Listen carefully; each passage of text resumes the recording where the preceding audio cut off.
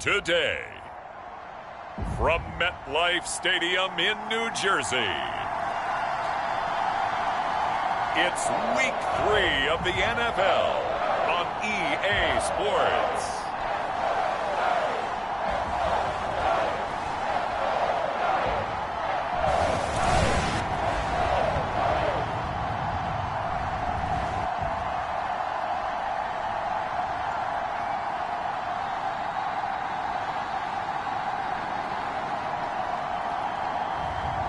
It's the New York Giants taking on the Miami Dolphins.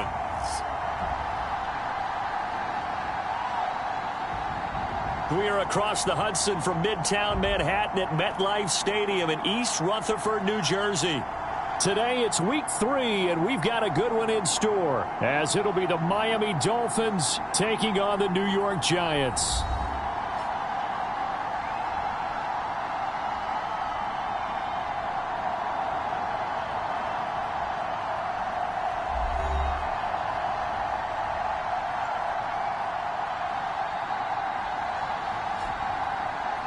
Alongside my partner, Charles Davis, I'm Brandon Gaudin. And, Charles, you take a look at this Giants ball club. They come in feeling good after back-to-back victories. Meanwhile, for our visitors, the Dolphins, an early season tilt. And when it's an early season tilt, should be ready to roll. Well, let's face it, the aches and pains haven't really set in yet. And both teams eyeing a really good start to get things going.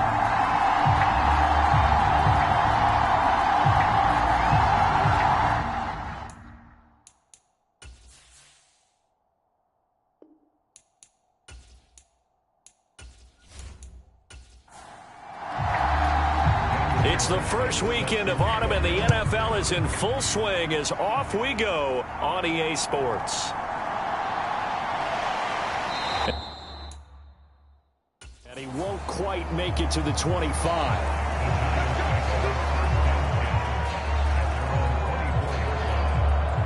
So here are the Giants ready to start their initial drive of the game. And they're led out by their mobile quarterback out of West Virginia. It's Geno Smith. His game last week reminded me of the old song, Accentuate the Positive. Because that's about all he did, right? Yeah. 3 touchdown passes, over 300 yards in the air. Receivers happy. And they got the win. Got the win. If you're a running back that likes to catch passes, they're happy as well. Big-time game. And he's going to have to eat this one as down he goes. The defense rising to the challenge and setting him back on the sack.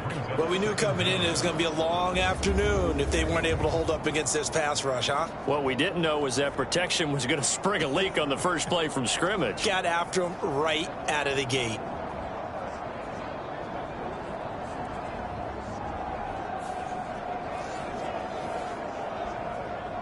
A situation they'll certainly want to avoid going forward.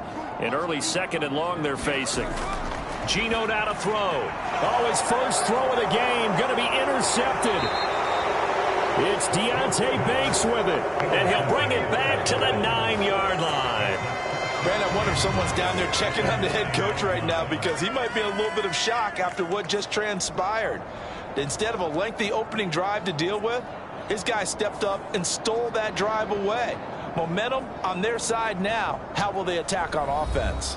So here are the Dolphins now with excellent field position to start things out. And leading them out there, we get a look at their 6'3" quarterback. I tell you what, when he is on schedule for that week, secondaries take notice, because you've got to stay alert back there on every snap. A truly powerful arm, one that's capable of challenging any level of the defense on any given play. That's why so many scouts preach arm talent when preparing for the NFL draft. A quarterback with arm strength to make every throw in the book, he's an asset to have in any offense. Dexter Lawrence able to bust free and get to the quarterback. It may be cliche, but it is something that holds up over time, doesn't it? If you're the visitors, you don't want to let the crowd in the game early. Yeah, and that's exactly what they did there. But you said also this defense, they're going to give them a lot of looks like we just saw there, aren't they? They certainly are. They're a proud unit, and they're going to ride the momentum of this crowd with them, and that's why they got after them early. First down, a bit of a disaster, and now on 2nd and goal, back even further. And the slot man goes in motion left. He's going to get it on the jet sweep. They get 5 on the run, but it leaves leaves them with a tough 3rd and goal forthcoming. Looking to throw. Costello.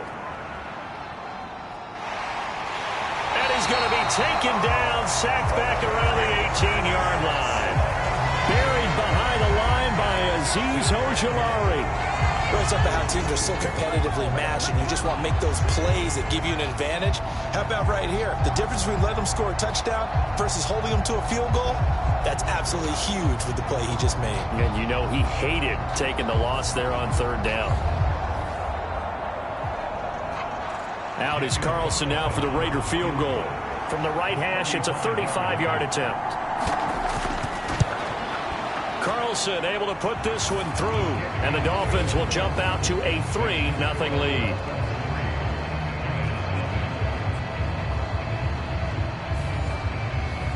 So the interception set him up with terrific field position, but 3 points, the end result. Yeah, we can make this one pretty simple, partner. You always want to end drives with points, but that's one that you're going to look back on and probably say, we should have done better there. And he'll be stopped up at the 25. So the Giants getting the football back here for their 2nd drive. And they'll be looking to make amends for that first drive, which came to a rather abrupt ending. It certainly did, and I remember going back to my notes before this game, and a lot of times when I scout a guy, I have a little section about how does he handle adversity. And in this case, a big check mark. He may have thrown the first interception, but I don't think he's going to throw very many more. And ultimately, this won't go for much, maybe a couple, but boy, he showed off that make-you-miss ability that certainly is in his arsenal. The numbers a week ago for Wallace. 18 carries, 97 yards, and a touchdown. They're coming off of back-to-back wins, and I think a lot of credit belongs to this guy right here because, to me, he's not only carried his weight, he's carried a few other guys along as well. He's helped draw defensive attention away from not just him, but open things up for his teammates, too. So if this winning streak is going to continue to have some legs to it, he has to remain effective. Oh, and his early struggles continue. Here's another one intercepted. Picked off by Pat Surtain.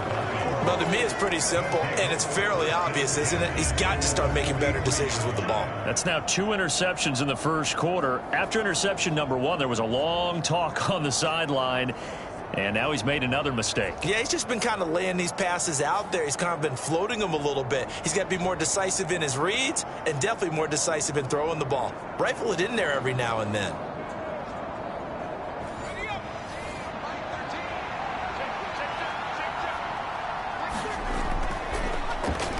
Walker now on 1st and 10. And he is met in his tracks behind the line of scrimmage.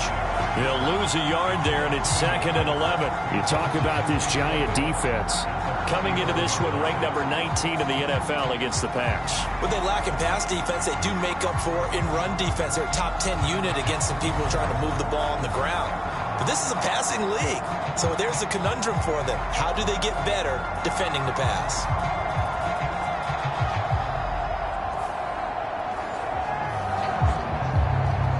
After the loss to start out, here's 2nd and 11. Sticking with Walker on 2nd down. And he's going to be stopped at about the 37. This now a 3rd and 4.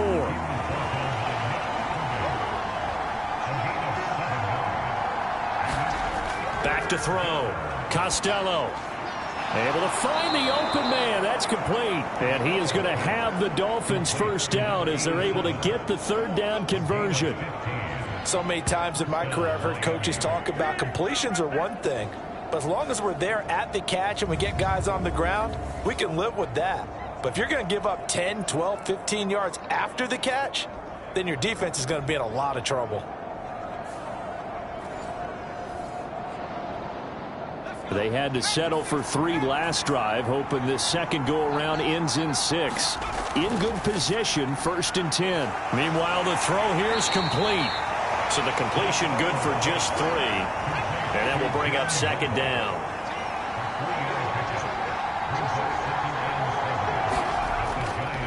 Straight ahead, Walker. Call it a gain of a yard, and it's going to bring up 3rd and 5. They'll need 5 on this play to move the sticks. from the gun on third down. Costello. He's got his target. That's complete. And they corral him just a couple yards shy of the end zone. They're able to convert on third down, and that sets up a 1st and goal. Great mix of play calling so far. 3 runs, 3 passes. All 3 passes have been completions. 1st and goal. I think on defense now, you have to almost take a chance. Rely on your scouting. Pick a play you think they would run here and just load up for it and see what happens.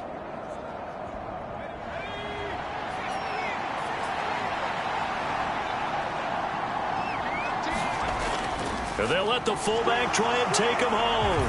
And he'll take this into the end zone for a Dolphins touchdown. Alec Ingold, his 2nd rushing touchdown on the year. And the Dolphins are able to stretch out their lead. And they just powered it in right there, Charles. 3 tight ends out on the field. The fullbacks for the defense, they knew what was coming. They knew, but they weren't able to stop them. They knew they had to meet them with a little bit of force. But on that play, the big guys up front won the day.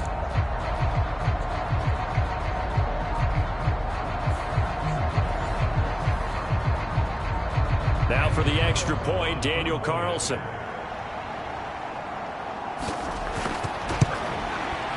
He's got it, and now it's a 10-0 lead here in the opening quarter.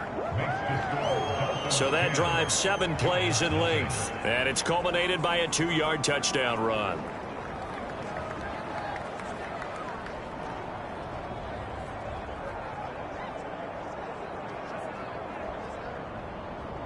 So an early 10-0 lead for them now as they kick it away.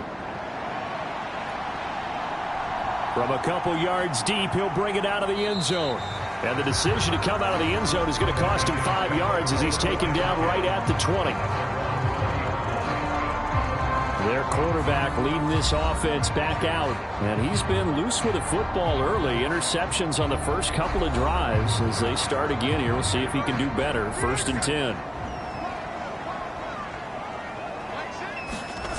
Trying to shake off the interception from the last drive. He'll look to throw. And this will be incomplete. Physical play on the football there, and it's 2nd down. You talk about this Miami defense.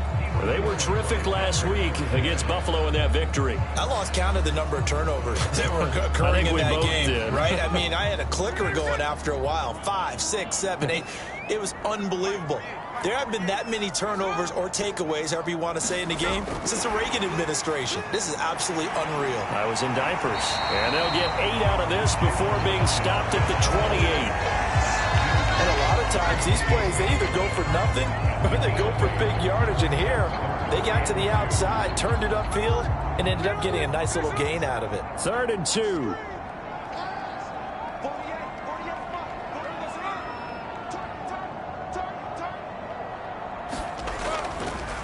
Up the middle they go. It's Wallace. And able to get this one across the 45 before he's brought down. That good for 19 and a 1st down. Exactly what they needed right there, because they needed to use the ground game to take some pressure off, because the quarterback's been struggling a little bit.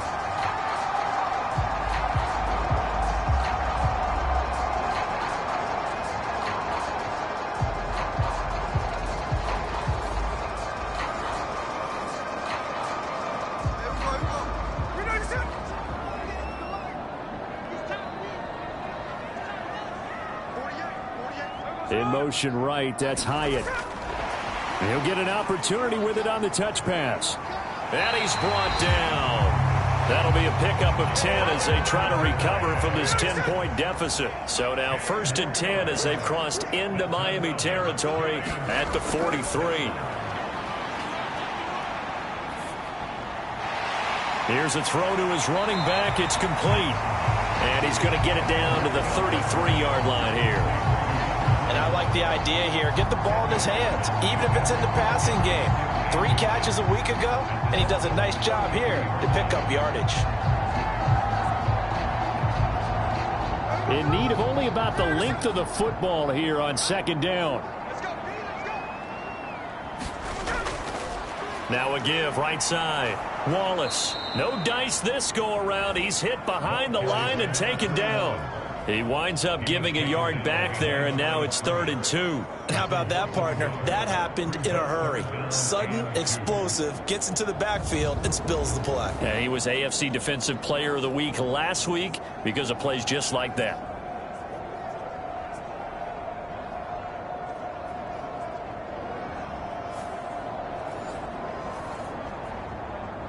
Trying to keep the drive going here. This is play number 7 on 3rd and 2. Throwing is Smith. And here's another interception, the 3rd of this first quarter. And the Dolphins are going to have it here just past the 25. Well, I'm not sure that the wheels, Charles, are coming completely off, but they're shaking a little bit. That's 3 interceptions, and now interceptions here on back-to-back drives. And I think about what a Hall of Fame coach told me that he always told his teams, when a mistake happens, just move on to the next play. Let it go. Hard to do when you've thrown this many interceptions. That's exactly the attitude that has to be adopted.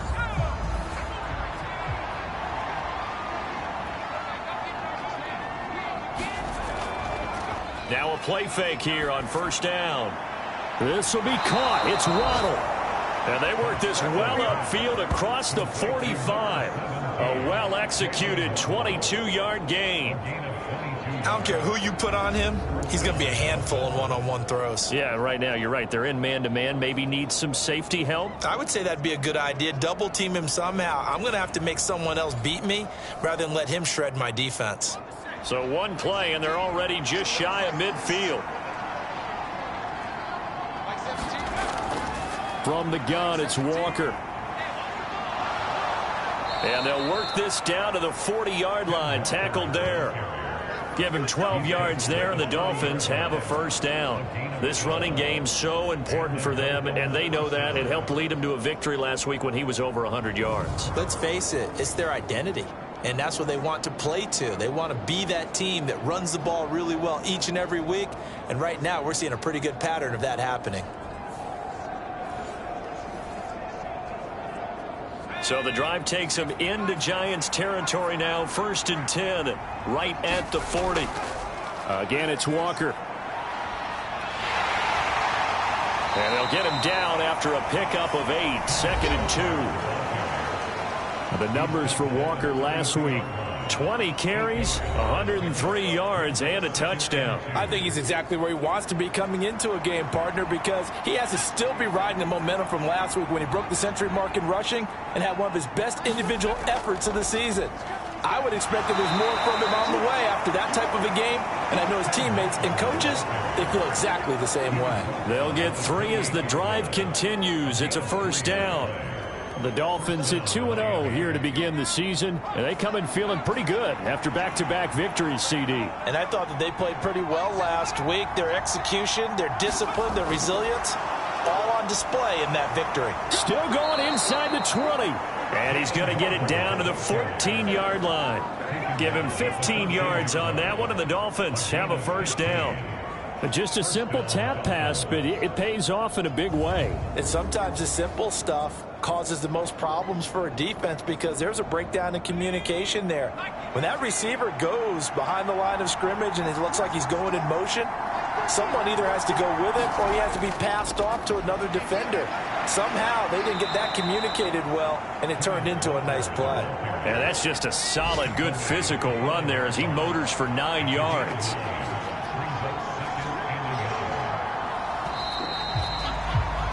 $10-0 the score after 1 on EA Sports.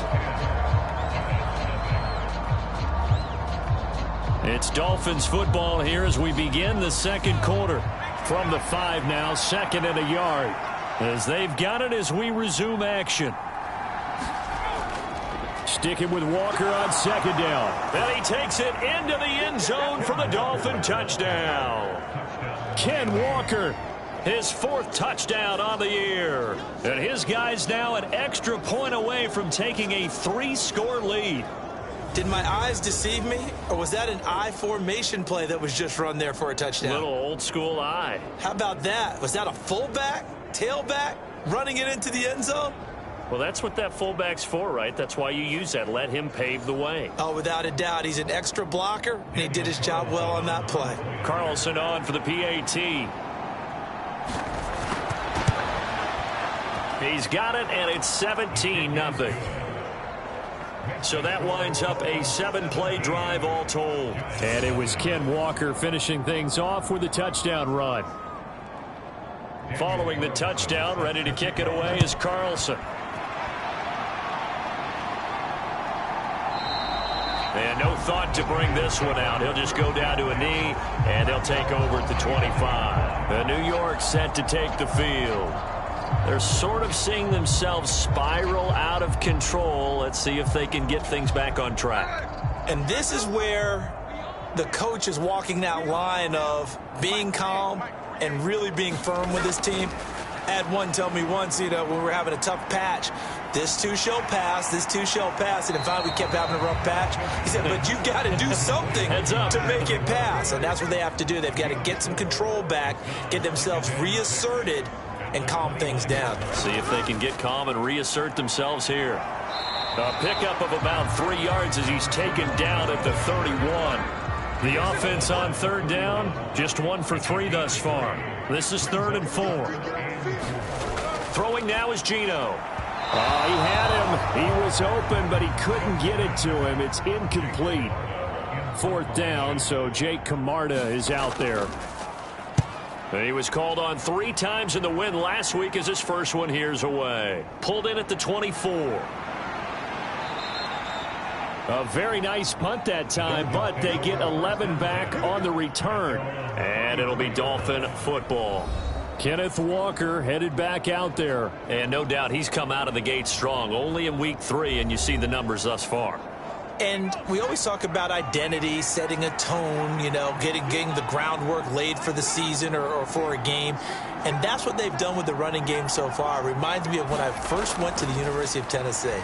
And believe it or not, I was a quarterback for a day and a half. And the first practice session, the first play we ran was 28 pitch, which is a toss sweep. And I remember the offense coordinator saying, that's our identity. That's our bread and butter. That's the basis of our offense. We got to get that down right here, right now. I think we're seeing some of that in this running game here. So did you not get that down, and that's why you were moved to the defense, or what? I don't know for that reason, but I do know I saw a couple of guys throw, and immediately they were saying, you need to learn how to backpedal. Hey, you turned into a heck of a DB, though, partner. On 2nd down, it's Walker. And he'll be tackled just past the 35 at the 36. 3rd and 8.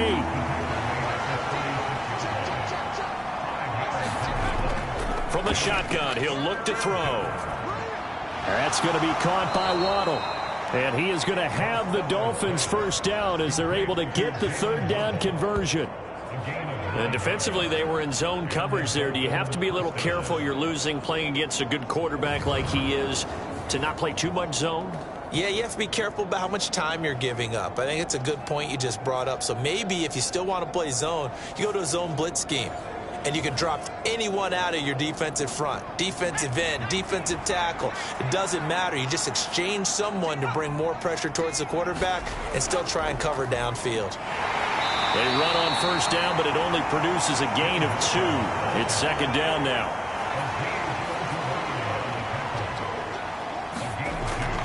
Now a shotgun snap as they'll look to throw. And the giant rush gets home as down he goes. So, Charles, no turnovers yet for this offense, but those sacks now, they're starting to pile up. And one thing usually leads to another because they've got to figure out how the offensive line and everyone else involved in protection can keep their quarterback upright and allow him a chance to throw the ball downfield.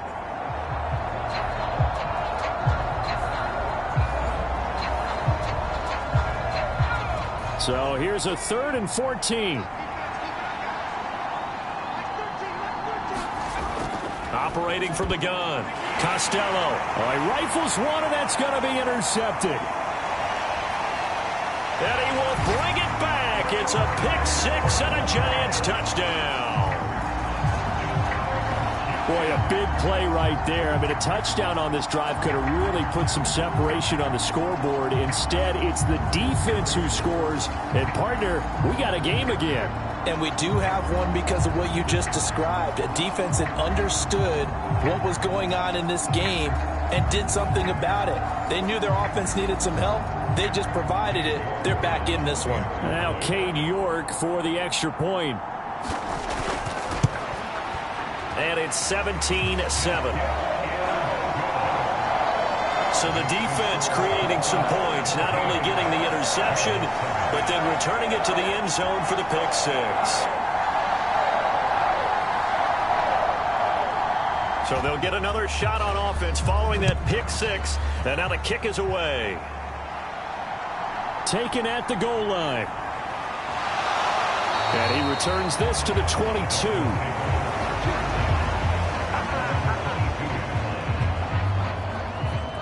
Kenneth Walker headed back out there. And he's well on his way to a 100-yard game. He's already more than halfway there. We're only in the second quarter. And what I've always loved about running backs is they'll tell you, I had no idea how many yards I had. Right. Those guys have an innate sense of where they are in a ball game and how many yards they've accumulated, because you know they're always working towards 100. He's been working well towards 100 here.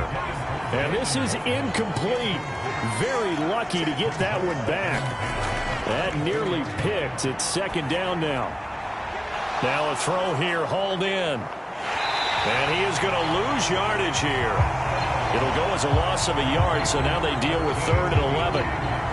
As a defense, you're more balanced when you're in zone coverage because you're able to keep your eyes on the quarterback and see the play develop in front of you.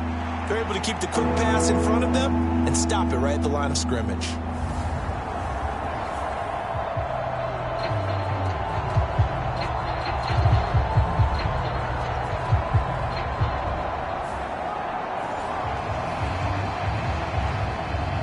Backed up here. Tough spot. Needing 11 yards to pick up the first. To throw on 3rd down. Costello. Well, he tries to force it in, and it's intercepted. And he will bring it back. It's a pick six and a Giants touchdown. An excellent play there, CD, on the pick six. And I think were they a nickel? Did they have an extra DB out there? Yeah, Brandon, I think they were in standard nickel, not the Buffalo, as teams like to call it, meaning 3 safeties for big nickel. They just wanted to take away the quarterback's throwing lanes, and that's exactly what they did, and came through with a big-time pick six.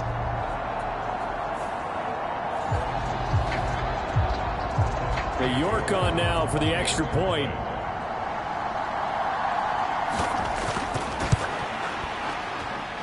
And this is up and good to make it a 17-14 game. A heck of a play there defensively, getting the interception, navigating his way into the end zone for the touchdown. So they throw the pick six. They'll get another shot at it now as this one's in the air.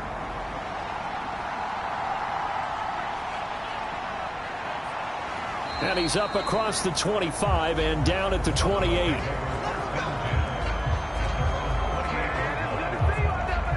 So now the Dolphins set to take over on offense. They've won 2 straight, and they lead this one as well as they come up on 1st and 10.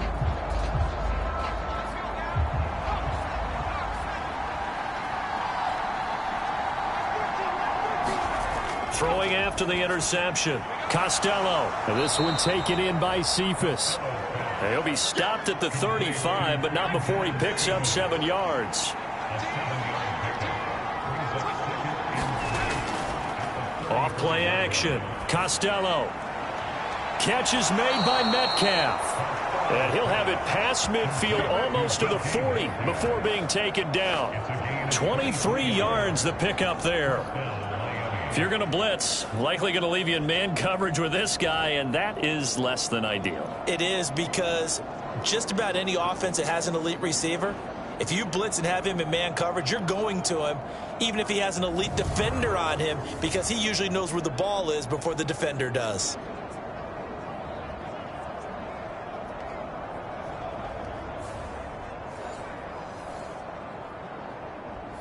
So the drive takes him into Giants territory now. 1st and 10 at the 42-yard line. Up the middle, here's Walker. Flashed the stick skills, but didn't get a ton from it. Stopped short of the 35. This 2nd and 4. Operating from the gun, Costello. He'll get this to his tight end. That's Pat Freiermuth. And they're going to have another first down as the tackle's made at the Giants' 24-yard line. 12 yards there as they move the chains. Good, strong throw and catch right there. And so far in this game, the alleys have been open for them to get completions, and they're taking advantage of it.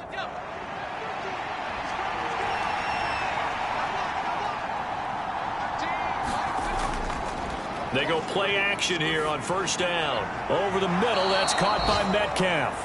And the result here, a pickup of 8. Leaves them with 2 to go on 2nd down. Looking to throw. Costello. A throw left side, caught by the tight end, Freiermuth. Second catch for him today, and it'll wind up a first down. Up the middle they run. It's Walker.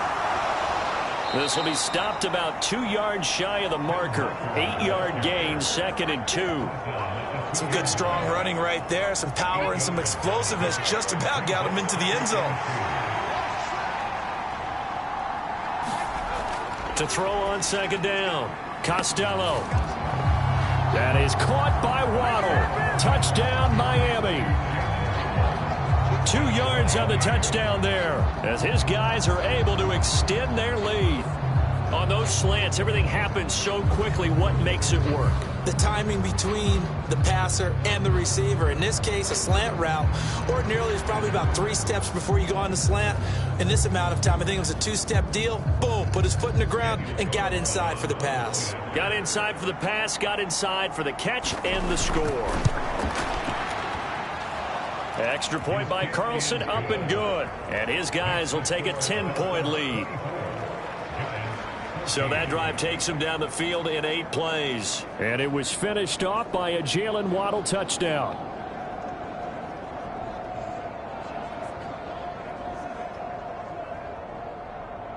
Following the touchdown, ready to kick it away is Carlson.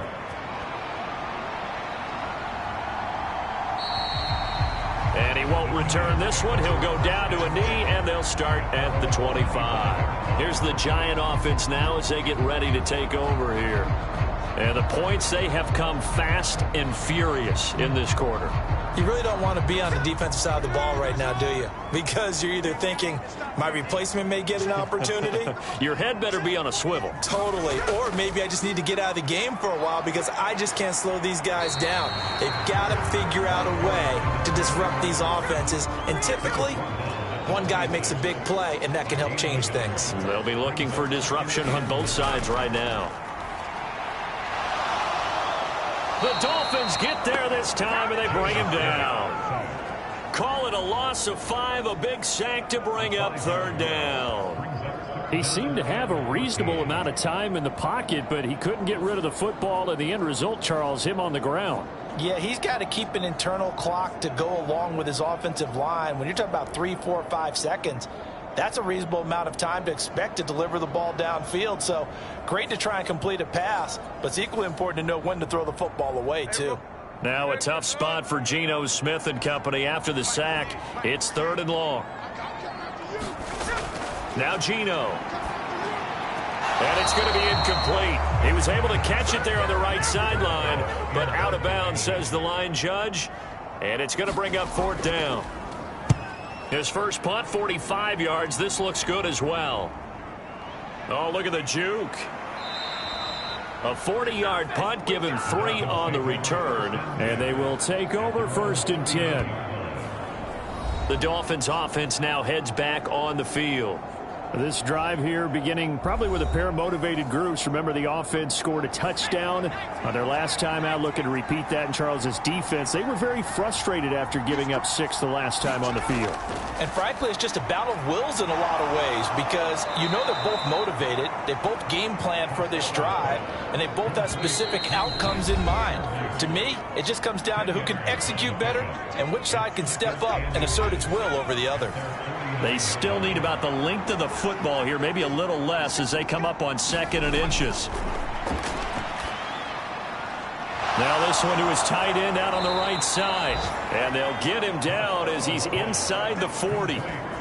Give him 12 yards there, and the Dolphins have a first down. Out of the gun, they'll look to throw. Open man is Waddle, complete. And they'll get him down after a pickup of 8, 2nd and 2. They'll stick with the passing game as he looks to throw. On the throw, led him too much that time. It's incomplete. After the incompletion, here now, 3rd and 2. Again, he'll drop to throw. Oh, he's hit. He lost the football. Put it on the carpet. But it looks like one of the DBs has it. And a big turnover there as his guys will get the football back. We have seen this before, and we know coaches preach about this and work on it all the time. Catch the ball. You know there's going to be some traffic somewhere. They've got to put it away and secure it as they try and get downfield. And the Giants ready to come out now.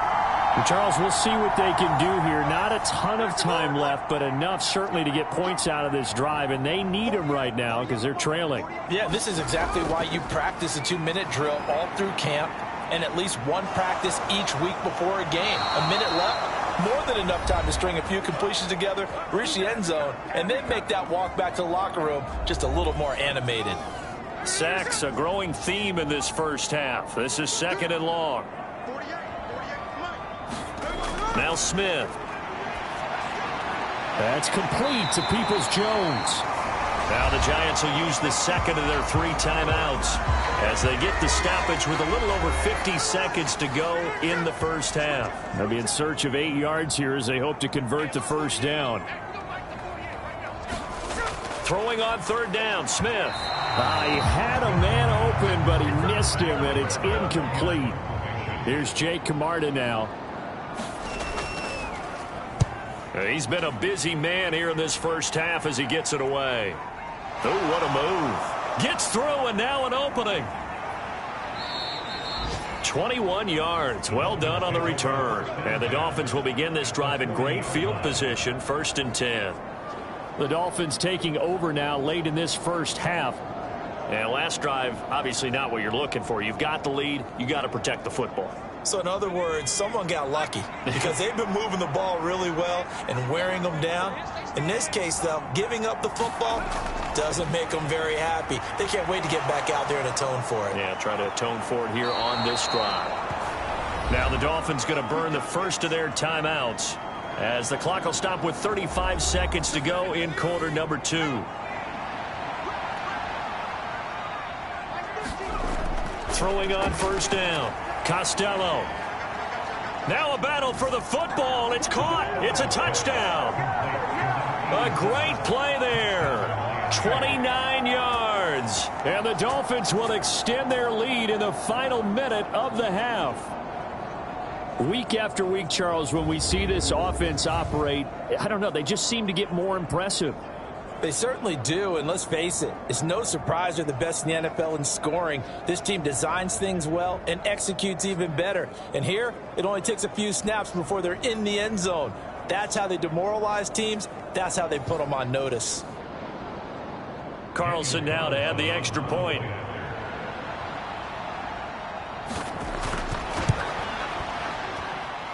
And that'll make this a 3-score game as the lead moves to 17. Pretty clean and simple there. Just 2 plays. The long pass resulting in the touchdown on play number 2. And from back there, a wise move. He'll just sit on this one, and it'll come out to the 25. The Giants now going to take over late in this first half. I don't think they need to be reminded of the situation here. I mean, the clock is dwindling. 3-score deficit waiting for them at halftime unless they can get something on the board here before intermission. On 1st and 10, Smith. Looking left side, and he's got a man. That's Wallace. 2nd and 6, just inside the 30. Smith. Open man left side is Wallace, complete. The Giants going to burn their 3rd and final timeout. And with halftime on the horizon, they'll be out of timeouts from here forward. Here's 3rd and 6. Smith now to throw. Work in the middle of the field, and he's got a man complete. And he slips up past the 45 before being tackled. The final shot here before break. Smith. Got his man there. It's Wallace complete. So we reach halftime in what's been a fairly one-sided game so far. As we'll send you down the coast now to Orlando, that's where we find Jonathan Coachman, ready with our EA Sports Halftime Report. Coach. Okay, Brandon, thanks very much. Time to give you folks at home a look around the NFL on this first official weekend of fall. So let's get to it. We'll start over at Raymond James Stadium in Tampa. And it's the Buccaneers who are out in front in the second quarter.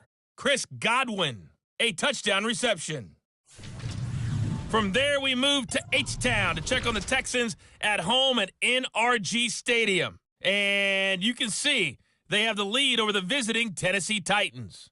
It's C.J. Stroud with a couple of touchdown passes. Finally, let's get down to the Bayou to check on the Saints at home at the Caesars Superdome. As you can see, the score there in the second quarter. Brian Robinson with a touchdown run. It was a strong first half for the former Spartan, Kenneth Walker. He wound up finding the end zone on a touchdown run to help give his guys the advantage here at the break.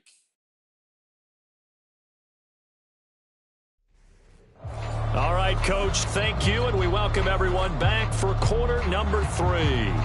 The Dolphins in front, and they'll be in possession of the football first as the second half gets started. And here comes a return from just beyond the goal line. And he's up past the 20 to the 22-yard line.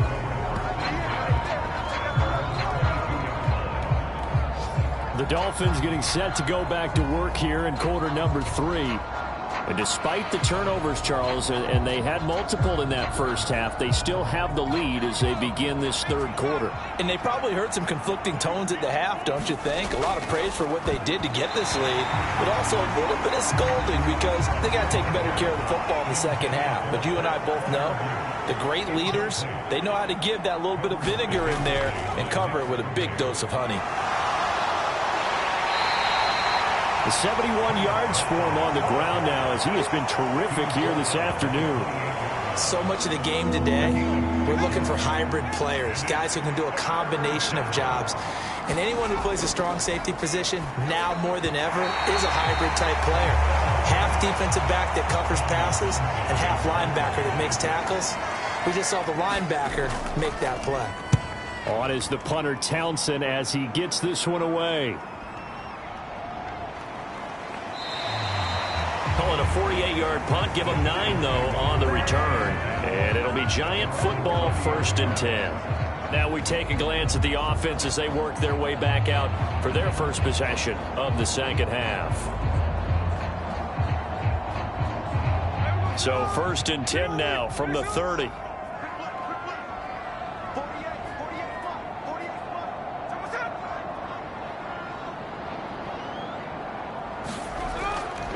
They'll start this drive out on the ground. And tough going there as he'll only get it up to about the 31. From the 31, here's 2nd and 9. Here's Smith. Flush to his right.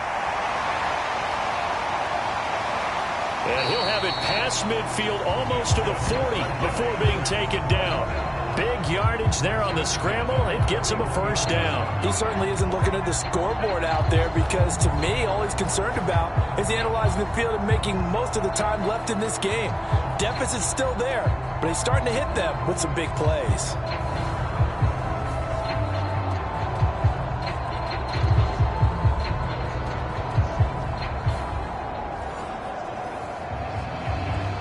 So now 1st and 10 as they've crossed into Miami territory at the 41.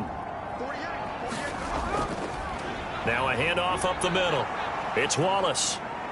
Knifes his way forward here, but just 3 yards on the play. 2nd down.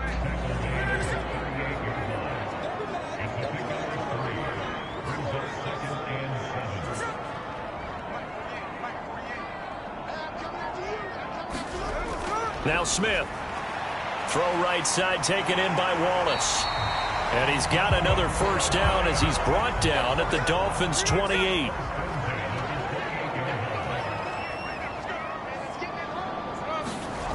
Back to throw, Smith. And that's going to be caught by Peoples-Jones. And he'll go down right on the edge of the red zone following a pickup of about 7 or 8. Now it's Smith. Over the middle, it's complete. And the Giants are going to have a first and goal as he'll be taken down at the 7-yard line.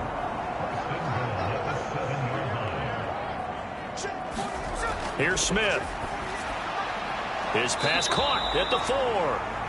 Nice job defensively to hold him to 4, and now it's 2nd and goal. Completion was given up, but that's why you play zone defense, so that you can have people around the ball when it's caught, and you don't give up much run after the catch.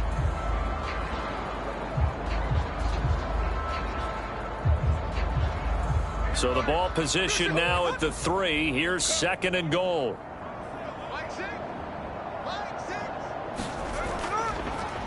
They'll try to run this one in. And he is going to be stopped cold behind the line of scrimmage.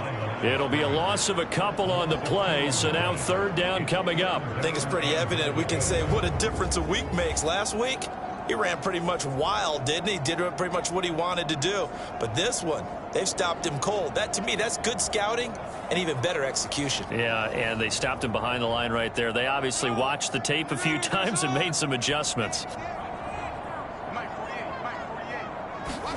Now Smith on 3rd and goal.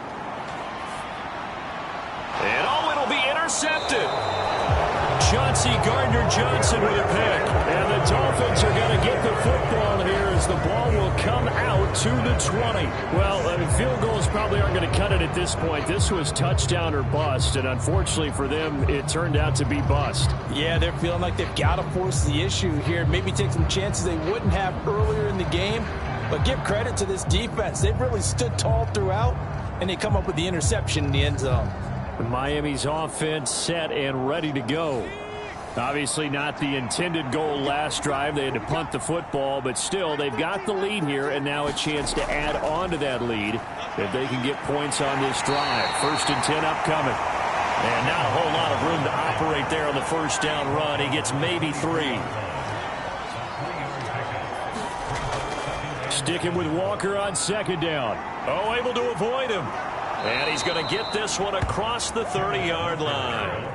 84 yards on the ground for him now as he's done that on 15 carries. We use the word relentless a lot with guys who are aggressive on the field. In this case, it really fits, doesn't it? How about his ability to break tackles and his feet never stop moving?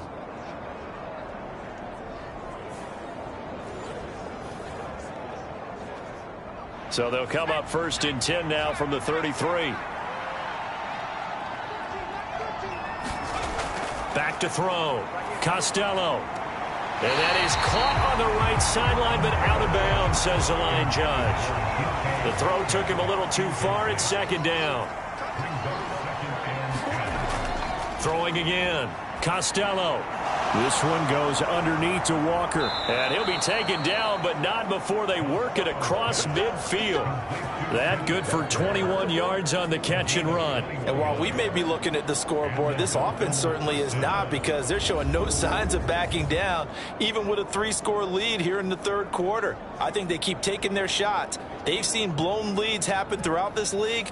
They don't want to fall victim to it themselves. So the drive takes them into Giants territory now. 1st and 10 at the 46. Operating from the gun. Costello. Quick hitter here. It's complete. And he's got this down a yard or 2 shy of the 40 before he's out of bounds. They like going to him in the slot. He catches another one. I think this comes under the heading of, until they stop him, why not go back to it? He has something going really well. Great working relationship with the guy throwing the ball, and they keep making the connection. From the 41, here's a 2nd down and 4. They'll look to throw again. Wide open receiver, complete. And they're going to have another first down as the tackle's made at the Giants' 21. A good pickup there of 20 yards. This offensive game plan has just been sensational. I mean, when you think about all the different ways they've gotten their receivers open so far, it's really been impressive. Scheme, design, execution.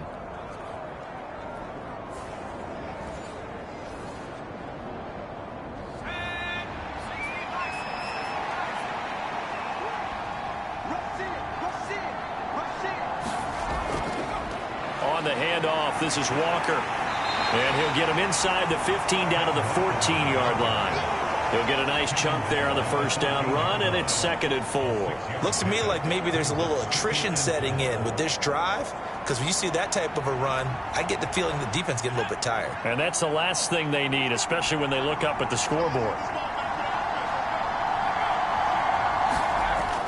Sticking with Walker on 2nd down. And this won't be enough to pick up the first. A gain of 2, 3rd and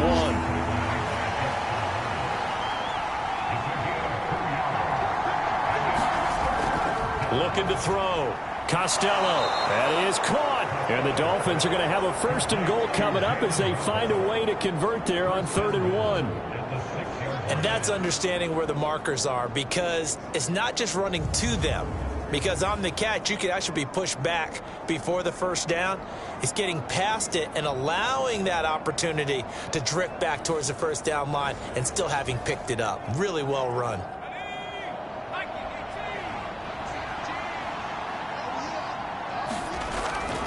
Here's Walker. And he will take it in for a Dolphins touchdown. Kenneth Walker with his 2nd touchdown of the game and 5th on the year, as his guys are able to push that lead out a bit further.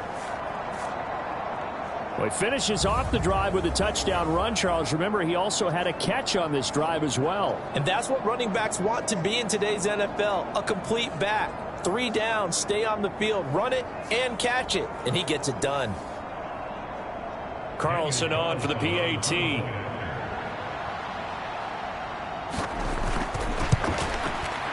And he's been a busy man, 5 for 5 now as he knocks another one through to extend the lead. So that drive goes a full 80 yards in 10 plays. And it was Kenneth Walker finishing things off with a touchdown run. Following the touchdown, ready to kick it away is Carlson.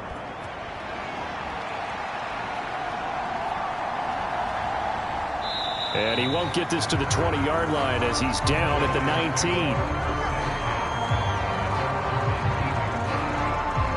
Possession switching back to the New York Giants. I kind of feel like they've reached a do-or-die point in this game, Charles. If they're going to try to pull off an impressive comeback, it has to start right here, right now. Yeah, now they've got a final chance to get out of this situation, but they also understand they've got to move the ball and move it fast. In addition, they need to save as much time so they can get 2 more possessions. 2 yards on the pickup there. It'll be 2nd and 8. That ground game contained again there, Charles, and that's really a big reason that they're trailing right now. They give a lot of credit to that defensive front. That's exactly what they worked for all week, to try and take away the run game, make them one-dimensional. In the battle of game plans, theirs has been superior. On 2nd down, here's Smith. Throw caught by Hyatt on the slant. And he'll be corralled right around the 34. From the 34 now, here's 1st and 10. Up the middle they go. Wallace. It's a 6-yard gain on the ground, and that'll make it 2nd and 4. It's interesting going into this game. There was so much talk from both sides about who would control the line of scrimmage. I think we've seen who has it in this one so far. Well, they bottled him up. He's barely averaging over 3 yards a carry right now. They'll come up on a 2nd and 4 now from the 40-yard line. They'll keep it on the ground. It's Wallace, and he'll be brought down right at the 45-yard line. Under a minute to go in this 3rd quarter as they come up 1st and 10. Now a handoff up the middle. Wallace. And he is met in his tracks behind the line of scrimmage. 2 yards the loss, 2nd and 12. You've got to figure the further they fall behind, the more you think that they'll get away from the run. They're trying to stick with it, but the results, they just aren't there.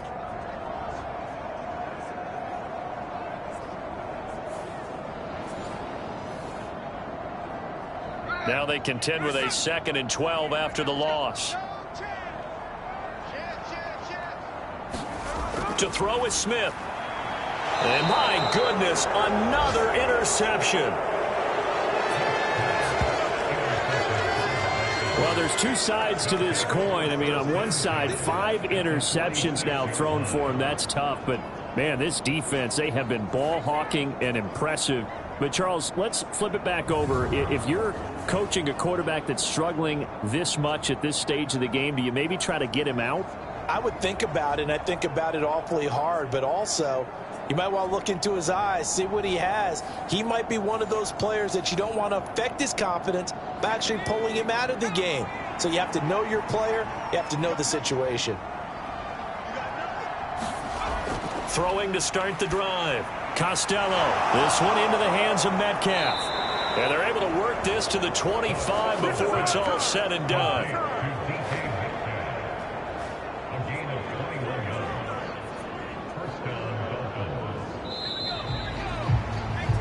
And they're not going to get to the line to run another play. So we will switch ends as the third quarter has come to a close. We'll return with more after this break. You're watching the NFL on EA Sports.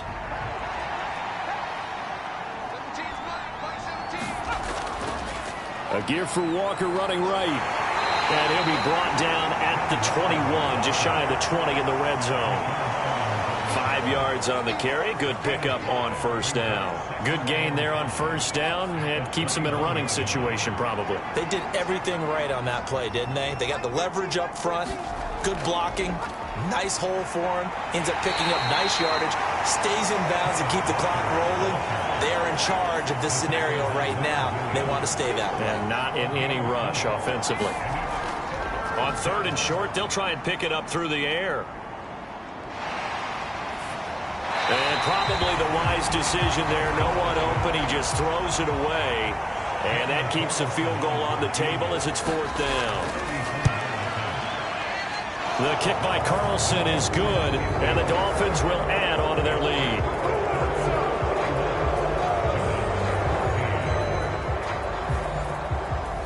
Well, ultimately not really sure that they're going to need those 3 points, but they'll take the 3 and they pad that lead. Yeah, this one's already wrapped up, but you and I both know if you're an offensive coordinator, you never let up on the gas unless the head coach tells you to do so. And maybe you've actually clicked him off in your headset so you can keep calling plays and trying to add to this lead. The New York set to take the field. Their mini 2-game win streak appears it might be going by the wayside unless they can pull a rabbit out of their hat. They go back to the air here after the INT on the last drive. He's able to find Wallace. And he's going to be dropped following a pickup of 7 past the 30 to the 32. Geno now to throw. And that is going to be incomplete as he led him a bit too much. We've talked about it, CD, but it bears repeating. They are struggling to throw the football. All the interceptions and more incompletions. It just doesn't look like things are in sync out there. I would agree with that, and it's not a good day when you feel like an incomplete pass is almost a win for you because it wasn't intercepted. And I think the receivers now, when they're running their routes, they want to catch the ball, but they also want to make sure that the defenders don't take it away. And he will have a first down as they get him to the ground at the 37.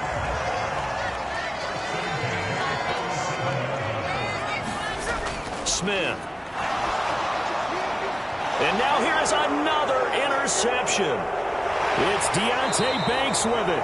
And he's able to get it back to the 33-yard line. Well, all I can do up here is just shake my head. I mean, 6 interceptions. I cannot imagine what he's thinking between the ears right now. Well, just think of how it is for his teammates, because after the first few, you know they're going over to him, hey, we'll get them next time. Now they're probably a little bit frustrated. And if you're a receiver, you're thinking to yourself, any ball that's in the air, you become receiver and defensive back. You've got to go compete for the ball so that you don't get another one picked off. So they'll come up first and 10 now from the 33. Running left is Walker. And he'll be marked down at the 26 with a gain of 7.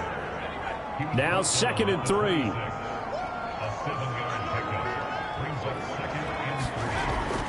Sticking with Walker on 2nd down. And he'll take this into the end zone for a Dolphins touchdown. Ken Walker. 26 yards. And the Dolphins are closing in on a third straight victory to start the campaign.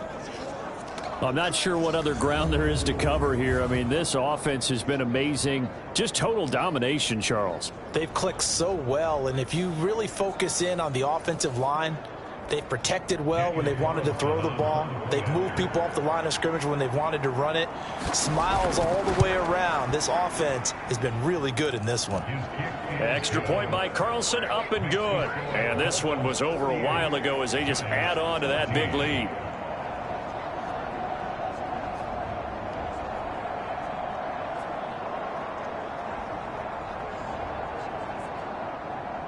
Following the touchdown, ready to kick it away is Carlson.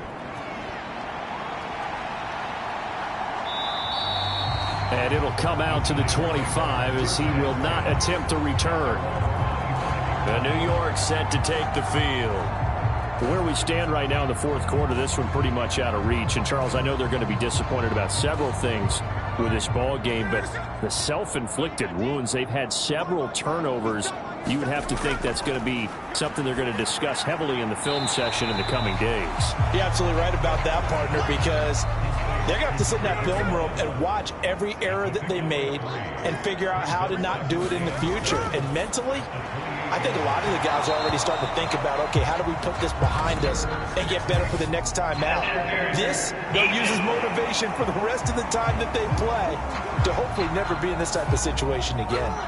After the penalty, a fresh set of downs. It's 1st and 10. Operating from the gun, Smith. And my goodness, another interception. It's Deonte Banks with it. And he will bring it back. It's a pick six and a Dolphins touchdown. Well, what has been a fantastic game for this defense has been rough for this offense, and certainly a signal caller, Charles, that's thrown all these interceptions. Another one there, and this one taken all the way back for the score. Partner hoping they're holding a nice little spot in the post-game highlights to show this rip of interceptions and great plays this group has made. They've been on it from snap one.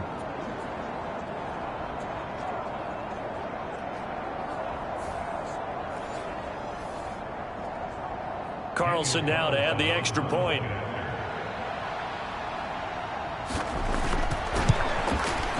Now this one was over a while ago as they just add on to their big lead. So the defense creating some points, not only getting the interception, but then returning it to the end zone for the pick six. So they'll get another shot on offense following that pick six, and now the kick is away. And he'll elect not to return this one, so they'll bring it out to the 25 on the touchback. Now out come the Giants. And you can sort of sense their dejection. That last pick six put the icing on the cake, so to speak, in what has been a rough go for them.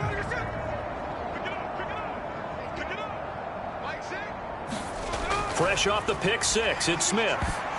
A quick throw there is incomplete. An incomplete pass leads to 2nd and 10 from the 25. Throwing is Smith. Now a quick throw there, but it's going to be incomplete. This has obviously been a bad loss, but one of the few things they can still do is try and throw the ball all the way to the end zone and get some points on the board so they're not shut out over the final 2 quarters of this game.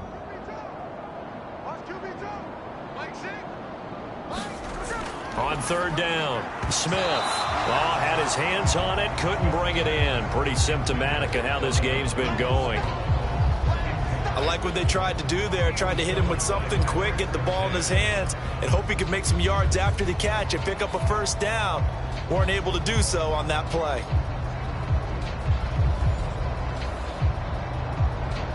And the Giants send out their punter now, as he'll punt it away for the 4th time today.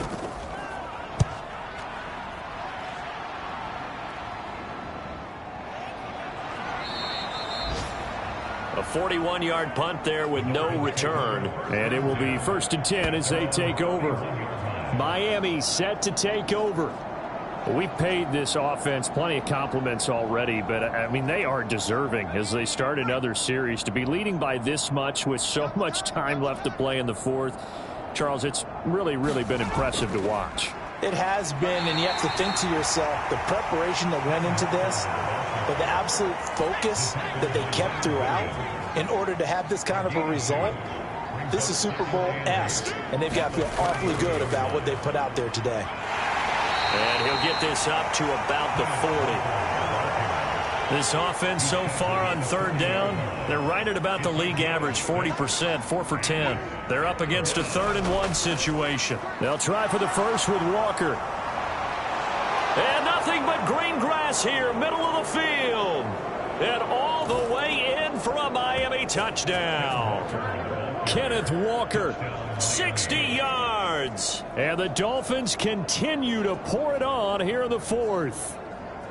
And here on third down, your number one goal, don't be a hero, just get the first down. But here, once he gets past the line of scrimmage, the field opens up for him, and he's able to take it right up the gut and into the end zone. Carlson on for the PAT.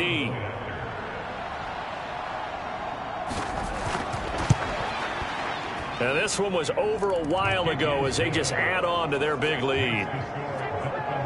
So they only needed 3 plays on that drive. And it was Ken Walker finishing things off with a touchdown run.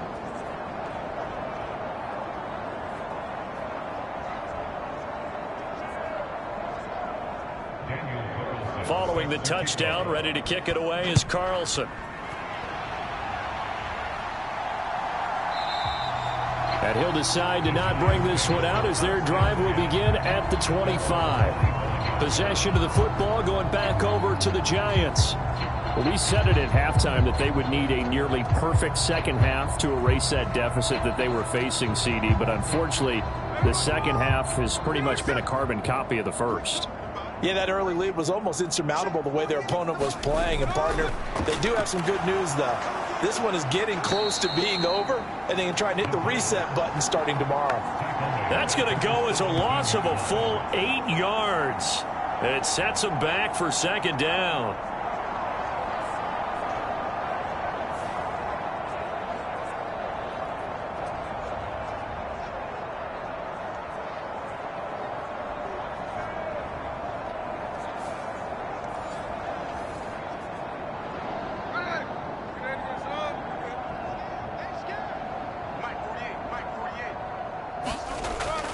They'll fake the handoff. Now Smith. And he drops it incomplete. And their struggles continue here. An incomplete pass on that last play, and that means they'll need to come up with something here on third down. Back to throw. Smith. And this time he's got the hook up. It's complete.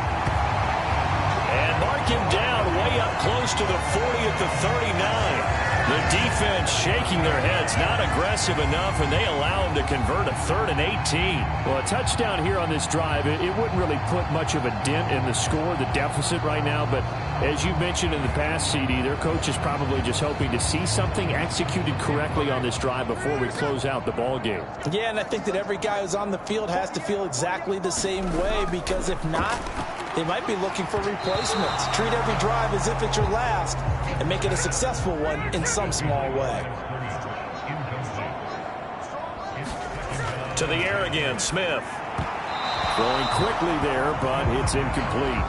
Now they face a 3rd and 10 after back-to-back incompletions. Throwing now is Geno. And it's incomplete, broken up. But there is a flag down. Let's see what that's about.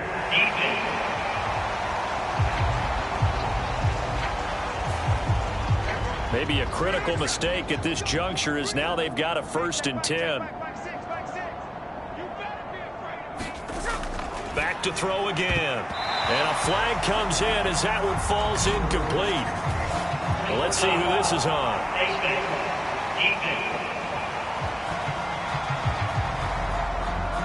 So tug on the face mask, and that's going to cost him 15 yards. And sometimes it'll go unnoticed, but that one, pretty obvious for everyone to see.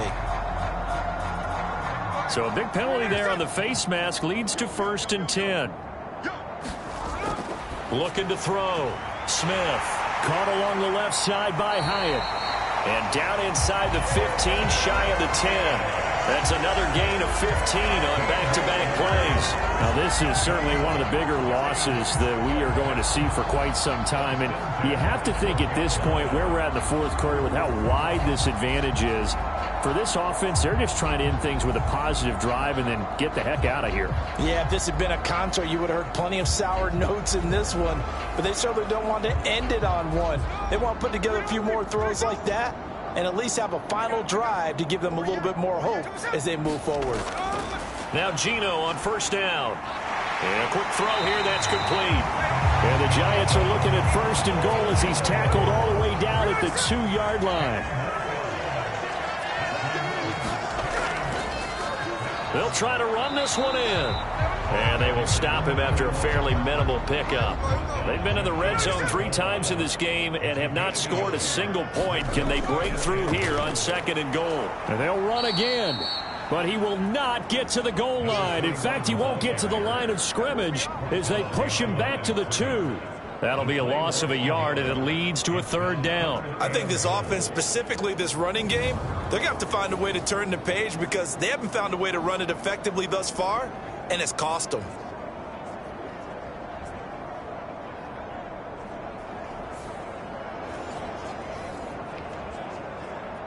The Miami defense trying to keep them out. They haven't let them in yet. Can they hold again here on 3rd and goal? Toward the pylon, but it's incomplete. A field goal does you no good, so they're going to stay out there and go for it on 4th. They'll run with Mixon, and he will take it on in for a Giant touchdown. Joe Mixon, his first touchdown of the new season. And the Giants get a small measure of revenge as they cut into this fourth quarter deficit. So 4th and goal, their head coach gave that offensive line one more chance to punch it in, and this time they were successful. They certainly paid off the coach's confidence, didn't they? And how about the fact that they stayed with the ground game? Because a lot of times in that situation, partner, we see teams try and roll the quarterback out, give him a little run-pass option, and treat it like a 2-point conversion play. In this case, they went with a little bit more power and got it done. The extra point by York is up and good. As they make the score just a slight bit more respectable here in the final quarter of play.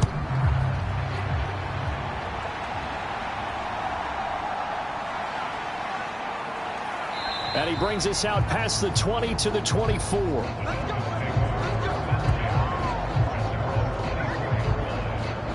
Kenneth Walker headed back out there. I guess it kind of goes without saying at this point, but he's had a great game, as we like to say, a nose for the end zone, no doubt.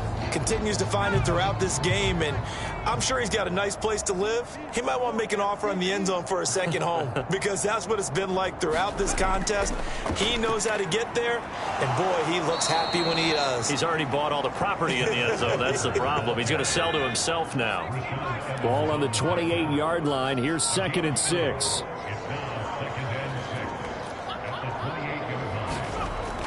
Sticking with Walker on 2nd down. 2 yards on the carry there, and it's going to lead him to 3rd down. In search of 4 yards here to pick up the 1st down.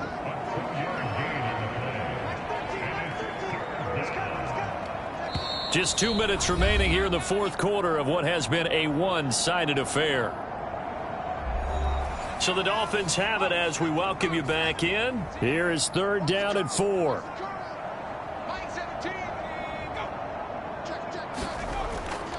They'll fake the jet sweep and go instead with Walker. Yeah, this won't be enough. Stopped a yard short after a gain of 3. 4th down. So where'd all that running room that he had in the first half go? Because it looks like it's drying up a little bit here. Someone made some adjustments, it appears, at least on this drive.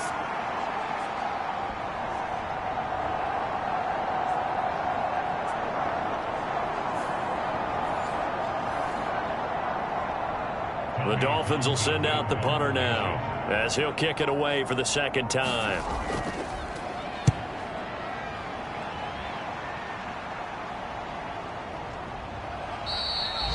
And that's a 48-yard punt with the coverage holding him to 3 on the return. And out will come the offense as they take over. The Giants going to take over again on offense. Well, this game, it has had no shortage of offense. They've been able to put up a decent amount of points on this side, Charles. They just have not been able to keep pace with the other offense they're going against here. Yeah, it's a good way of pointing things out because now it's not a total loss because, as you said, they've scored some points, so there's some plays they can build on, moments where the game plan actually worked. But overall, though, they were just out personnel. They were going up against a team that's playing at an elite level. Throwing again on second down. Smith. The quick throw knocked away. It's incomplete. So after the second down incompletion, they'll come up now against a 3rd and 6. Back to throw. Smith. And that will be incomplete. And the Giants send out their punter now as he's on for the 5th time here today.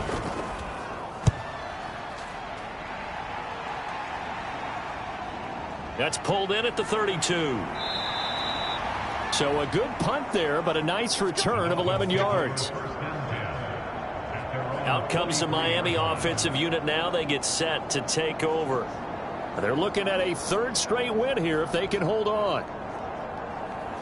Good starting field position for the Dolphins as they have it 1st and 10 at their own 43. They'll run with Walker to begin the drive. They'll get this up to the 47 and brought down there. From the 47 now, they'll work with a 2nd and 7.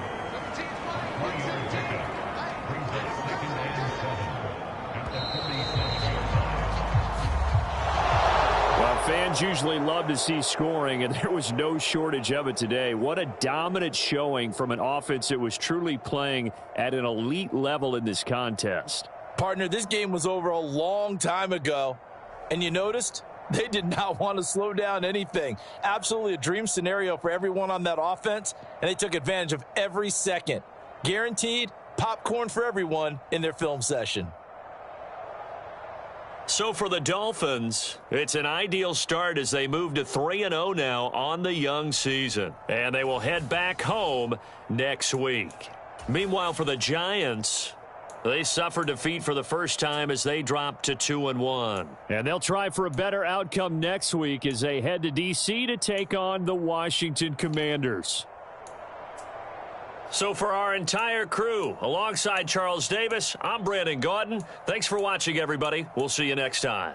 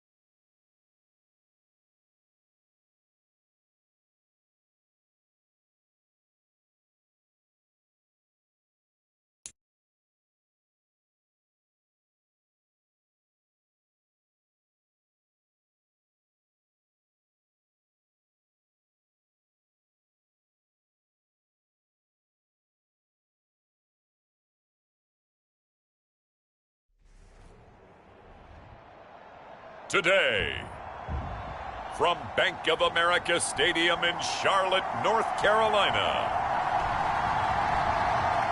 it's Week 3 of the NFL on EA Sports.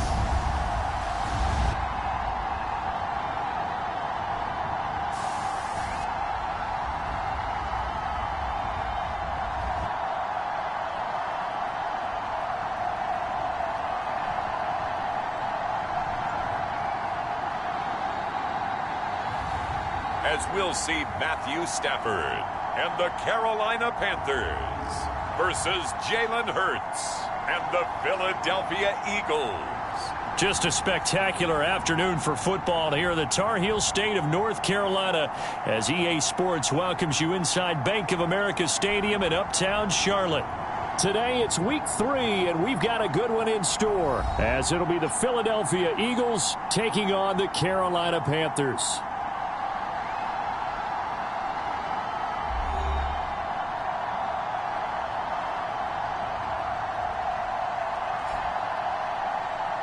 With Charles Davis, as always, I'm Brandon Gaudin. Charles, you talk about storylines in this one. I think it begins and ends with our two quarterbacks, certainly two of the best in the business.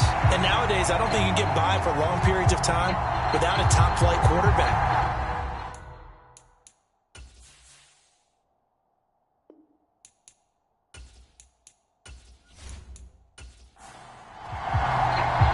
It's the first weekend of autumn, and the NFL is in full swing as off we go on EA Sports.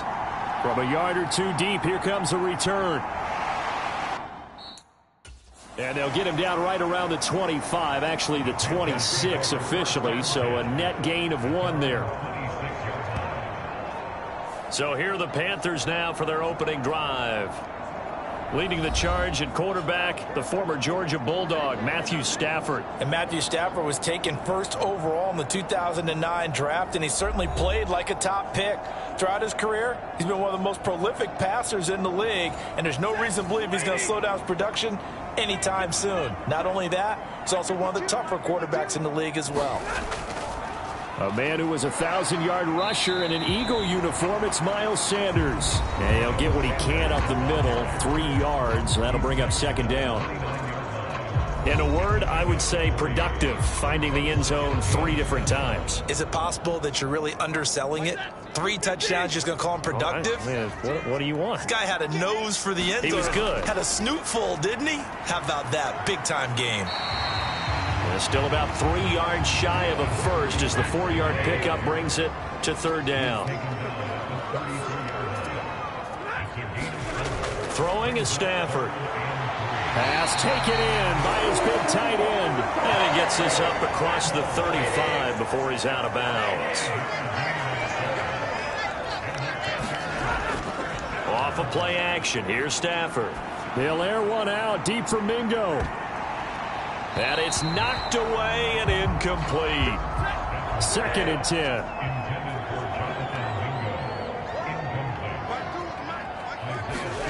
Stafford. It's a short one here, complete to his tight end. And he'll be out of bounds after getting this one across the 40. 4 yards the gain, and it'll bring up a third down. You look at this Eagle defense. They were terrific last week in the win over the Rams. One thing you always look for when you're evaluating a defense, how opportunistic are they? How many takeaways do they get? How about last week's game? The number was 6. Phenomenal performance. And he is going to have the Panthers first down as they're able to get the third down conversion. And forget about the run to set up the pass. They're just coming out throwing. Forget trying to set anything up. They feel like they have the advantage. They feel like they have the matchups, and they're just attacking right now. Yep, going to the air on the opening drive. 2 first downs have them up near midfield now on 1st and 10. Again, it's Stafford. This is Chase Claypool on the receiving end. And he's able to get this one down to the 40-yard line. The Panthers have the first. It's a gain of 12. And the pocket's been protected pretty good here so far on the opening drive. We always talk about confidence in runners and catchers and quarterbacks. How about the protection detail? They're not allowing anyone near the guy throwing the football. And the result here, a pickup of 8. Leaves him with 2 to go on second down.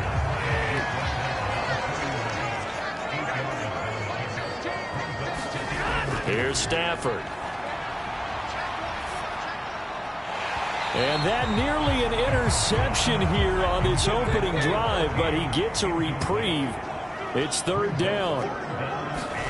Now it's Stafford. Able to find the open man. That's complete. And he is going to have a Panthers first down as they're able to convert by plenty there on 3rd and 1. Solid opening drive so far, Charles. They've moved this football into field goal range, but you know that they want to cap this off with 6 and not 3. Absolutely. As one of the better coaches in the league always tells me, on offense, I want to throw body blows all game long and finish it with uppercuts. Well, here are the body blows right now. He's hoping in one uppercut will take care of the end of this drive. On 1st and 10, it's Sanders. And not much. Maybe a yard down to the 23. From the 23, here's the 2nd and 9. To throw is Stafford. Firing quickly here, and that's complete. They'll give him 4 yards there, and it'll be 3rd down. Good reactions there defensively. That screen was a little slow in developing, and they shut that one down with little gain.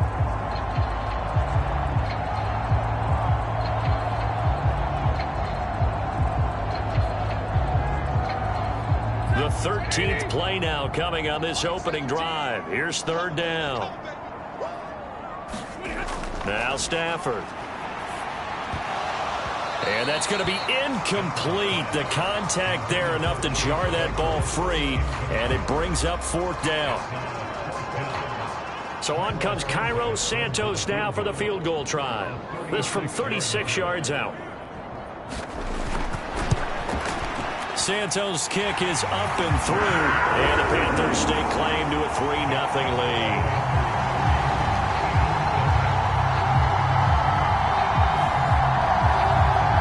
Touchdown there, but if that first drive is any indication, looks like they're going to have a pretty good day passing the football. I would say confidence would have to be pretty high after that first drive, able to throw it almost at will.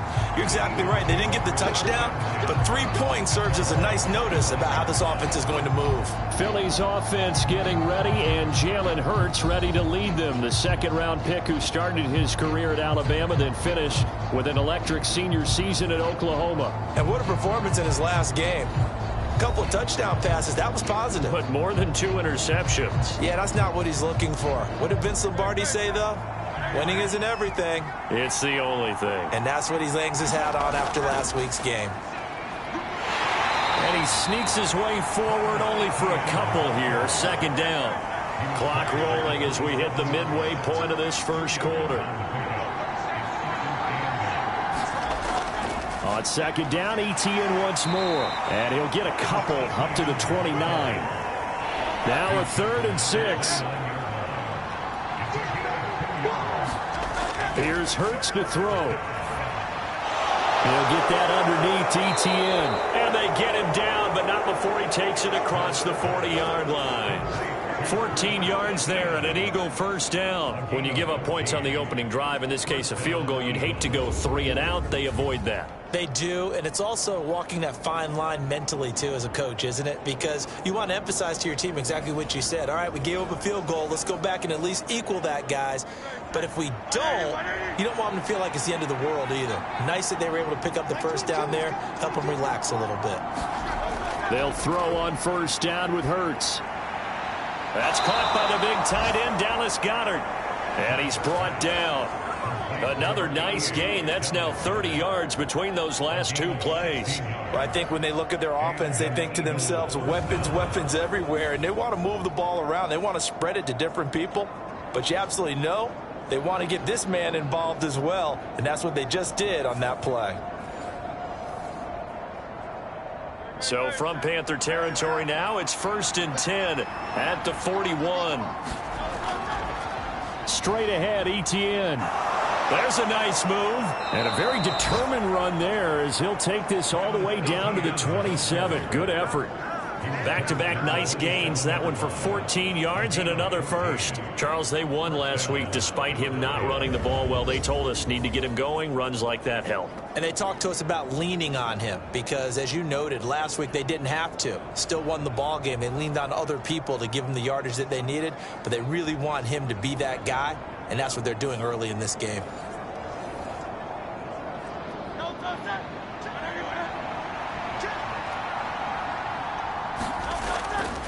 On first down, right back to Etienne. And forget about finding a lane. He barely had time to look up before he was planted in the backfield. Call it a full 3 yards in the wrong direction there. Brings up second down. That was well played there defensively. 2 tight ends in the formation, which essentially gave them 7 blockers up front. Hard to imagine with all that size and beef that they could let a tackler through. But that's exactly what happened. A loss resulted. That loss of 3, a rare stumble on a promising drive. Here's second and 13. Hurts. Well, it's caught on the right side at Smith. And they're going to have another first down as the tackle's made at the Panthers' 14. That one good for 16 as the drive continues. To win any route, you've got to break down the defender, and that's exactly what happened here on this really nicely executed curl route.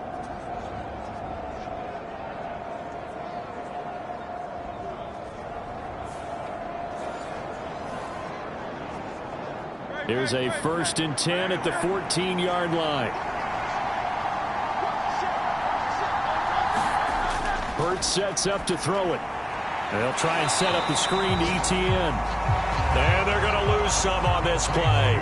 Being knocked back to the 18. Not what they had in mind there. That's going to go as a loss of 4. Heck of a play there to get to him quickly and get him down for a loss. I think they did a really nice job getting ready for this game, scouting, watching film, and understanding defensively what the play design was. Well, this has been a good march down the field, but now they're stuck looking at a 2nd and 14. Back to the ground with Etienne. And he'll take it into the end zone for an Eagles touchdown. Travis Etienne, his 3rd rushing touchdown on the year. And the Eagles have answered that early field goal to take a first-quarter lead. And that caps off what was really a balanced opening drive for them, Charles. They work in the rushing game and the aerial attack, and they end it with a touchdown. Strong in so many ways, wasn't it, partner? Their ability to throw it and run it and accomplish their goal, they've got to like the way that they started this ball game. On for the extra point, Jake Elliott. He's got it. They'll see that opening drive field goal and raise it a touchdown, and that makes it 7-3. So a nice drive put together there. They go 75 yards in 9 plays. And it was capped off by a Travis Etienne touchdown run.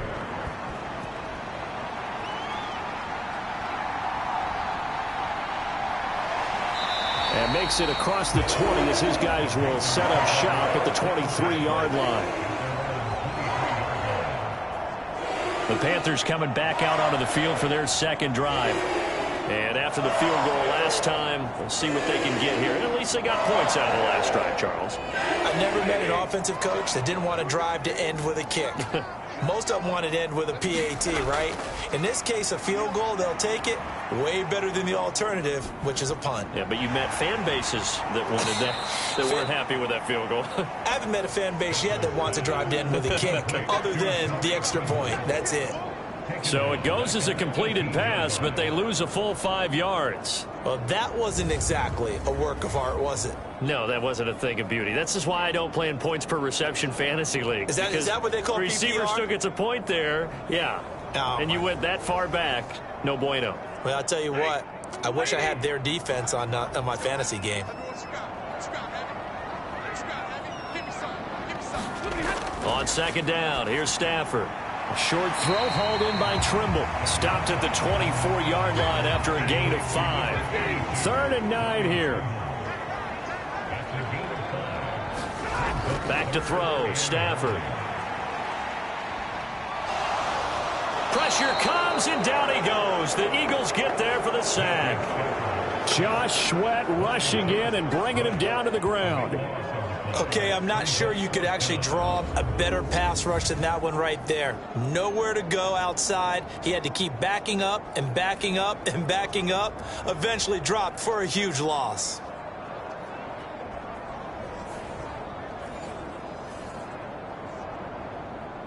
Here's the Panthers punter now. As the drive goes backwards, so he's on to punt it away. They only punted twice in the win last week as he gets this one away. Fielded at the 43.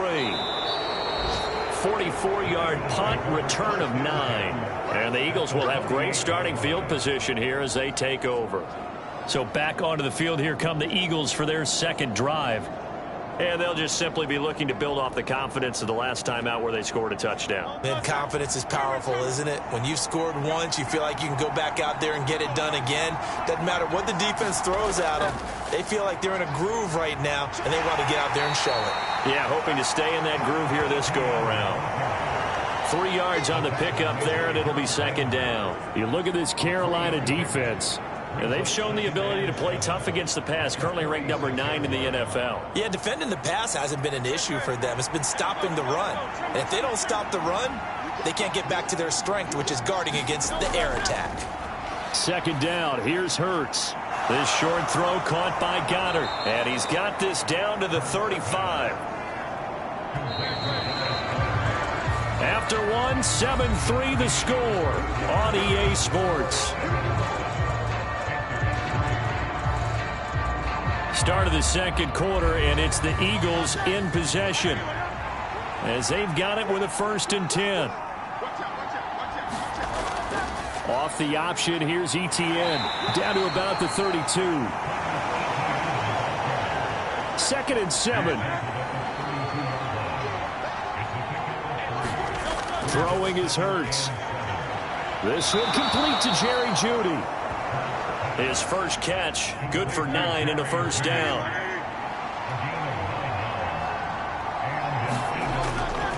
Etienne up the middle, and he edges forward, but only gets a pair of yards out of it. It's second down.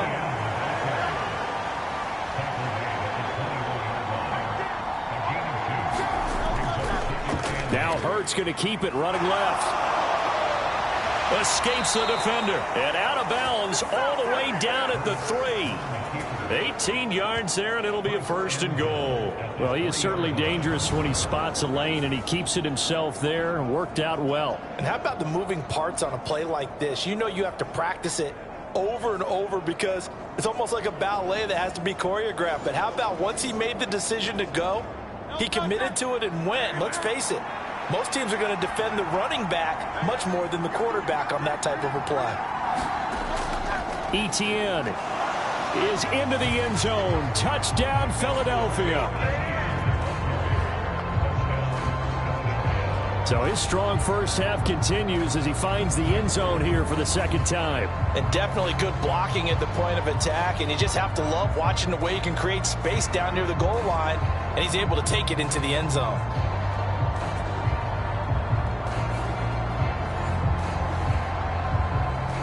Elliott now to add the extra point.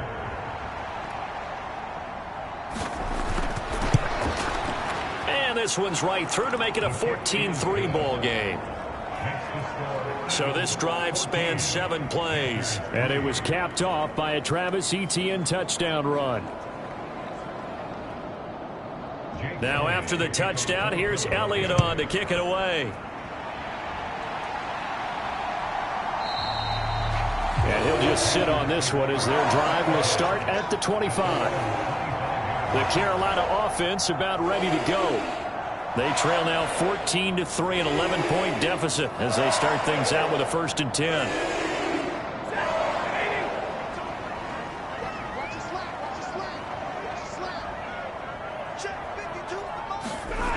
Stafford now to throw. Short throw hauled in by Trimble. And not much to speak of. Call it a 1-yard gain up to the 26. Well, it's time for them to be good teammates right here. And what I mean by that is possess the ball for a little while. Get at least 2 first downs. Give their defense a chance to settle down a little bit after they give up a touchdown. It's a second down run with Sanders. And he is going to lose yardage here.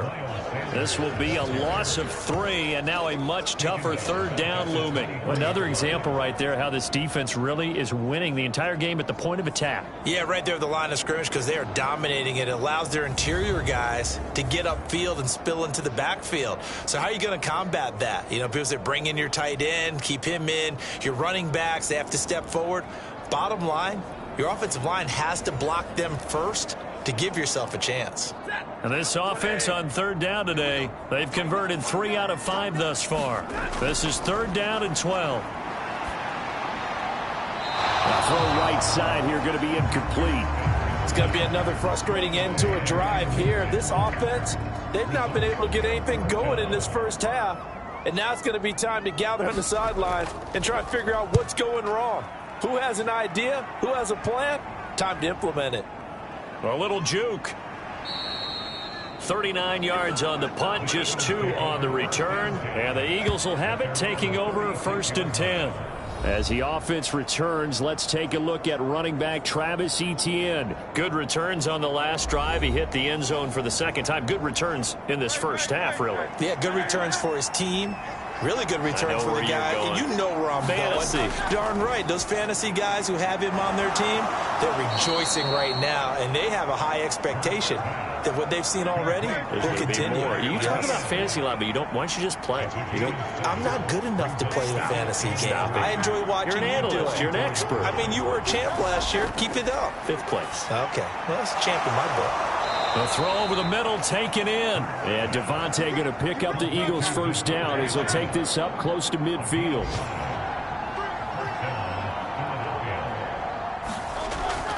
A give, it's Etienne off the option.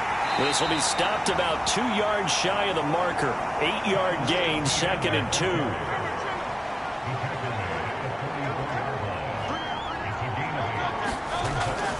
Off the option, here's Etienne. And he is going to be stopped cold behind the line of scrimmage. 2 yards the loss, and now they go from 2nd and 2 to a tough 3rd and 4. They have 3 tight ends in that formation. That's almost a universal sign that they're planning to run the football. But how about the defense there? They met force with force and caused a stack up behind the line of scrimmage and threw him for a loss. 3rd and 4.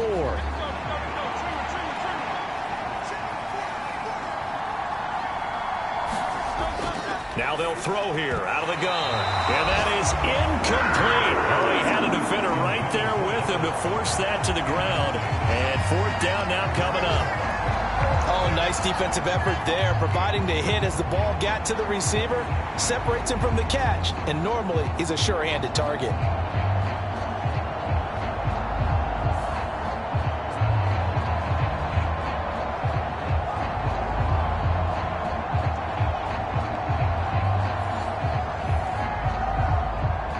Here's Jake Elliott. Career long, by the way, for him, 61 yards. This was the old NFL record distance for decades, a 63-yard attempt. And this is off target to the left. Didn't get there anyway. It's no good, and this will remain an 11-point spread.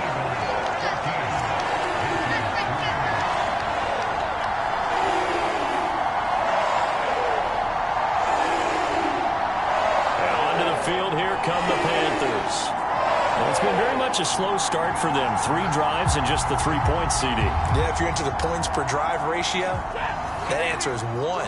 And that's not going to get it done in a ball game. They've got to find a way to finish these drives in end zones, not having balls go through goalposts. And he'll be taken down right around the 41-yard line. 2nd down and 3. Another run with Sanders. And he'll get it down on the play to the 37. 4 yards the pickup, 1st down.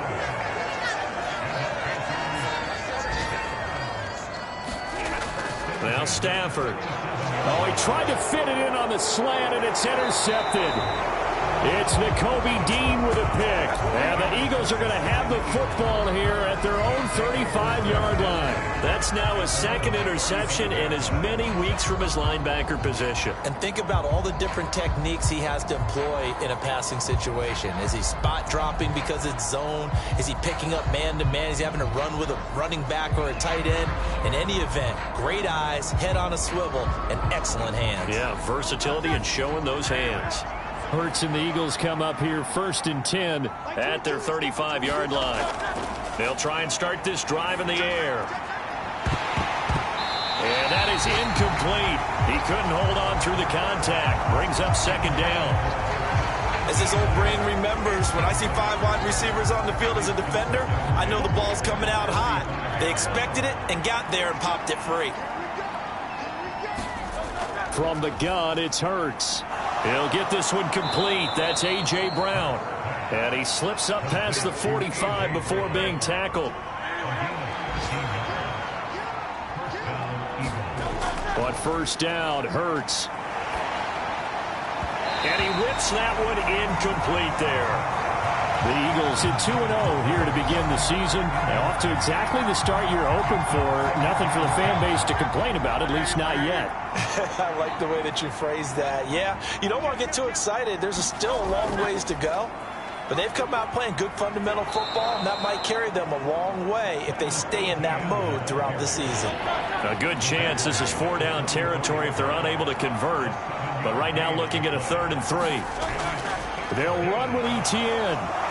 Sheds off the tackle. And he's taken down inside the 30.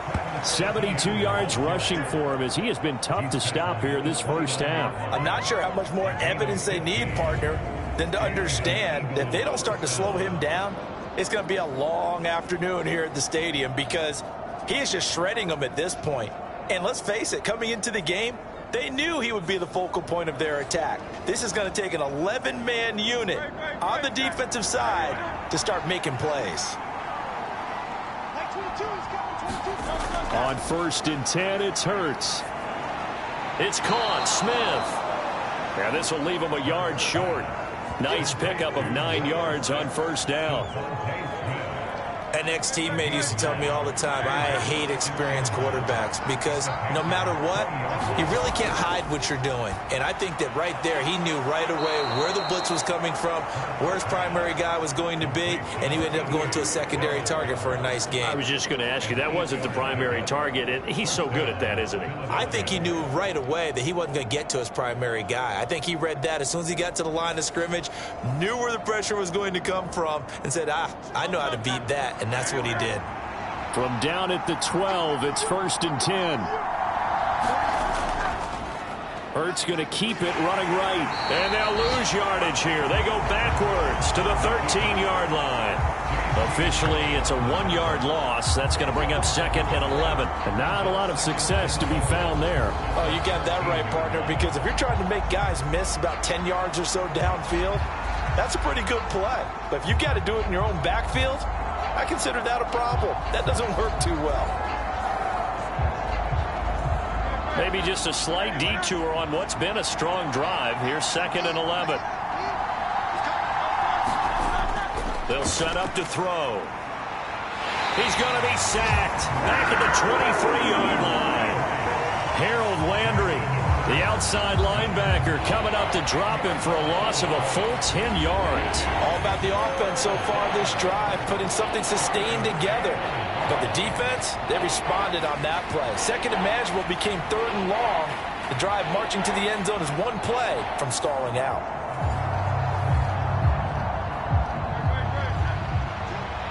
We've got a 14-3 ball game with 2 minutes left in the opening half.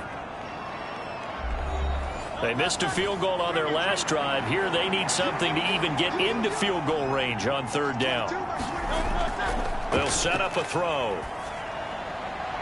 Oh, he's got a man wide open, complete. And they are able to stop him, but he does take it all the way to the 2.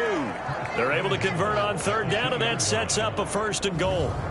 Everything's going right here in this first half, and they've got a good lead, and part of that can be attributed to their success on 3rd downs.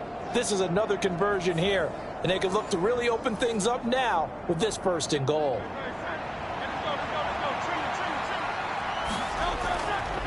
They'll try to run it in, going option right. And he's in. Touchdown, Eagles. Jalen Hurts, his 6th touchdown of the season, as his guys have opened up a very comfortable lead. Well, I'd have to say that for him, that was an all-encompassing drive because it was his arm that got his team down to that point, but his legs that finished the deal. Give him credit for making it happen.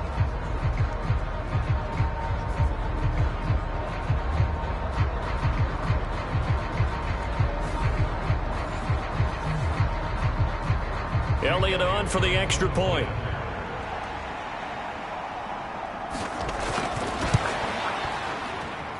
And it's 21-3.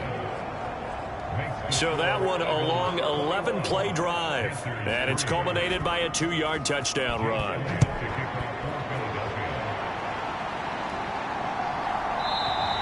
And this will not be brought out. It's a touchback. Carolina getting set to take the field. And this, let's face it, an important drive if they're going to get back into this ballgame.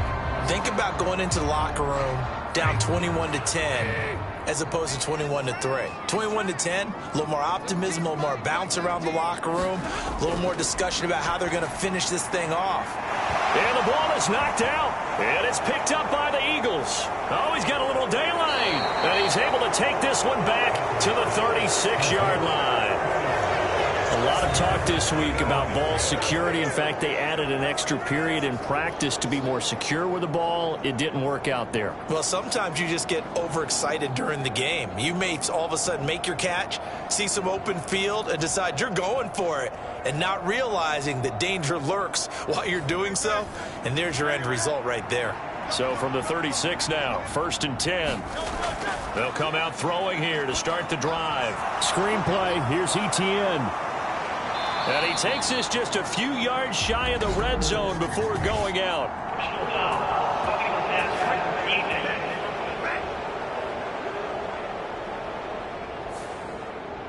So now a fresh set of downs, 1st and 10 after roughing the passer.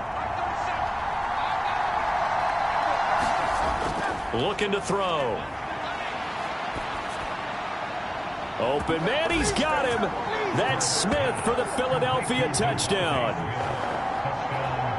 Devontae Smith, a 12-yard touchdown grab. And the Eagles continue to pull away here in this first half. Well, that didn't take long. The turnover instantly almost turning into points. And when that happens, a lot of teams have the mentality of let's strike right now. You've got them off balance after the turnover or the takeaway. Let's go get it. And that's exactly what they did. Elliott good on the extra point, and the route is on here in this first half. A nice tidy little drive there, getting the ball in excellent field position, and only one play to score it. And this will be a touchback as that sails over the end line. Here are the Panthers now as their offense comes back out onto the field. There was still more than a minute to go in the half. Time to try to mount a drive. And I would think that they would have to. This is today's NFL. You got to push it whenever you get an opportunity. You could never have enough points with the high-powered offenses that you face. And analytics will tell you, try and score when given the opportunity. Now the Panthers going to use the first of their timeouts as they'll stop it with just over a minute to go before halftime. 2nd and 6, just inside the 30.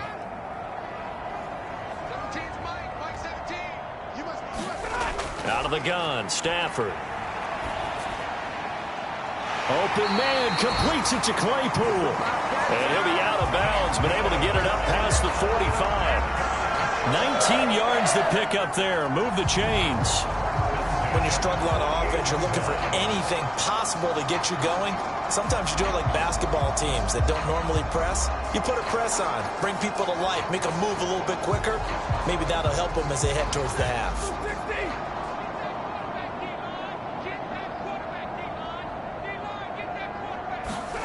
On 1st down, it's Stafford. That swung out wide to Sanders. The Panthers going to use the second of their timeouts as the clock shows 50 seconds to play here in half number 1. Stafford looks to throw again. And he's got his man out of the backfield. That's complete. Now they got to get to the line quickly. Stafford looking to throw on 3rd and 1. Work in the middle of the field, and he's got a man complete. And he has another first down as they'll get the ball down to the Eagles' 24-yard line. Defense was thinking run, and they're dealt a pass of just under 20 yards. Now a signal and a timeout call, as it comes with 9 seconds to go in this first half of play. So even though it's first down, here's the field goal unit on now to try to get 3 before halftime.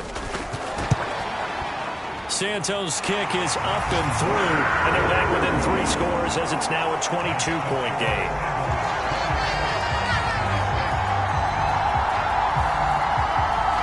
Well, not the best first half facing this deficit, but at least they did put 3 on the board before half. Yeah, it's a little bit like that stormy, cloudy day, and the sun peeks through just for a second. They saw the sun there. They're hoping to see a little bit more of it in the second half. And a nice return sets him up pretty good here right at the 30-yard line. The Eagles offense set to begin their next drive. And from this spot in the field with the clock where it's at, you think we're just going to see a knee and that's it? And I think in this situation, that's the proper play. But we do know there's some risk takers out there that may want to take one more shot before the clock runs out.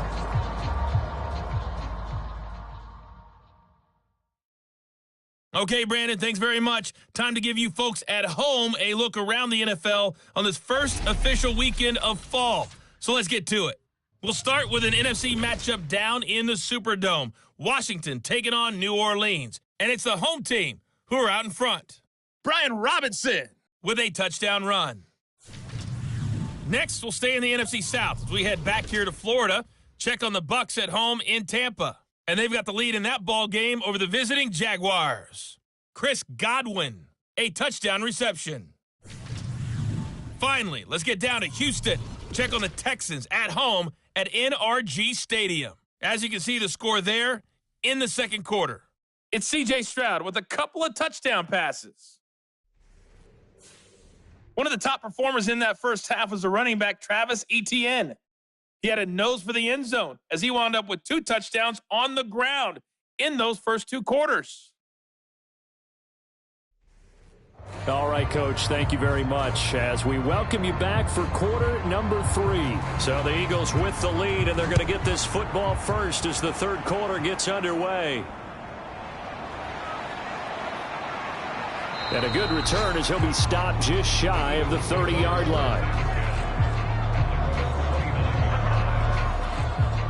Out come the Eagles now as they'll go on offense first here in the third quarter. Hurts and the Eagles come up here 1st and 10. Just shy of the 30. They'll look to Etienne to start things out. And he'll just plow right into a host of tacklers. Nothing there at all, and it'll be 2nd and 10. He'll look to throw. Now they go screen. It's complete. He's brought down at the 34. Call it a gain of 4. The key to any screen play is all in the deception. And that means everyone on the offensive side of the ball. But someone gave it up because that one wasn't very well concealed. And the defense able to rally to it and hold it for just a short gain. They'll drop to throw. All right, rifles one, and that's going to be intercepted. And the return will be stopped at the 34-yard line. Pretty much everything went their way offensively in the first half, but now an interception on the opening drive of the third quarter. As we know, the key to everything here, don't get careless with the football. The problem is you've got to stay aggressive as well. So where's the line between being aggressive and attacking and being overly aggressive? I think they just crossed it on that one. From the 34 now, here's 1st and 10.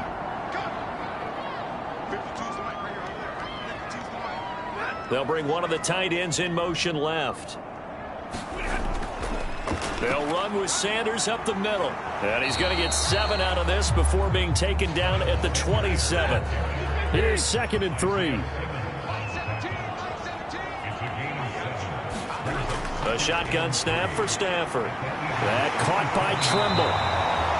And finally, down he goes as they work it inside the 10 to the 7. They call his number again. It's his 6th catch and a first down. And remember, this drive started off following the turnover, and they've taken no time working their way down the short field. A nice connection there, and now they're looking at a 1st and goal.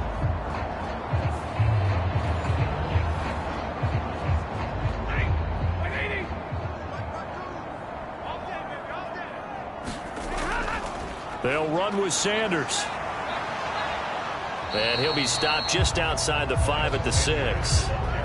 The 6-yard line, the line of scrimmage on 2nd and goal. Stafford. And he's got it. And he takes this down to about the 2 before going out of bounds. Only 3 yards there on the completion. That'll lead to a 3rd and goal. Sanders. They're looking for a lane, but none to be found for Sanders as they stop him short of the line to gain. Only a yard there, so it brings up 4th and goal. This defense continues to be good on 3rd down. I mean, they haven't allowed a touchdown offensively. Are you saying, let's go for this? Let's try to get it in the end zone. I don't know about that because of what you just described. They've been so good, and they don't give up the big play that you would expect in downs 1 through 3. Why should 4th down be any different? True. You might want to go ahead and kick the field goal and see if you can figure out something else as this game moves on. Santos' kick is up and through, and the deficit falls under 20 now. It's a 19-point game. So that's 3 field goals for him now, but heck, he's not even halfway to his career best of 7. Seems like the 7 field goal games are the kind of games I always get assigned to in my other job. Let's hope for this offense's sake they can start cashing in on a few of these drives.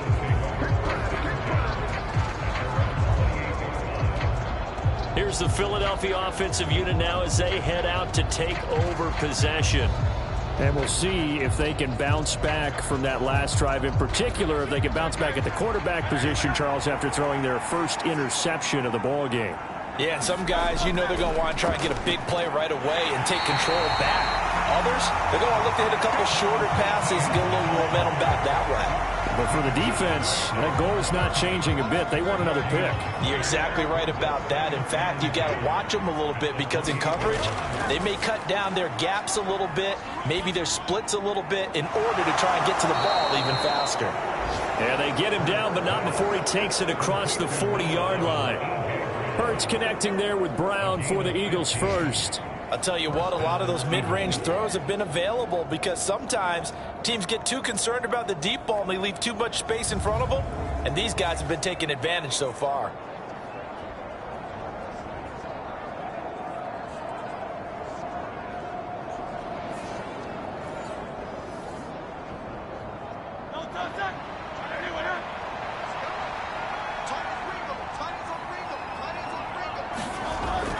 On 1st and 10, it's Etienne. And a good pickup there. He gets about 6 up to midfield. Good yardage there on 1st down. Exactly what you want. Get yourself set up to keep making 1st downs, keep the clock running. And if they're smart, you're starting to milk the clock. No hurry before you run your 2nd down play. From the midfield stripe, they'll look to throw. And there's a short throw. It's caught by Kmet. And past the 35, he'll be dropped a yard or 2 shy of the 30. 19 yards there on the catch and run. And this was a nice example of an offensive coordinator scheming his guy open. Just a little underneath route, just trying to free up some space. And it worked awfully well. Got him not just space, but plenty of room to run after the catch to pick up really nice yardage. Line of scrimmage, the 31 now on 1st and 10.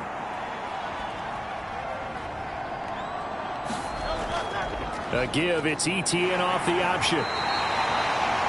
5 yards is the tally on 1st down. That brings up 2nd and 5.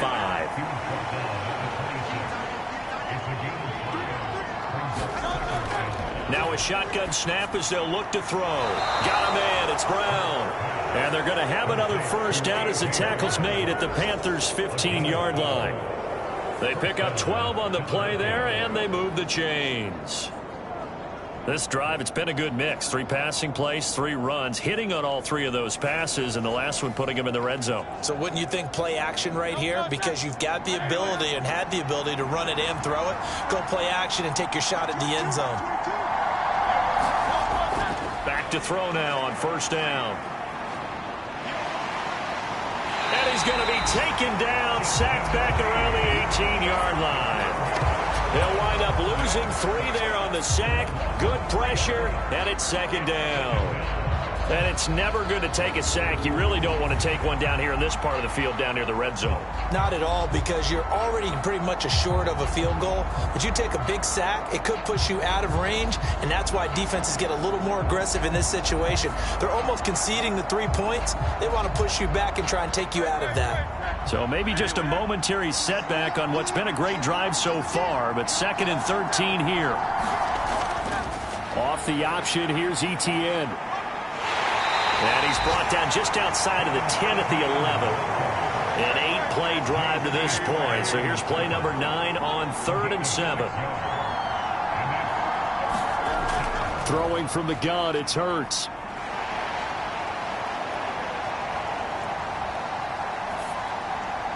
And this is caught. Touchdown, Philadelphia. Travis Etienne. His 3rd touchdown of the game and 5th on the year, as his guys are able to push that lead out a bit further. So another touchdown there, and even though we're still just here in the 3rd quarter, kind of hard now to see them giving up this lead. And this is just an offense that's imposing its will right now. You name it, they're able to do it. If you're the play caller, whatever you want to select is there. You want to run it, you want to throw it, pick a play, any play. They're rocking and rolling right now. Elliott good with a PAT, and that will bump the lead up to 26. So that drive consumes 9 plays all told. And it was Travis Etienne on the touchdown reception, capping the drive. And this will not be returned. It's a touchback, and they'll begin at the 25. The possession of the football goes over to Carolina. Well, we haven't exactly been treated to a nail-biter in this one, CD, and if they cannot score here, this one's pretty much all but over. Are you saying that you feel like people are starting to think about getting out of here, maybe beating the traffic in order to get home or to their final destination? Yeah, I don't think there's a whole lot of reason to hang around, especially if they can't score here. Yeah, you're right about that, because it has been pretty clear who the better team has been in this one. And in a league that we talk about every game being a one-score game as we go into it, watching this blowout, let's just say it's been unusual. Here's Stafford now on 2nd down. And they'll get it up just short of the 45 at the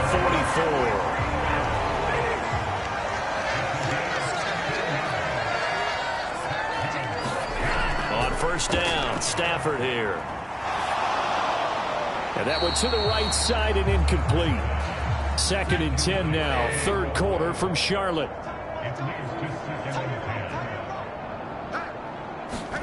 Now it's Stafford. Now he'll dump it underneath to his running back, complete. Here comes 3rd down at 7. Throwing again is Stafford. Pass taken in by his big tight end. And down to the 20 he'll go before heading out of bounds. That one will go down as 33 yards on the 3rd down conversion.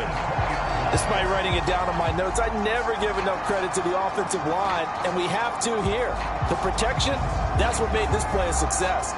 Quarterback had to wait for his crossing route to develop, and that takes a little bit of extra time. Excellent job by the big fellas up front. So a big play as it gets them all the way down to the 20 now for 1st and 10. Up the middle they go. Whitfield. Give them 3 on first down. It'll set up a 2nd and 7. Not too many offenses want to turn down long drives, but when you're down what they are, they've got to pay it off with some points. So from the 17, here's 2nd and 7. Up the middle they go with Sanders. And he'll go down here at the 12-yard line. They're trying to keep the drive going. This will be play number 8. It's 3rd and 2. On 3rd down, they'll run it with Sanders. Slipped one tackle, but no more as he's knocked to the deck behind the line of scrimmage. Losing 2 yards that time, and now it's 4th down. This defense is just flat getting after it. They have not given up much of anything in the run game. Case in point right there.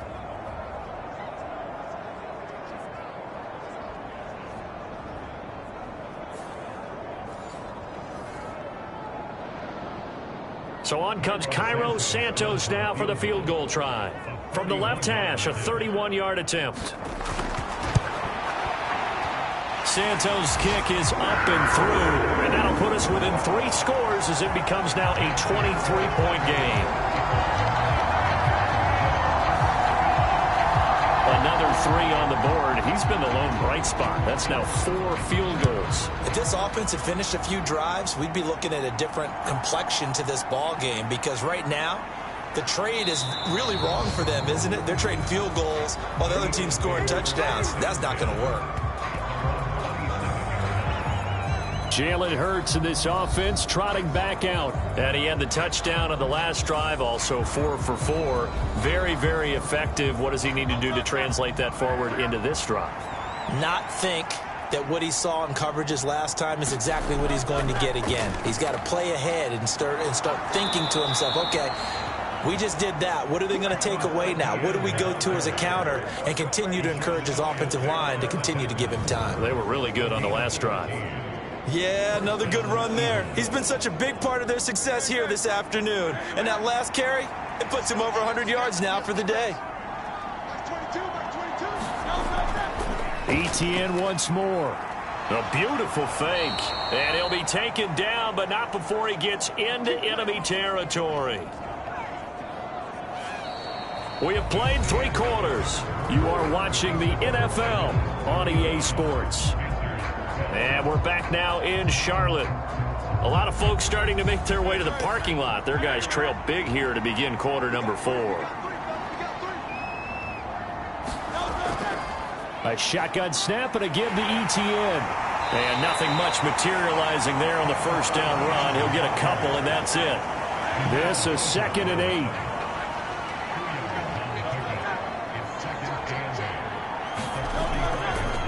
Now Hurts on the option right. Only a yard there on the keeper, and that's going to leave him with a 3rd down. So 7 yards from the first down here as they come up to the line of scrimmage. On 3rd down, here's ETN. And he can only get this to the 42-yard line, and that is not near enough. 2 yards on the pickup there. It's 4th down. Let's give a lot of credit to the offensive line. They've been able to move the ball really well on the ground the entire game. And while that wasn't a huge one, that's okay. They'll take them in short, steady bursts.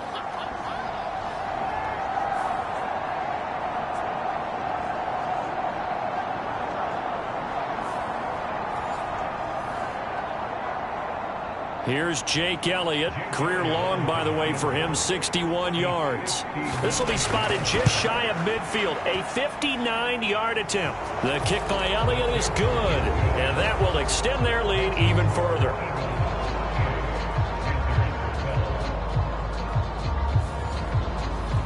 So he missed his first attempt, remember, but this time he gets back on the bike and knocks it home. Yeah, and sometimes that first one can really impact you moving forward. It can just stay with you too long and affect everything else you do during the game. In this case, though, able to shake it off. He's riding high again.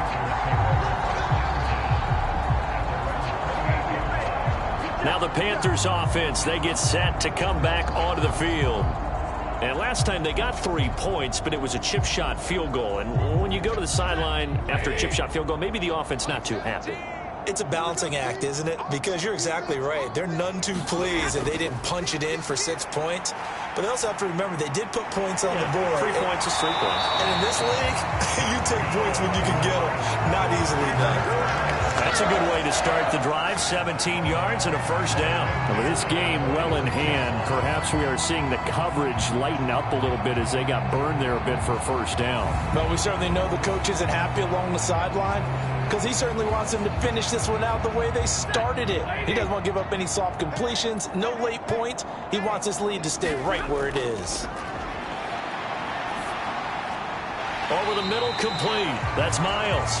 And down he goes at the 49, a 3-yard pickup. From just shy of midfield, here's a 2nd and 7. Now a handoff up the middle.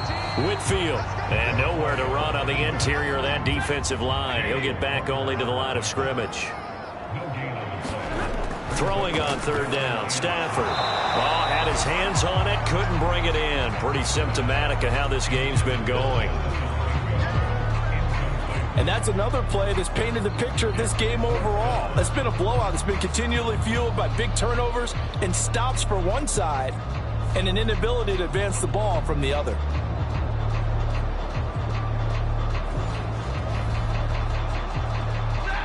All right, they're going to try and keep hope alive here on 4th down. They're going for it.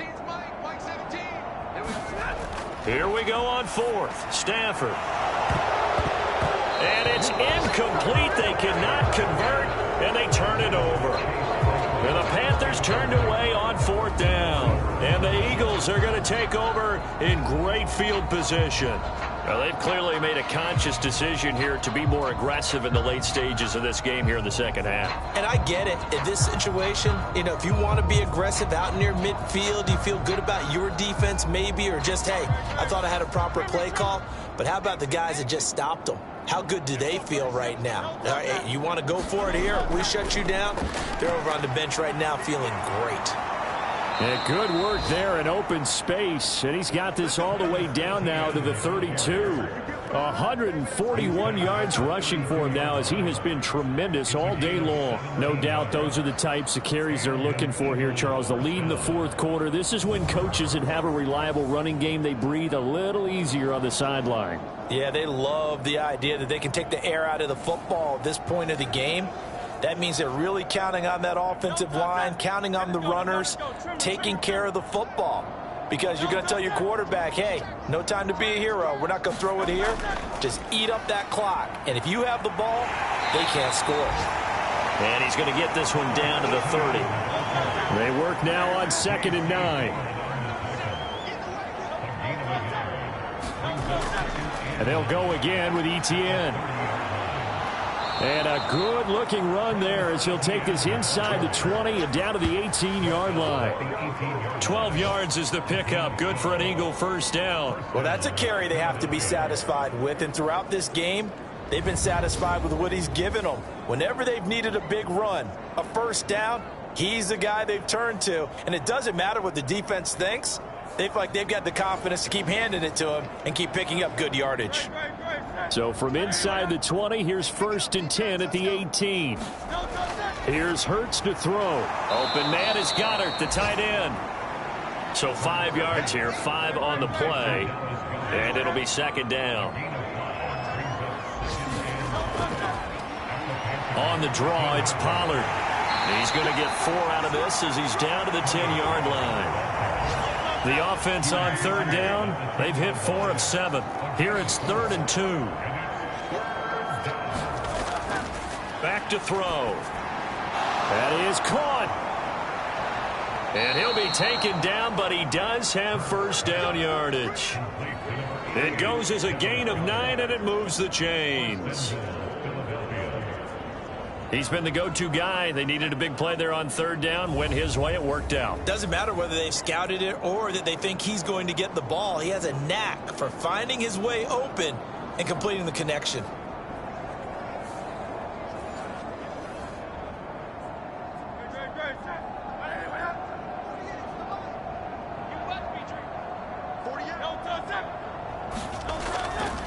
It'll be Hurts on the option. And he's in for an Eagles touchdown. Jalen Hurts keeping it himself from a yard out.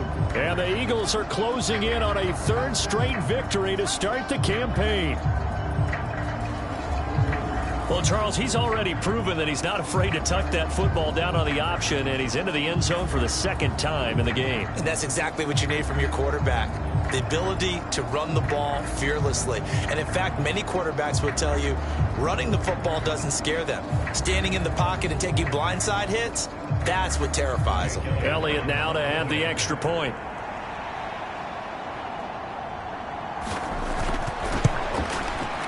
Now this one was over a while ago as they just add on to their big lead. So that drives 7 plays in length, and it ends with a 1-yard touchdown run.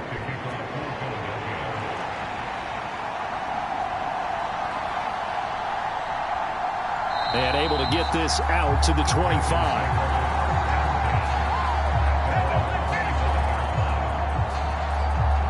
Come the Panthers now, set to take over on offense. Charles, we know that this offense is aggressive. We saw that last drive. They went for it on 4th down, didn't get it. Then they give up the touchdown. So now you feel like they really need to respond here. They certainly do, but let's face it. Sometimes when you take that risk, you understand if you fail, a little more onus goes back on your ball club to try and pick themselves back up. Ball on the 30. They'll come up with a 2nd and 5. Here's Stafford. Short throw hauled in by Trimble. And he'll be upended at the 33 following a gain of 3. And guess what? It brings up 3rd down. They'll come up now on a 2nd and long after the hold. Now Stafford. That's over the middle and caught by Mingo. And not able to get any further as he's taken down right there on the 30. Stafford. Able to find the open man. That's complete. And past the 40 before he's out of bounds. The Panthers have the first. It's a gain of 12. Now, 4th quarter, certainly not enough time for a comeback, but nice to see them making use of the time remaining to try and make this one a little more respectable. Yeah, I think the ultimate goal, good execution, be crisp, be sharp, and find a way to put some points on the board to make this thing look just a little bit better.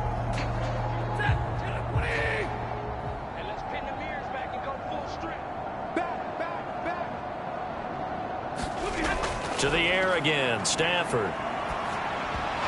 Oh, he dropped it. And that's pretty indicative of the way this one's gone. Under 4 to go now as they come up on 2nd down. Here's Stafford. He completes this one to Mingo. And able to break 1 tackle, but then quickly brought down. But a nice little gain. Coming up here looking for 3 yards to pick up the first. From the 50 at Stafford. That's into a crowd and intercepted. And the Eagles are going to have the short field here as they'll take over right at the 50. Well, they've got the huge lead. Now they have another interception on the defensive side. Seems like everything they touch in this one, Charles, turns to gold. And they have to be awfully happy right there to get what appears to be one more for the road. It helps seal away one of their best efforts of the season. The Eagles offense back out onto the field. And after the interception, they are sitting in an even better spot with the ball and a comfortable 4th quarter lead. Straight ahead, Etienne. And some room to work. Now they nearly sprung him that time as he takes this all the way down to the 37. 167 yards rushing for him now as his sensational afternoon continues. At carries like that, that's how they're going to continue to salt this thing away here, Charles, in the 4th quarter. Yeah, how about that? A new set of downs. Clock continues to move. No better way to close out a game than to tap those mastodons you have up front and say, guys, keep pounding them. Let's keep the ball, keep their offense on the sidelines, and let's close this one out. They'll be brought down on the 30-yard line after a gain of 6. Brandon, I've got to think this offensive line has got some smiles on its faces. And I know it sounds crazy, but they practiced for this back in training camp. They knew they'd be in situations where it'd be extra defenders in the box coming after them, trying to keep them from locking down a game. Right now, they want to show the world they're up to the challenge. On 2nd down, a run with Etienne. And they'll be inside the 25 now at the 24.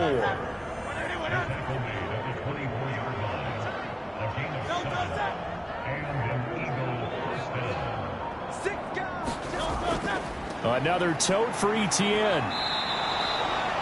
Give him 5 on the carry there, and it'll be second down.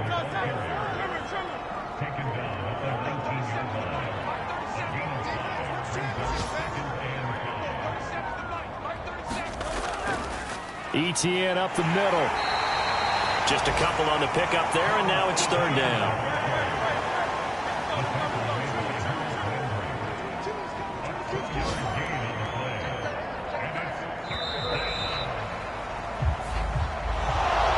Charles, a lot of happy faces heading into the tunnel as this one ends, and understandably so. Not only did they get the win, but, boy, their offense was on fire in this ball game. And, partner, I have no idea what the top speed is on one of those high-end sports cars. What's the top gear you can get into? This offense, they certainly were there in this one, huh? Everything clicking for them in this contest, the kind of performance that they're going to cherish. So for Philadelphia, it's an ideal start as they move to 3-0 now on the young season. And they will head back home next week. Meanwhile, for the Panthers, they'll fall to 1-2. And they'll be on the road next week as they get a date with the Jaguars in Jacksonville. I'm Brandon Gaudin. Certainly have to thank Charles Davis, my broadcast partner, and our entire crew. We'll catch you next time right here. It's the NFL on EA Sports.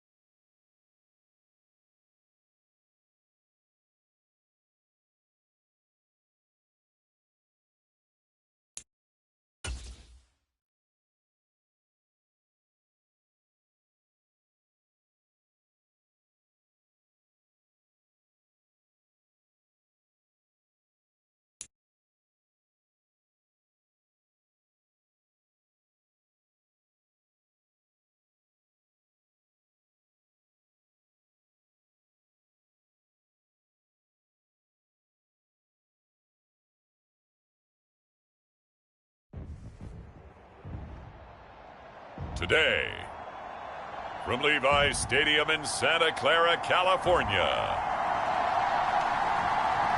it's Week 3 of the NFL on EA Sports.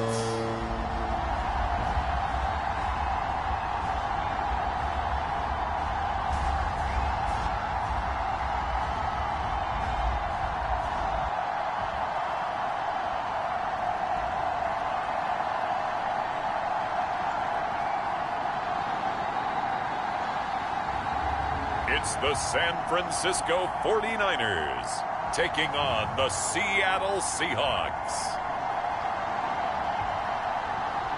The onset of fall weather, certainly a welcome occurrence for folks in Silicon Valley, and we've got football on a gorgeous day here in Santa Clara as we are situated at Levi's Stadium. Today it's week 3, and we've got a good one in store, as it'll be the Seattle Seahawks taking on the San Francisco 49ers.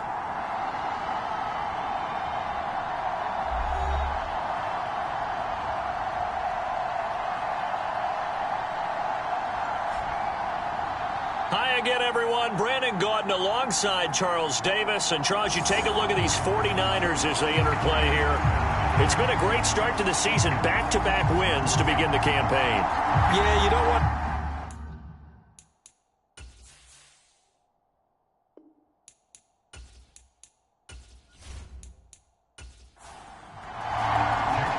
It's the first weekend of autumn, and the NFL is in full swing as off we go on EA Sports.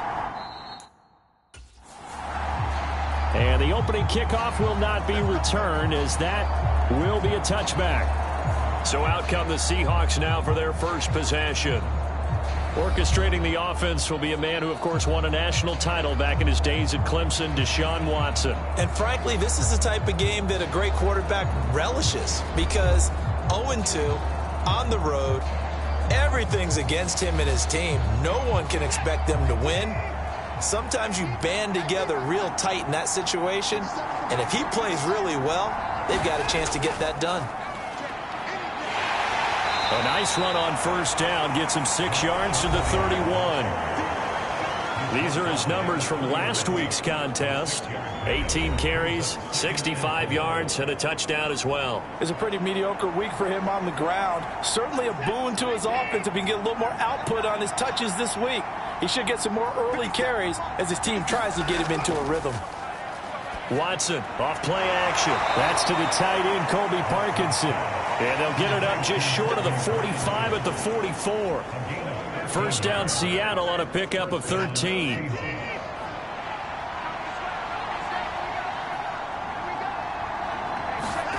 Watson now to throw. And that'll be off the mark, too far out in front, and it's incomplete. Now a 2nd and 10. Now Watson. We'll get that to Charbonnet. 5 yards. Now it's 3rd and 5.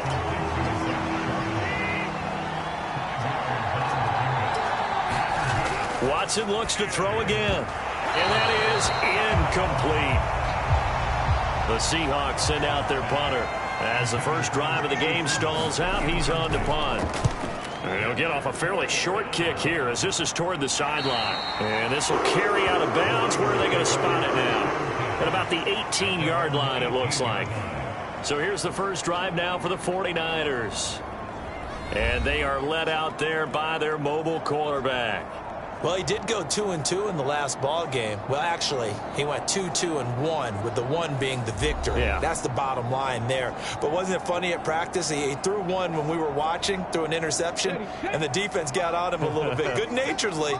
But they're letting him know, you got to cut down those interceptions. We can't bail you out all the time. Yeah, 2 touchdowns, 2 picks. But as you said, they got the win in that effort last week. Man open, that's Deebo Samuel. He is taken down at the 21 after a short gain of 2.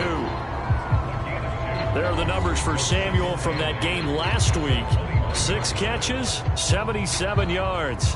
And that was a nice job there pulling that one in. Now, this is an offense that will certainly spread the ball around a bit, and this is a guy that defenses had better focus on. And the Seahawk defense gets to him, and they bring him down. They get to him for a loss of 4, and it brings up 3rd down on the sack. And this is what you've got to do against a quarterback like him. You've got to keep him in the pocket and not let him get to the perimeter, because once he gets outside, that's where he can really hurt you.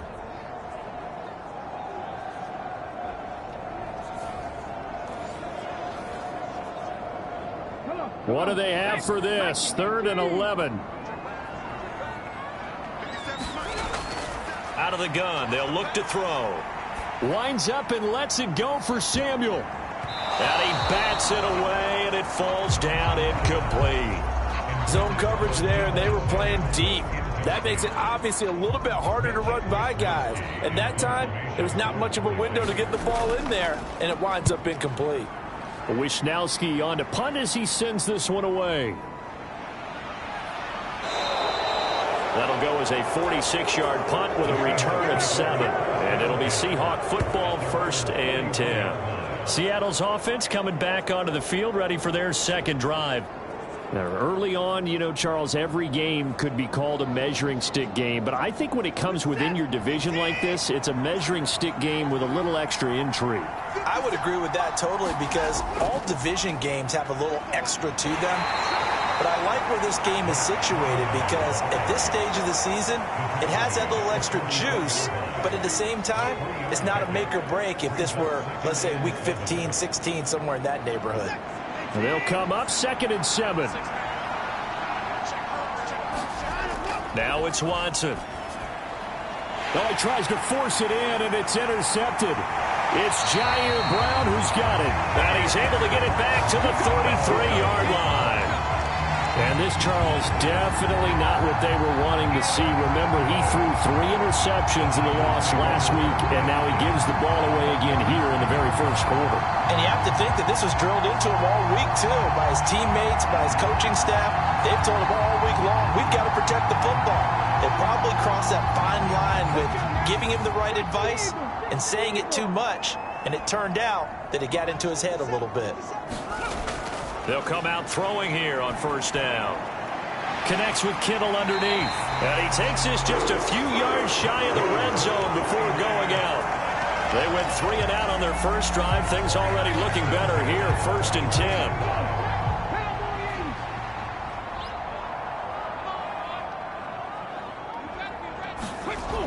They'll look to throw.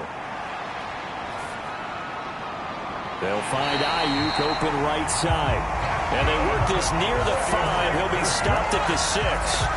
That one goes for 16 yards. It sets him up 1st and goal. But one of the ways that quarterbacks keep all the receivers alive in a play, never lock in on any one guy. Make sure you keep your eyes moving, scan the field. And here he finds the open guy for a nice pickup. 1st and goal from the 6. They'll run with Hall. And he is going to lose yardage here. This drive starts with 2 steps forward and now 1 back. A pair of 1st downs, and here a loss of yardage. Well, that's not an easy play for a defensive end, because most of his responsibility has him getting upfield and working. But how about his vision to see where the play was going? Crashed down inside and tackled him for a loss. Moved back to the 10. They'll try on 2nd and goal here. One more time with Hall. And he'll get about 4 there as he takes it from the 10 down to the 6. Now, they'd really like to make the short field pay off. We'll see if they can, but this is 3rd and goal. From the shotgun, he'll look to throw. This pass out wide to Hall. And he's going to be brought down just shy of the 5 at the 6. They'll get only a yard out of that, and it'll bring up 4th down. Well, there certainly was a lot going on that play. Every option in the end zone covered. No place to go with the ball. Had to swing it out to the back. A good job running and getting him tackled in the open field.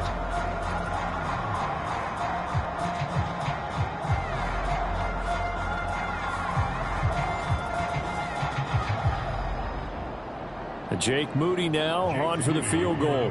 From the right hash, and this one just a chippy. And his kick is good. And the 49ers take a 3-0 lead.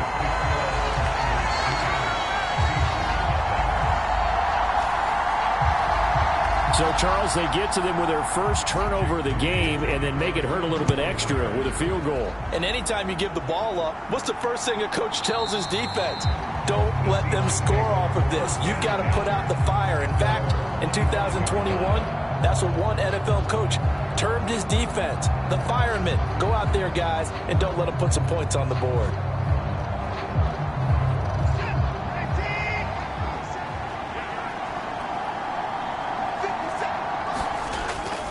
They'll begin here with a run with Charbonnet. And he'll manage to pick up about 4. It's second down.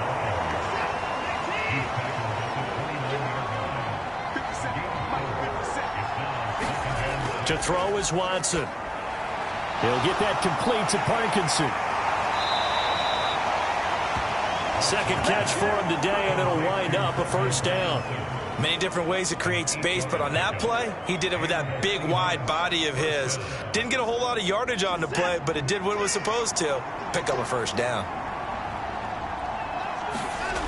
Watson on first down. Looking for his running back, and he's got him. And this winds up a gain of 4 to the 41. From the 41, here's 2nd and 6.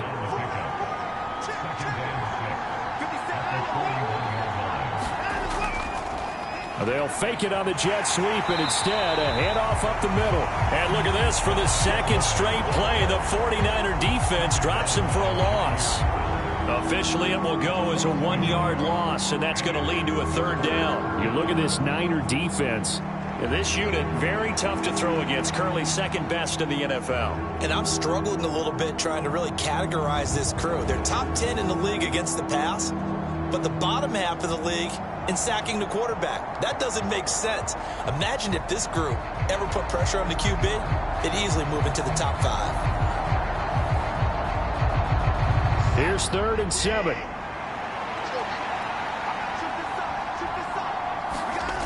Watson. Quick hitter here, it's complete. And he'll be taken down, but not before he works it past the 50. 11 yards there and a first down for Seattle. Another catch for him there on this drive, Brandon, and it looks like they're going to utilize him out of the backfield any way they can. And that time they pick up a first down. So now on defense, do you assign a man to him and try and cover him before he gets going? So from inside Niner territory now, this is 1st and 10 at the 48-yard line.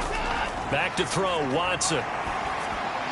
And that's to the left sideline and incomplete. Here's 2nd and 10.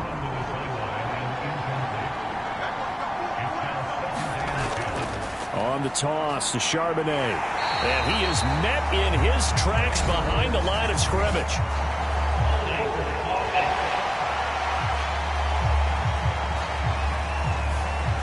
Now they face a 2nd and long following the holding penalty. Here's Watson. He's going to leave this for his running back. It's complete. And he'll get it out to midfield. They'll spot it right at midfield at the 50. A long way to go here on 3rd down for the 8th play of the drive. And that's going to be incomplete. The coverage too good there. The contact popped the ball free, and it's 4th down. How about that? Red man coverage and decided to test them early. But they proved up to the task and forced the incompletion. This is away, but boy, headed straight for the sidelines. And this one sails out of bounds. I think it'll be inside the 25. They will. 24-yard line is where they'll spot it. San Francisco set to go on offense once more. Still in the first half, but this offense has struggled. Haven't really been able to get anything going, not only in the points category, but in the yards category. We'll see if they can do better here on this drive. Now he dumps this off over the middle. And they'll get it all the way up about 5 yards shy of midfield. That one good for 20 on the catch and run. Well, he was a busy man out of the backfield a week ago. They got the ball early and often. I have no doubt in my mind that he'll be a big part of the game plan here as well.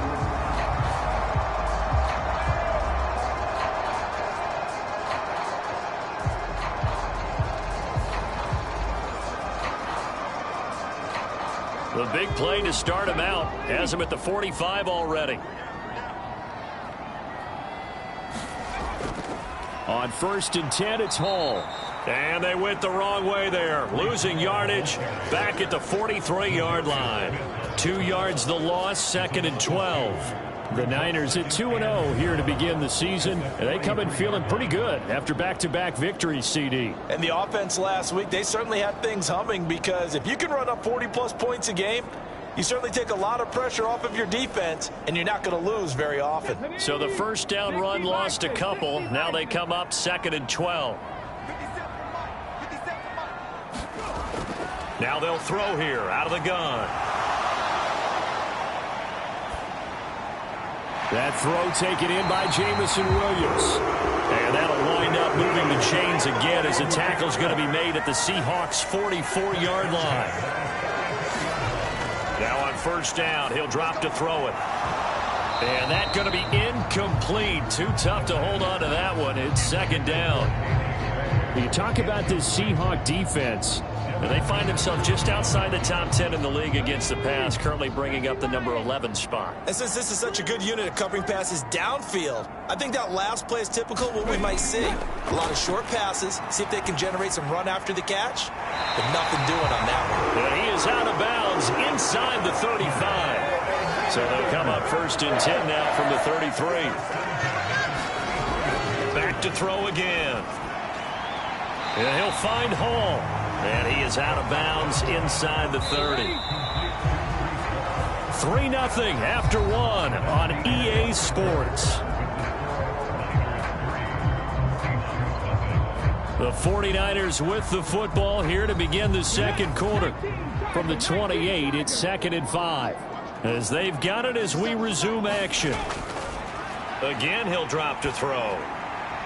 And he will find his man, Samuel. And he gets it inside the 10 to the 9. 19 yards that time for number 19. A little football 101 there. You just see the receiver try to run down the defender, meaning he goes right at him and really trying to move him a little bit towards the center of the field so he can put his foot in the ground and break to the out, to the sideline, and make a catch.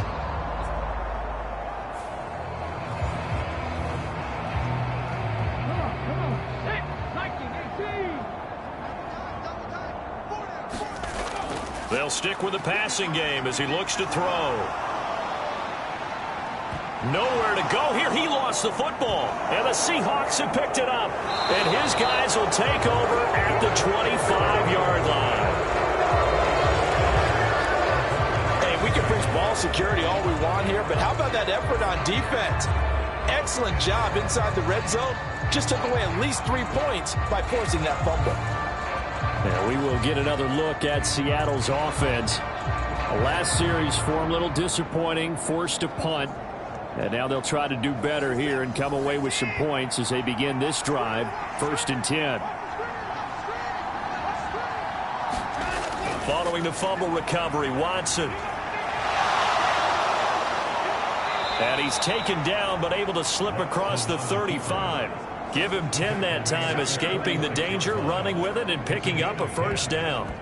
They made a nice effort to stick him with a loss for that play, but it's going to take more than that to keep him from advancing the ball. Should be an entertaining battle anytime he tucks and runs over the second half of this contest.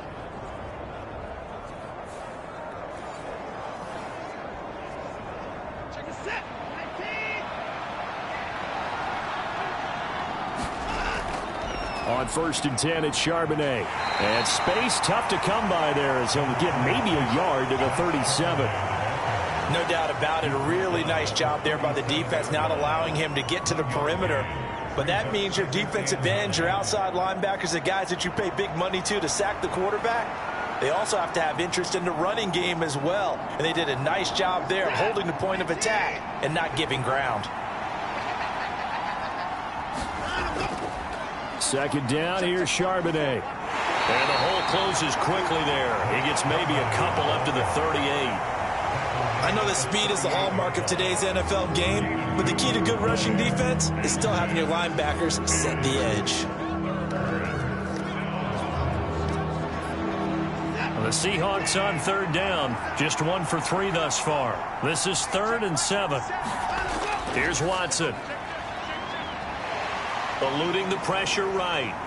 Shakes off the sack. And a nice job to break free of one tackle, but it slowed his momentum somewhat, and he's taken down right after. The decision to tuck and run gets him 3, but that's not enough. Now it's 4th. And, partner, I would guess that in his headset he was hearing from his coach, it's 3rd down, don't take a sack. And in this case, he's able to avoid the pressure and get out of there. He doesn't get the 1st down, but he does turn a possible loss into positive yardage.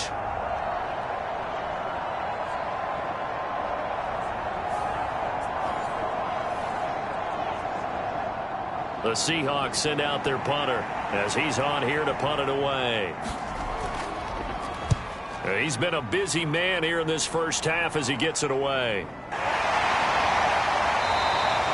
It'll be 37 yards there on the punt, and the Niners will go on offense, 1st and 10. Jamison Williams out onto the field as his guys take over on offense. They've got the lead. They haven't really had to utilize him all that much so far, but I guess if you're winning on the scoreboard, not too much to complain about. Not at all, but you know those guys out wide, they want as many catches as they can possibly get.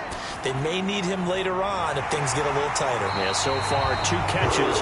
We'll see what happens here as the game progresses. 15 yards is the pickup there, and the drive starting very nicely. 1st down.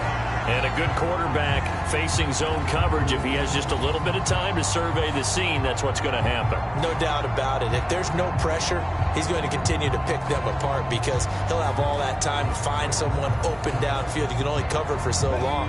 So maybe they want to go to a zone blitz scheme, get a little bit more pressure. Remember when Carolina did that against Denver? They lost the game ultimately. They dropped the defensive end out, and he ended up with an interception in that game in Super Bowl 50. Maybe some sort of scheme like that to try and get more pressure on the passer. A gain of 10 and a 49er 1st down. Well, this is an awfully tough route to defend in man coverage because he lines up on the right and then runs a crossing route back to the other side of the field. So as a defender, you're not only trailing him the whole way, you're also looking out for your own guys to make sure you don't get yourself picked off. And then you can't catch up in time to prevent the completion. Back to throw now on 1st down. That's over the middle and caught by Ayuk. From the 48-yard line, here's 2nd down and 5. They'll look to throw again. That ball caught. Brandon Ayuk. And he'll cross over out of bounds right at the 25. 27 yards there, a 1st down. That catch, by the way, number 542 in his NFL career. That draws him level with Lance Allworth, who was a Hall of Famer with the Chargers back in the 60s and 70s. Yeah, the man they called Bambi. So if you're in that type of territory, catch the same number of passes he caught, you know you're on your way to a big-time career. And just think, he's not through yet. They'll look to throw here on 1st down. This one into the hands of Kittle, the tight end. And out of bounds right around the 20. Give him a gain of 5 on the completion, and it'll be 2nd down. And, Brandon, as you know, sometimes it's a lot tougher to run with these tight ends nowadays in the NFL. They're just bigger wide receivers. He lined up on the left side of the formation, ran a drag route across the field, and tried to work his way open. He was able to make the catch, but the defenders were there, couldn't do a whole lot with it afterwards. And he's brought down just outside of the 10 at the 11. 9 yards to pick up there, and it's a 1st down. For a lot of guys playing this game, there's no better feeling than running right through a tackle. He's able to lower his center of gravity and churn his legs for a really nice pickup.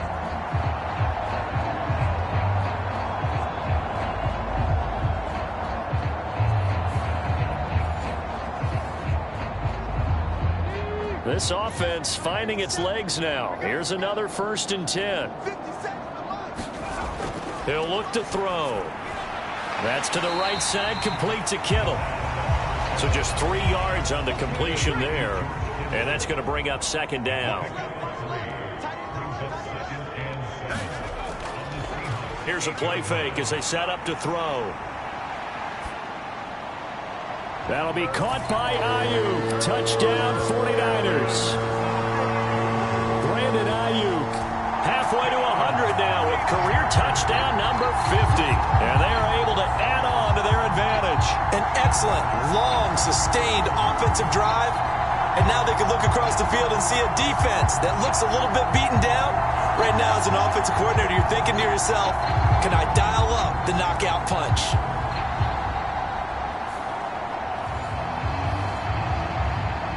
Jake Moody now for the point after.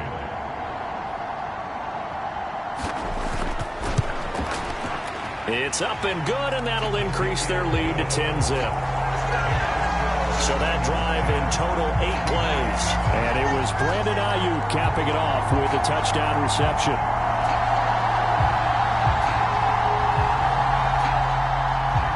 So following the touchdown, here's Moody back out to send it away.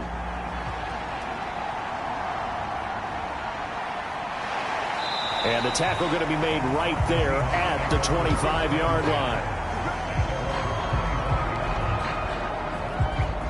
As Seattle now ready to march out of the field. Nothing for them yet from an offensive standpoint. Down 10-zip as they come up 1st and 10.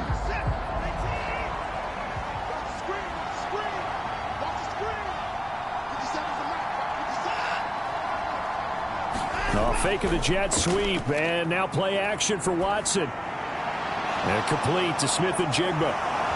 And a loose football. And now this is scooped up by the 49ers. Always costly to cough up that football. These defenders, they become so adept, though, at jarring it free. Yeah, it's amazing that there aren't more fumbles caused, because now, if you're an offensive player, you go through ball security drills every single day. It's really not out of line to think that you take the ball to bed with you and just hold on to it. But the bottom line is, no matter how much you try to protect it, these guys are pretty good at finding ways to knock it out. Here's a throw out wide, complete to his running back right side. So nothing doing there, and that'll make it 2nd down. Now an option play, and he'll keep it. And a short gain down to about the 33. Only a yard there on the keeper, and that's going to leave him with a 3rd down. Back to throw. And unable to connect. Incomplete. Now give them credit. They took their shot, but it's going to bring up 4th down.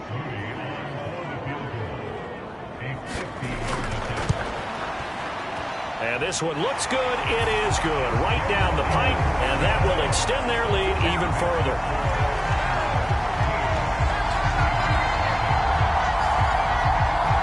So they get the turnover in plus territory. The drive stalls out, but still able to get 3 out of that.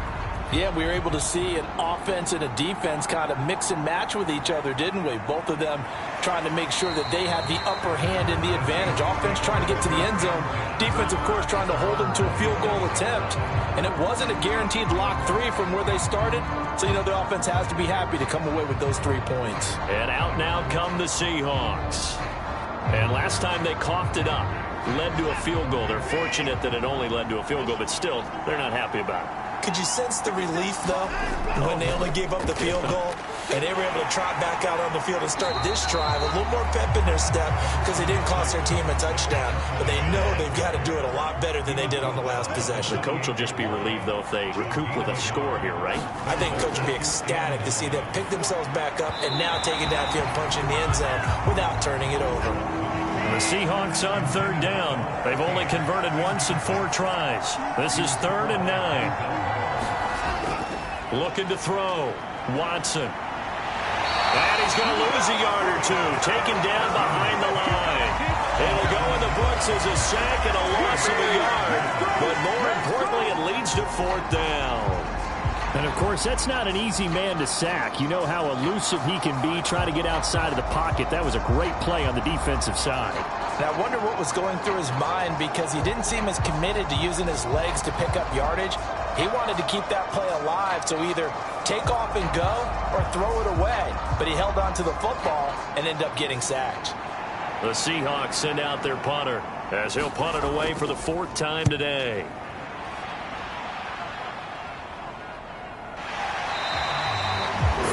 On the punt, 2 on the return. And it will be 1st and 10 as they take over. San Francisco's offense returns to the field. Last time out, you remember their drive stalled, but thanks to their kicker, booted a long field goal to at least get them 3. Now here they'll try to do better and find the end zone. And in our experience, how much fun is it for coaches to know that they've got a kicker who can nail it from long distance? Now, the hard part is, as an offensive play caller, you don't want that in your head too much where you're relying on it, and he goes out and gets the job done for them. But I'm quite sure he would be content to just kick extra points from here on out. Yeah, absolutely no question. I think his teammates would be okay with him just kicking the extra points as well.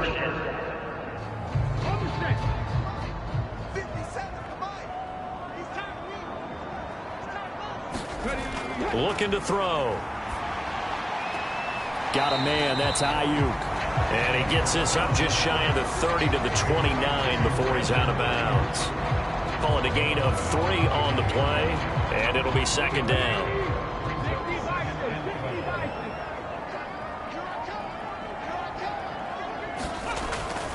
Now a shotgun snap as they'll look to throw.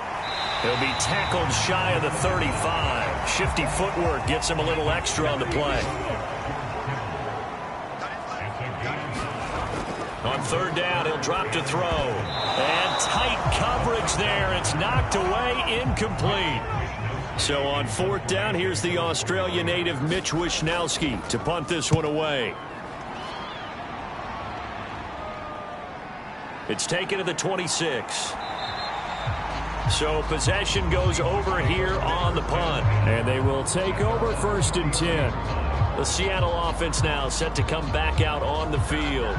See if they can put this drive in the end zone, Charles, because it's been a little bit of a rough go at times. They've had to punt the football a ton in this ball game because of stalled-out drives. So are you saying that you're kind of tired of seeing the punter run out there and do his thing during this game? Is that what you're trying to say? Well, I mean, I'm okay with it. I have a feeling that this offense, they don't want to see the punter again. And frankly, the punter doesn't want to run out there anymore himself. Oh, the ball is out. Watson lost it. And this ball recovered by the offense. But remember, they cannot advance it here in the final 2 minutes of the half. So this will be blown dead, and it'll come back to the spot of the fumble.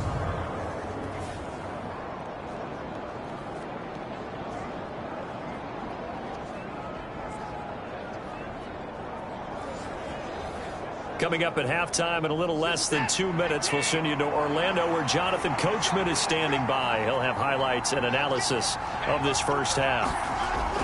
And they'll run on third down with Charbonnet.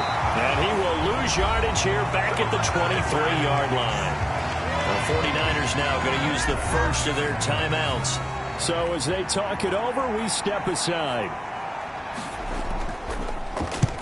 And on fourth down, on is the punt team sending this one away.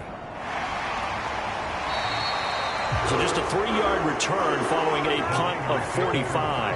And out will come the offense as they take over. And the 49ers getting set to trot out there. No points last time out. They were forced to punt, if you remember, but no time to dwell on that. They've still got the lead here and a chance to add to that here. 1st and 10 as this new drive starts. They'll come out throwing here to start the drive. A quick throw knocked away and incomplete. And that's a nice job there because you've got to play the ball, not the man when in coverage. That'll keep you away from a lot of needless penalties, and he's able to knock that one away. 2nd and 10.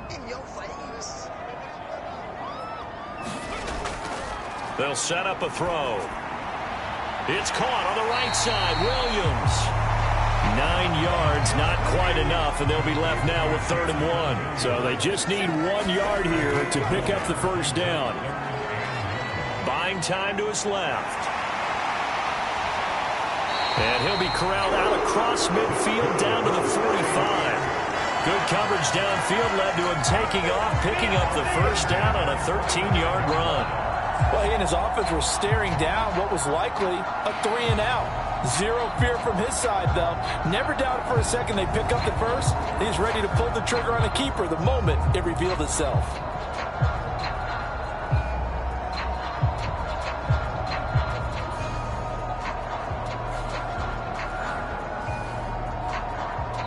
Now San Francisco going to call their second timeout as they'll stop it with just over a minute to go before halftime.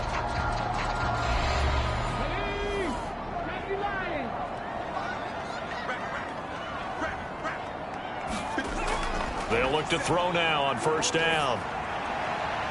This one caught by Kittle. And they'll wind up getting this one all the way down inside the 20. That one nearly 30 yards, 29 officially. Good job there of getting his tight end involved because he lines up on the right side of the formation, just works his way across the field. I really like how they were in sync on that one. He spotted the open gap in the zone, and his quarterback found him, and they get a first down. So the ball down to the 16 here for 1st and 10. They'll drop to throw. Throw right side is going to be caught by Samuel. And the 49ers are going to have a 1st and goal coming up as the tackle made at the 3-yard line. Just picking up yardage in bunches here these last few plays. They have moved right down the field, and just like that, they're going to be set up with a 1st and goal.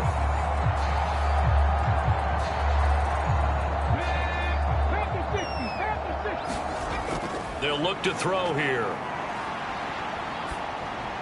And that will be incomplete with a clock down now to 13 seconds. They'll go again from the 3 here on 2nd and goal. They'll set up to throw. Dancing to his left. And he's going to take it in. Touchdown, San Francisco. A great effort there in the final seconds of the first half. And the Niners will extend their lead here just before halftime. That's one of the better examples of clock management I've seen. Whittled it all the way down just about and still put the ball in the end zone. Yeah, just a methodical drive and something really to take into the lockers here.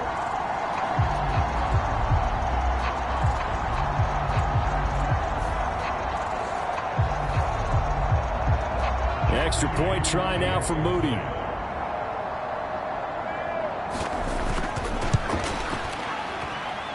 And that one pushes the lead up to an even 20.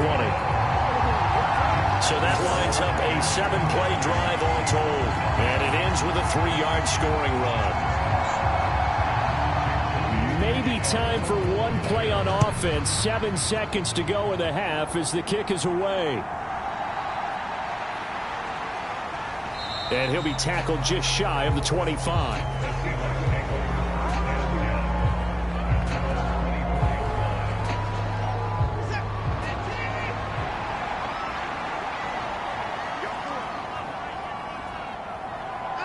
All that remains is to snap this once, and that'll do it for the first half of play. So we've hit halftime here in Santa Clara with the 49ers out in front. As we'll send you back over to Orlando with our EA Sports Halftime Report, here's Jonathan Coachman. Okay, Brandon, thanks very much. Time to give you folks at home a look around the NFL on this first official weekend of fall. So let's get to it. We'll start our tour out in the city of Angels, Los Angeles. And it's the Packers who have the lead in that one. Justin Herbert, responsible for the lone touchdown in the game thus far as he's thrown a touchdown pass. From there, we head eastward to Indianapolis to check on the Colts at home at Lucas Oil Stadium. And it's the visiting Jets who have the lead in that one. DJ Moore, a touchdown reception. Lastly, let's motor up to the Motor City. See what's happening with the Lions at home at Ford Field. And that one all tied.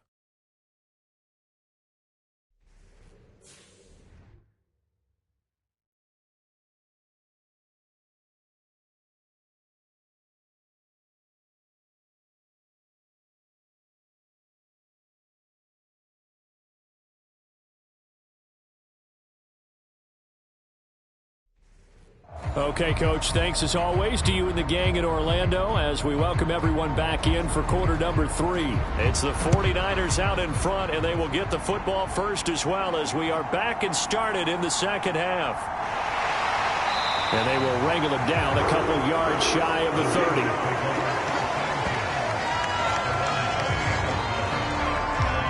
The 49er offense set to go to begin quarter number 3. This offense set to begin the third quarter, and Charles, if they had a checklist of things they wanted to accomplish in the first half, certainly at the top of that list would be having the lead, and they've got that here. That's always the most important box to check, isn't it? But also, they've had some success in their passing game, so probably an empty box establishing the run. They're on pace for fewer than 100 yards in this one. So now they want to make sure that they get that going so they truly have a control in this ball game. And down the stretch, being able to be balanced. Either throw it or run it and try and win this ball game. 2nd and 3. They'll set up the screen for Hall. And this won't be enough to pick up the first. A gain of 2, 3rd and 1.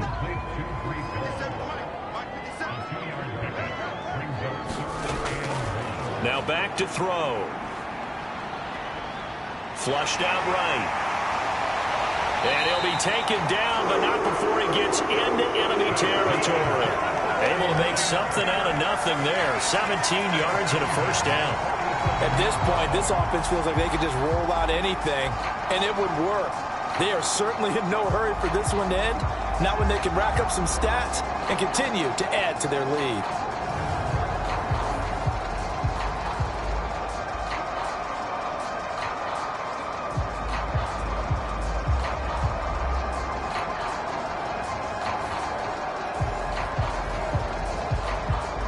So 1st and 10, and if they score on this drive, might have to start digging in our second half blowout material. On play action, they'll throw. Looking for the crossing receiver, and he's got him. It's Samuel. He continues to deliver a first down here. He had 4 catches in the first half, and this one number 5. This is just more of the same. This defense has had no answer on a lot of these throws. They've let these receivers run wild, and here's another completion for good yardage.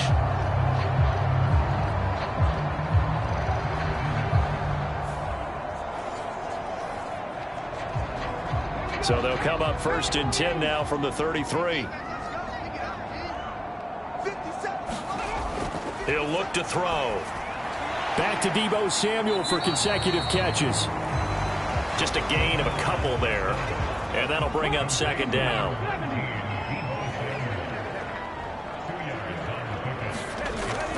They're going to look to throw.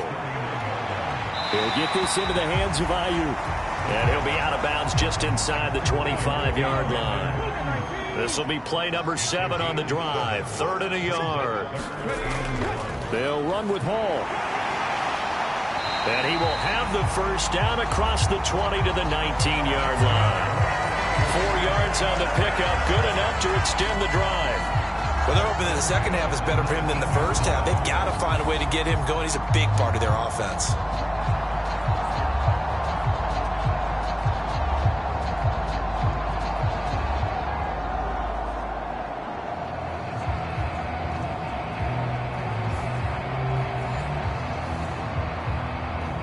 So here's a 1st and 10 now down inside the 20.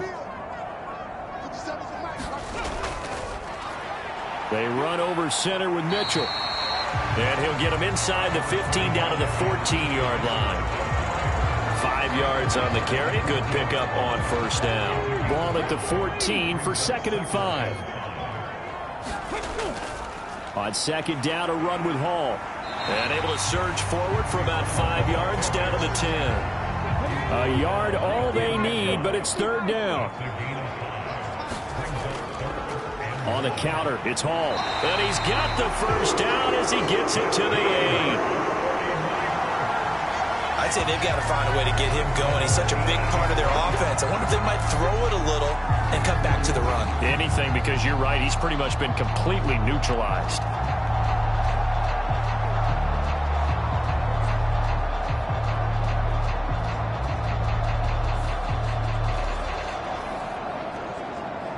So another 3rd down conversion, and now they've got a 1st and goal. They'll run with Mitchell. And he's going to ball his way down to about the 1-yard line. It'll be a pickup of 8 and a good first step there with 2nd and goal coming up.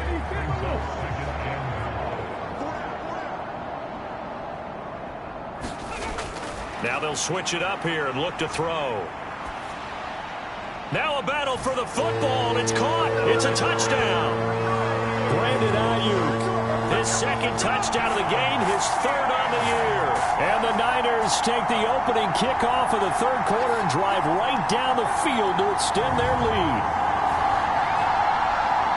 A lot of people might call this backyard football. Sometimes just understanding who you've got out wide and who you're going to throw it to. Give him an opportunity to go up and make a play, even when contested. Looks like that one worked out pretty well. The trust factor, in effect. Now Moody for the PAT.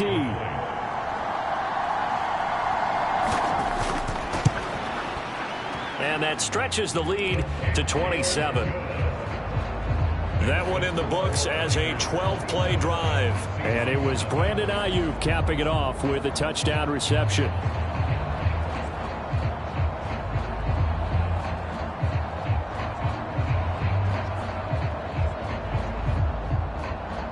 So after the made field goal by Moody, he's back out to kick this one away. Taylor decides not to try to return it, and this will come out to the 25-yard line. Now we'll see what this Seahawks offense has in store with their first possession of the second half. The CD, they certainly know the hole that they face as they begin the second half. They have to do what precious few teams have done in NFL history, and that's try to come back from a 4-possession deficit. And, partner, you know, as that team gathers, they're saying to each other, you never say never, right? Because if you're on an NFL roster, that's how you have to think. You can always come back and win a ball game. And let's face it, we saw a certain Super Bowl, a 25-point lead late, that wasn't enough to put someone away. But that being said, this task is near impossible. Let's face it. And bottom line is, it officially becomes impossible if this possession is an empty one. What do you think, Brandon? I like the intensity this defense is showing right here in these first few drives. They're not just holding the line because they're doing their job, but they're doing more than that, aren't they? They're getting a nice push into the offensive backfield. And a great example right there for the loss on the tackle. These guys have punted 4 times already, and they're staring at a 5th, barring a conversion here on third down. We'll get that to Charbonnet. And this will not be enough. On 3rd and 5, he only gets 3. If it's for baseball, we'd call this small ball. Instead of pushing it downfield, they throw a short pass trying to pick up the first down, but the defense rallies to the football and stops him short, bringing up a 4th down.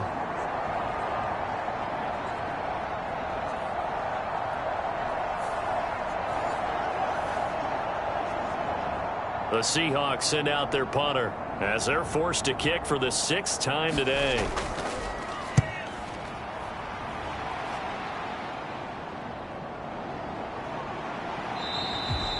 33 yards is the distance on the punt there. Here comes the field general leading his offense back out there for the next possession. He's played well. Good first half. He's continued that here in the 3rd quarter. But my question, when you're a head coach, what do you look at stat line-wise for your coach? Do you go right to turnovers? You really do. As much as coaches don't want to talk about that, that's where it starts. When I played in college, our first rule for every game, the team making the fewest mistakes will win. And that's kind of how they judge you. Do you take care of the ball, not turn it over, keep it in the proper hands, and give your team a chance to win? Well, that's what he's done here in this one so far. Here's a throw to his running back. It's complete. And he gets this up across the 35 before he's out of bounds.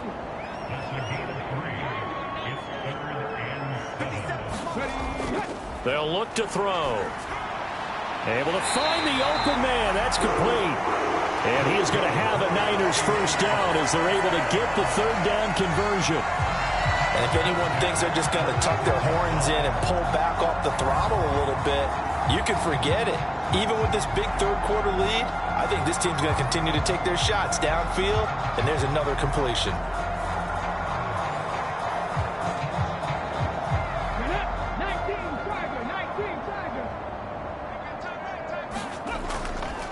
Straight ahead is Hall. And he's up across midfield and down into Seattle territory. 2nd down and 4.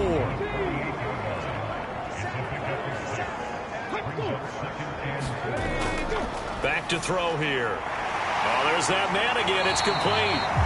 And that'll wind up moving the chains again as the tackle's going to be made at the Seahawks' 34-yard line. On 1st down, he'll drop to throw. Connects with Kittle underneath. And the stiff arm made it a pretty little run. Not a huge gain, but a nice chunk of yardage.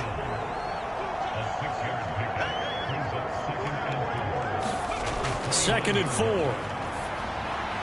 Again to the big tight end, George Kittle.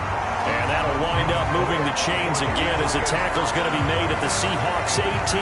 Back-to-back receptions for him, and it's another first down. The partner still in the third quarter, but they've got this one well in hand and still airing it out with gusto and picking up some nice gains. And even in lopsided games like this, you don't really see starters get lifted or the foot come off the gas before the fourth quarter. No one wants to leave any doubt when they're playing well. They just want to continue the process. And despite the fancy footwork we saw, they'll get to him just inside the 15. 2nd and 6. They'll give to Hall. And he'll get about 3 just outside the 10, stopped at the 11. Well, that call makes sense because they've been throwing it well on this drive, and once again they show passing formation, showing the shotgun. Then they ran out of it. That's a nice play by them defensively, though, to hold it to a short gain. On 3rd and short, they'll try and pick it up through the air. Work in the middle of the field, and he's got a man complete. And the Niners are going to have 1st and goal as they try to finish off this drive with 6 points. And in a lot of ways, that catch is expected. Red zone presence, and that one was realized there. You've got to find your tight end in that situation. It'll be 1st and goal when we come back. We'll return with more after this. This is the NFL, and it's on EA Sports. Back now here in Santa Clara. A lot of happy faces in the crowd at this point as their guys have a big lead here to start quarter number 4. That is knocked away and incomplete, but a penalty flag. In the backfield, this might be a roughing call.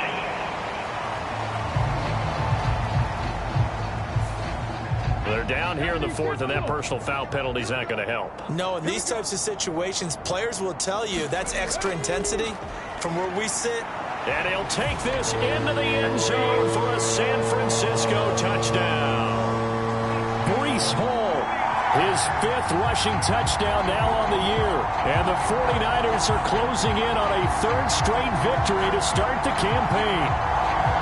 So this has been a pretty strong start to the year for him on the ground, CD. It's just week 3. That's already 5 rushing touchdowns. And you know he's got big grins on their faces besides the rest of the team. The strength and conditioning program, because he was awfully dedicated to what they put in front of him to get ready for this year. Got himself into terrific shape, and he's dominated here early on. Moody good with the extra point. And this one was over a while ago as they just add on to that big lead. A pretty long drive that time. 11 plays all told. And it was capped off by a Breece Hall touchdown run.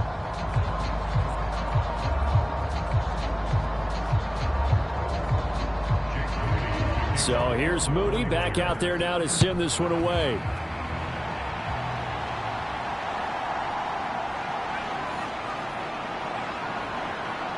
And they'll get him down inside the 30 at the 27.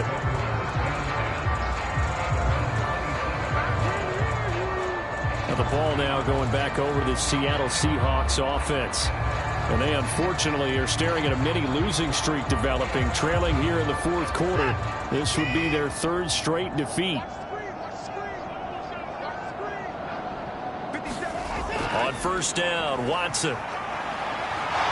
And he works his way past the line of scrimmage and then slides to a hole.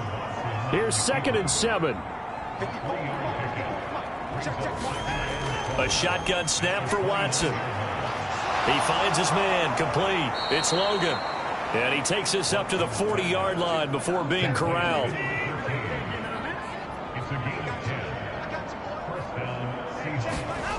On 1st down, it's Watson. He rifles one, and that's going to be intercepted.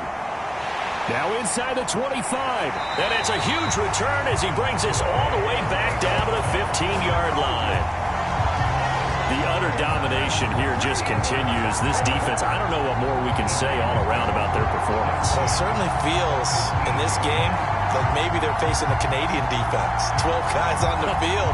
It feels like there's an extra on every snap because they have really struggled to make headway through the air.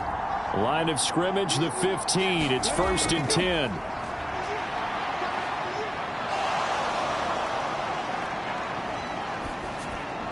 That's Samuel, caught left side. And he's going to get a solid gain of 9 before being brought down. Second and right at a yard. I think we should put a stopwatch on that one. You talk about having all day to throw the football, able to scan the field, find someone open after a long time. Big time credit to the offensive line for protection. That's what we used to call throwing out of the rocking chair. Touchdown! Michael Mayer, his first touchdown here of the new campaign. And the Niners add another 6 points to what's going to be a blowout victory. Well, when coaches come into a game preaching total team effort, CD, I think this is the type of ball game that they're dreaming of. It was pretty apparent early on that they were clicking in all 3 phases. It's been fun to watch. Yeah, sometimes in the NFL you end up with matchups like we've been watching here. And when you go back to the early drives, you can just see that one squad was on a different level in this game. Safe to say, we haven't been disappointed in watching their execution throughout this contest. Moody good with the extra point. And this one was over a while ago as they just add on to that big lead.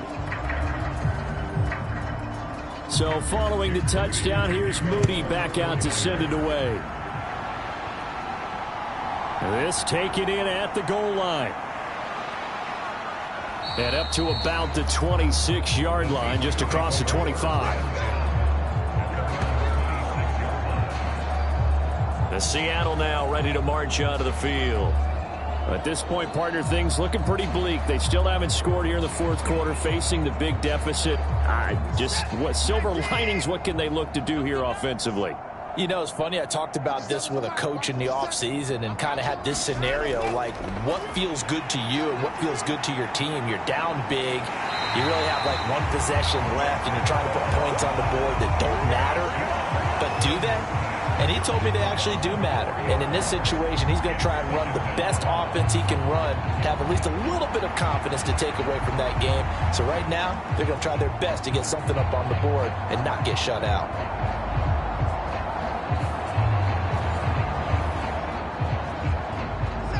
Second and 14 as they've got work to do here after the sack. Here's Watson.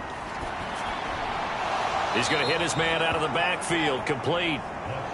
It'll go as a gain of 4. And that brings up third and a full 10 yards. Right where this set of downs started, they need a full 10 here to pick up the first down and move the chains. Out of the gun, a give to Charbonnet. And he's going to be stopped here a few yards short of the first as the tackle is made at the 33.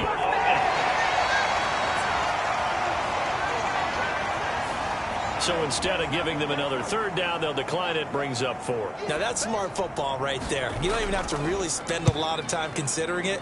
Just know that you're probably going to get the ball back. Good job declining that penalty.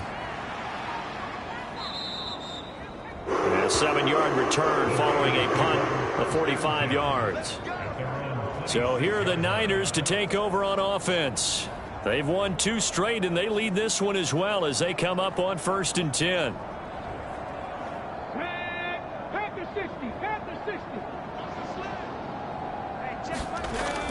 Now Hall to start the drive. And he'll take this ahead for about 4. Second down coming up.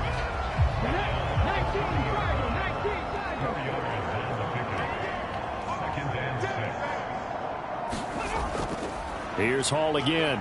And he gets this to the 35. Good for a gain of 5. This offense so far on third down, they're hitting at 60%, 6 out of 10 thus far. They need just a yard here. It's 3rd and 1. And he'll be taken down, but he does have first down yardage.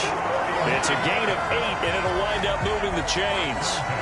Well, they certainly had success throughout this contest, getting him the ball in the passing game, and there he picks up another first down. Whatever they saw going into this one, they've been able to capitalize on it, and no adjustment has been made to take it away.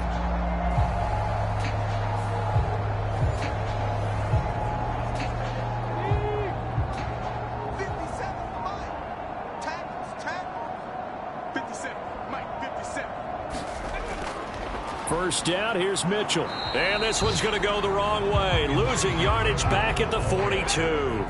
He'll lose a yard there, and it's 2nd and 11. This offense has had a lot to like in this game. I don't know that that last play, though, is going to make the highlight reel. It's not going to make the highlight reel, but it will be the focus of the film session that the team has to sit through. I've sat through those before. Never any fun. You're always excited about your good plays, and they actually fast forward through those. All right, that was good. All right, great. They get to the bad ones and really illuminate them. Not cool. That pass caught. It's Williams. And he gets this to the other side of midfield across the 45 before going out. 5th catch of the afternoon, and that gives him a first down.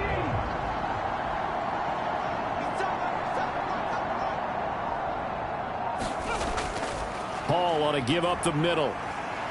And he takes this for about 6 down inside the 40. That's a strong pickup right there on first down. And as this drive goes on, we're seeing an offensive line and running game imposing its will. Here now, 2nd and 4.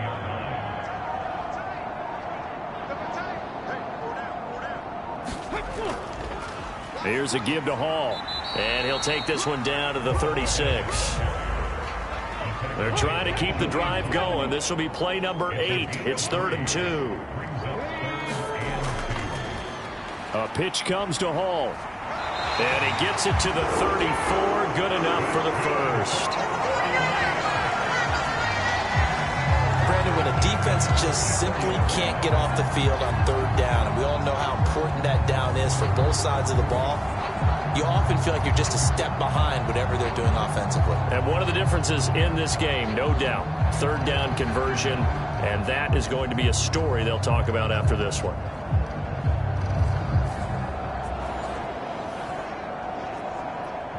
From the 34 now, here's 1st and 10. Up the middle, here's Mitchell. And he's able to work his way down inside the red zone to the 19-yard line. 15 for the Niners there and a first down. A lot to praise on this drive, obviously. I know you're seeing what I'm seeing. Those guys up front, they're getting it done. Doesn't matter what play is called. They are handling their business at the line of scrimmage and dominating right now on this drive. So here's a 1st and 10 now down inside the 20.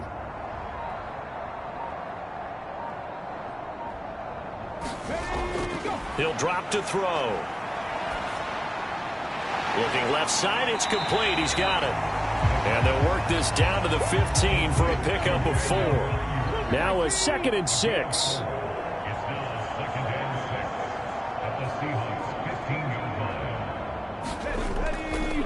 A handoff for Hall. And a decent gain there as that takes us to the 2-minute warning.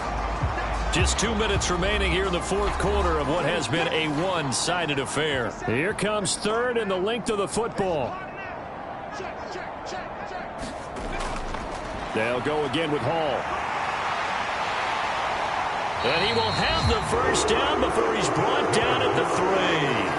62 yards rushing for him now on 17 carries. Hate to be blunt, but it is just continuing to prove to be the case that this O-line is manhandling this D-line right now. They deserve to roll up their sleeves and show up their biceps because they're doing exactly what you just described, manhandling the defensive front. They've got the leverage, they are powering through, and they're controlling this game. So another 3rd down conversion, and now they've got a 1st and goal.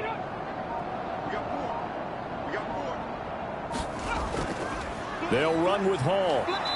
And they'll bring him down after just a short pickup.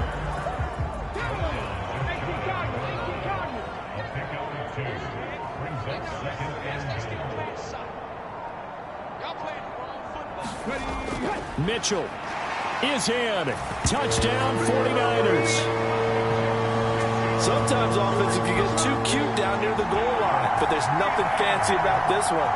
As Coach Lombardi would say, we get a seal here, and we get a seal here, and we run this play in the alley. And that's good work to hit the hole hard and finish in the end zone.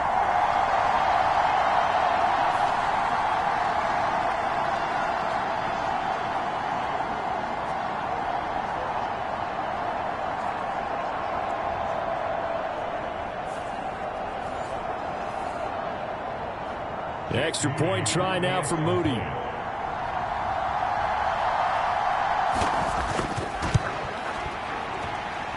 And this one was over a while ago as they just add on to their big lead. That one was an extended drive, 14 plays all told. And it's polished off by a touchdown for San Francisco. So after the made field goal by Moody, he's back out to kick this one away.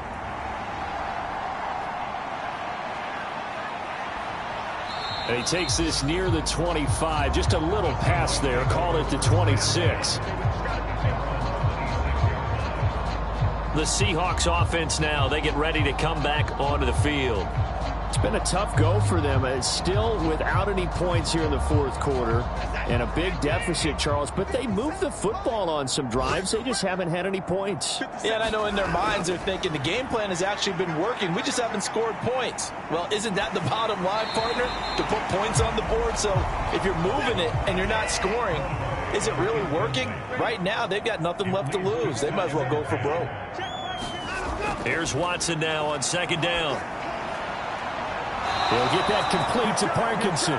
And past the 40 before he's out of bounds.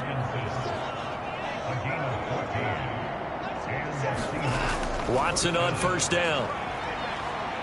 Being chased out left. And he'll protect himself at the end here as he winds up getting pretty decent yardage. So the victory here for San Francisco. And I tell you what, Charles, this might be about as good as it gets. They were incredible. Yeah, offense was in fine form. The defense threw the shutout at them. I think they worked in concert together. What I like about the offense was they held the ball pretty well. You know, time of possession, exactly what they were looking for in this one. And that helped out their defense. Didn't have to be out there the entire time. So when you do that and you're out there fresh playing, off a little extra spring in your step, and it showed up in this one. They had a ton of spring in their step. Impressive victory. So for the Niners, it's an ideal start as they move to 3-0 now on the young season. And they'll get to stay home again next week.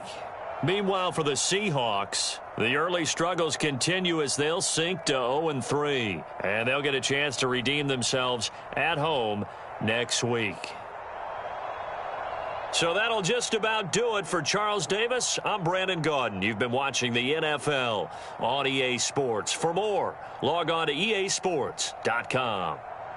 The 49ers get the win here at home as we say so long from Santa Clara.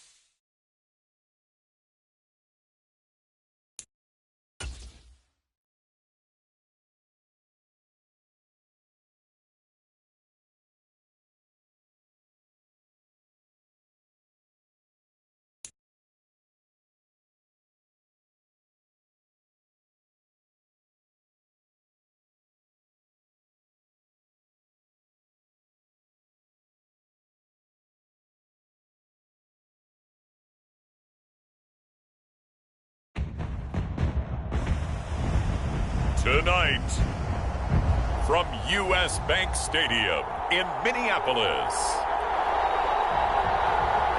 it's Sunday Night Football on EA Sports.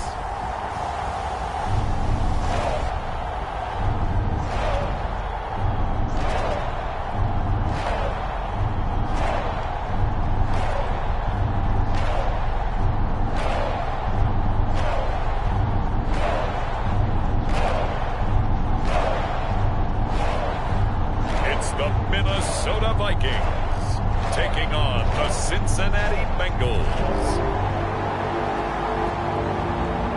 Now we find ourselves at the stadium that played host to Super Bowl 52, the wondrous U.S. Bank Stadium in Minneapolis. Tonight we've got a great Sunday night matchup on tap, as it'll be the Cincinnati Bengals taking on the Minnesota Vikings.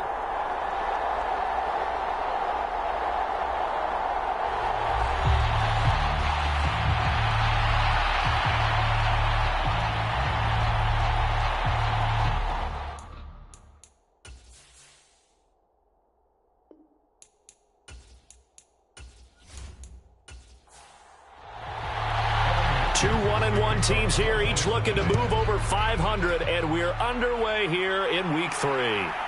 From a couple yards deep, he'll bring it out of the end zone. And they'll get him down right at the 25-yard line, so the same result, and he opted for the touchback. So here's the Viking offense making their way out. They'll be led out by the first Wyoming quarterback to go in the first round, standing 6'5". It's Josh Allen. And I think if you're handing out hardware through 2 weeks of the season, he might be your MVP. Already 7 touchdown passes in just 2 games. As we do know, though, in real life, they don't hand you out anything this early. A lot of games left to get through between now and the playoffs. And throwing here to start the drive as they connect left side. And they work this well upfield across the 45. The end result, 21 yards. And as a quarterback, you always want to exploit gaps in the defense, and he finds one here. Crossing route, working from right to left across the field. And once you get defenders going in the wrong direction, it is awfully hard for them to pivot back, and you end up getting the first down. A big hitter to start the drive has him up near midfield here for 1st and 10. To throw, it's Allen. Throws right back to London, complete again. And taking it across midfield and inside the 45. First down, and they're going to throw with Allen. The Bengal pressure gets him that time. Down he goes. Trey Hendrickson showing off his pass rush repertoire that time. Well, last game he had 2 sacks. Got another one here, picked up right where he left off. Brandon, he spent the entire offseason working on new moves, new techniques, trying to add to his arsenal of pass rush moves. Certainly paying dividends in what we've seen so far. Work to be done here on 2nd and 16 after the sack. Now Allen.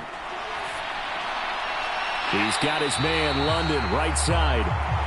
It's a pickup of 12, and that'll set up a 3rd down. 3rd and 5. Now Allen. They'll set up the screen to Barkley. And he'll be taken down, but he does have first down yardage. They get 5 out of that one, and it moves the chains. Really a solid start here on the opening drive, Charles. He's now 4 of 4, and they're already in plus territory. Brandon, he's been so precise to start this game, like we're watching an operation taking place right now. Master surgeon at work. So they'll come up 1st and 10 now from the 33. Here's Allen. He finds him again, Saquon Barkley. And that play went nowhere. Losing yardage It'll be back at the 36.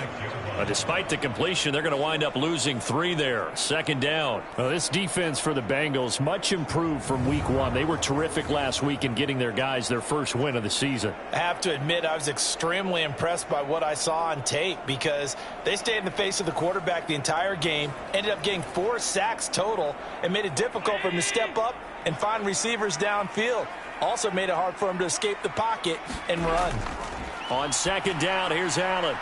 Oh, batted at the line and intercepted. And the Bengals are going to have the football here at their own 35-yard line. Not something you see very often from a quarterback of his caliber, an opening drive interception. Oh, there's no doubt in my mind that even he's surprised at how that one played out.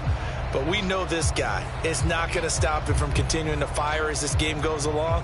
Probably give a little nod of respect across the field for that one and let him know he'll be back the very next series. Here come the Bengals now to take over.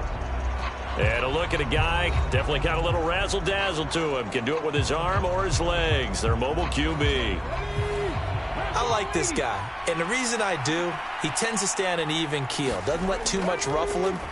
He will manage the game the way it needs to be managed, take what the defense gives him, and then he can strike at times. Had a touchdown pass. Yes, he had an interception last week, but he found a way for his team to win. And able to break one tackle, but then quickly brought down. But a nice little gain. That'll leave them with a 3rd and 2 coming up. They got 8 yards there. They'll come to the line needing only 2 yards to gain the first here. They'll go to the air here on 3rd and 2. Pass taken in by his big tight end. And he is going to have a Bengals first down as they're able to convert by plenty there on 3rd and 1. The Bengals at 1-1 through 2 games thus far. It's not a start that's going to set the world on fire, but they've been pretty solid nonetheless. And the first thing that crosses my mind, it certainly beats the alternative of starting 0-2. I do think that this is a team that's going to take a little time to find its footing. Hard to navigate the always tough NFL.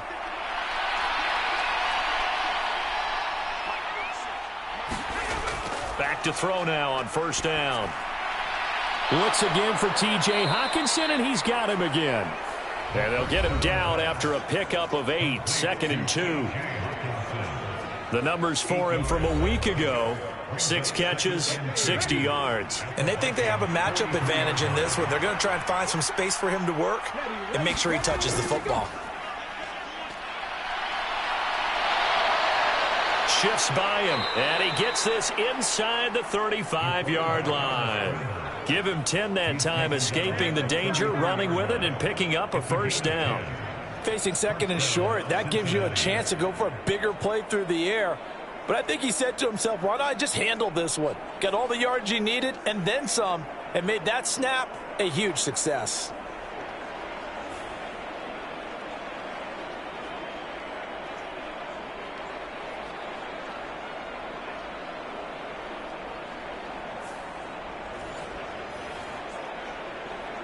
So they'll come up 1st and 10 now from the 33.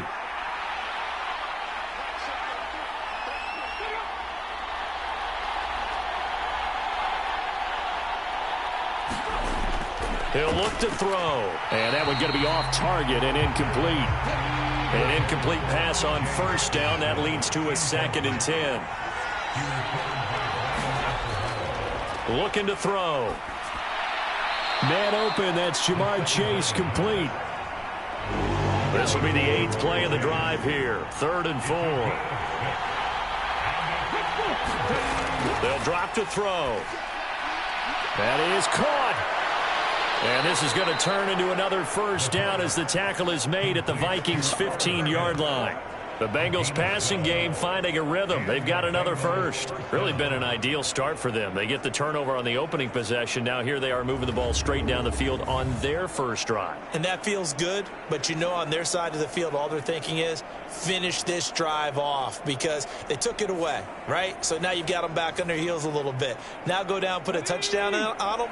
Look out. You've won the mental battle early in the game, and that may carry over for you. Right side, it's the tight end, Hockenson. And he's got this inside the 10 to the 9 before he's out of bounds. Back to throw again. And a quick throw here, that's complete. And the Bengals are going to have a 1st and goal coming up as the tackle made at the 3-yard line. They'll look to throw again. And that is caught. He's got it for a Bengal touchdown. Davante Adams, his 2nd touchdown on the season. And the Bengals take the early turnover and convert it into an opening touchdown.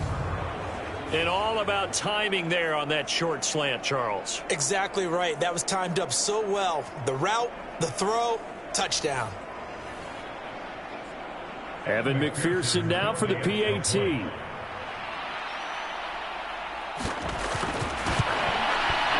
And he's got it to make it 7-0 Bengals.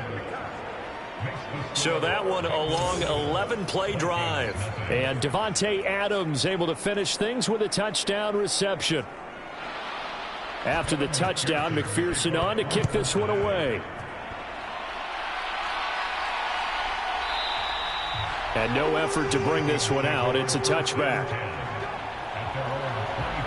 The Vikings taking the field here for their 2nd drive of the game. They threw an interception the first time they had the football, wound up leading to a touchdown the other way. How do you approach drive number 2? Going back to your game plan coming in, everyone has matchups that they like better than others.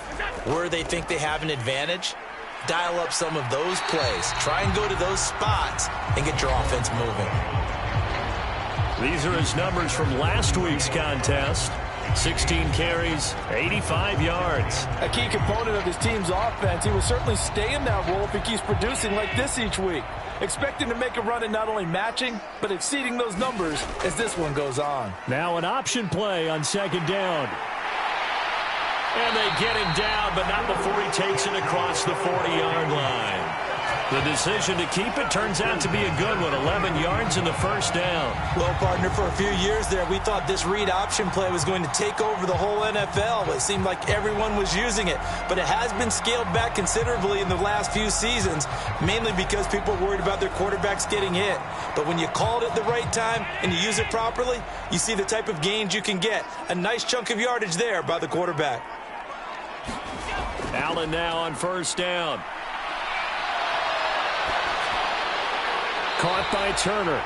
And the result here, a pickup of 8. Leaves him with 2 to go on 2nd down.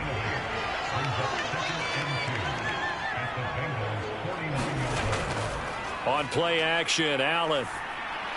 Oh, and his early struggles continue. Here's another one intercepted. And he's just across midfield and down at the 49-yard line.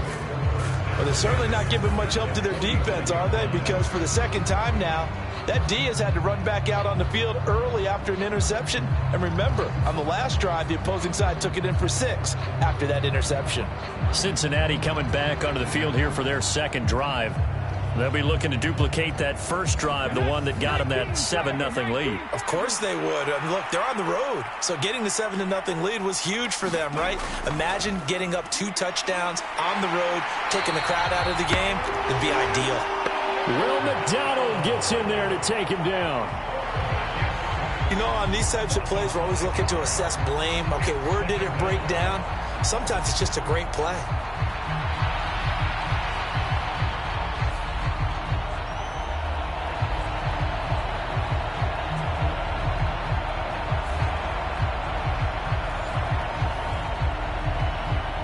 Got to assume this defense will be charging again here. It's 2nd and 15. Up the middle, it's Williams. And they'll get this just to the 47. 1-yard gain. So here's a 3rd and 14.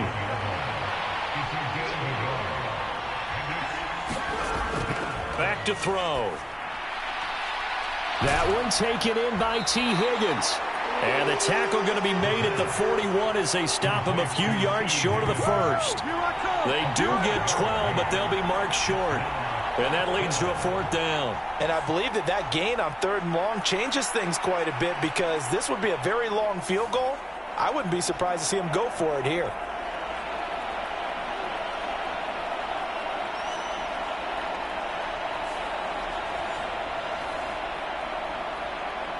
So coming on now is the field goal unit. They're going to try for 3, and he'll need all the leg he's got here. And this one is no good. He missed it. And this will remain a 1-touchdown game.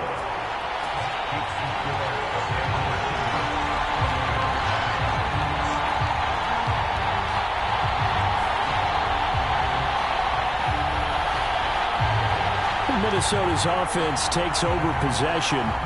And it's been a miserable start for them offensively, obviously. 2 drives, 2 interceptions. And this is where you have to know your quarterback and know how you actually have to reach him. Do you do it with a little bit of humor? Maybe you break the ice a little bit like, hey, didn't we practice in that colored jersey all week, not the one that you're throwing it to? Or maybe you have to be stern with him. But whatever it's going to take to get the message, it has to be done. He's putting the game in jeopardy. Yeah, that's good for a gain of 6, and that will bring up 2nd down.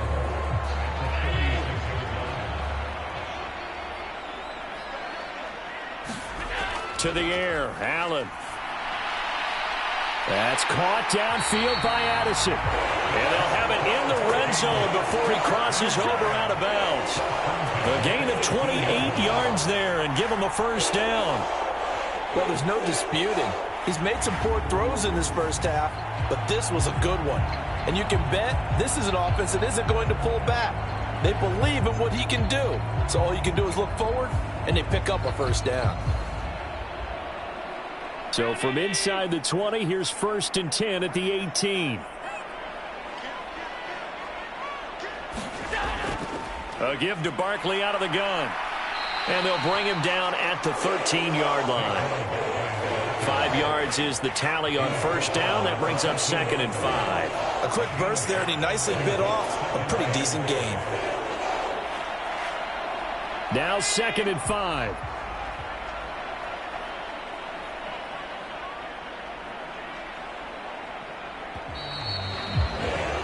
After 1, 7-0 on EA Sports.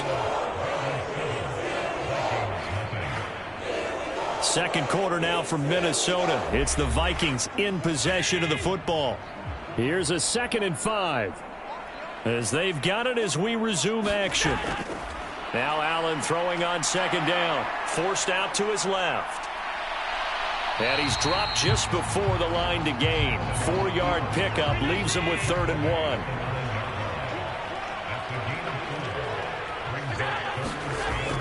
They'll try to run for it with Barkley. And he picks up the 1st as he's able to take it down to the 7-yard line. 3 yards there, good enough to keep the drive moving. Brandon, what were they thinking on defense there? They looked like they were playing for the pass. That was 3rd and short. Yeah, it was an easy pickup because they handed it to him. That was way too easy. Just looked like absolute confusion defensively. Not sure why they were in that set. Yeah, I'd say you ought to have a few men in the box there.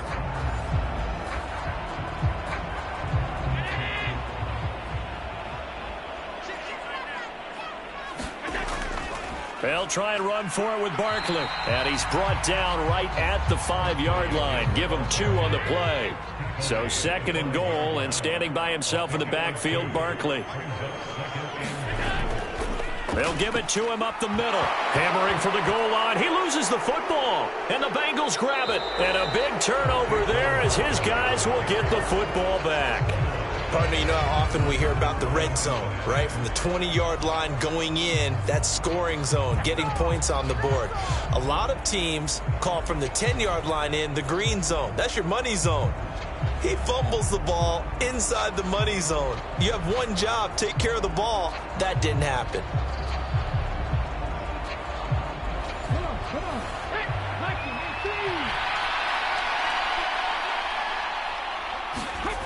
They'll come out throwing here to start the drive. Throw right side, pulled in by Higgins. And he's tackled a yard short of the marker. Good gain of 9 on 1st down.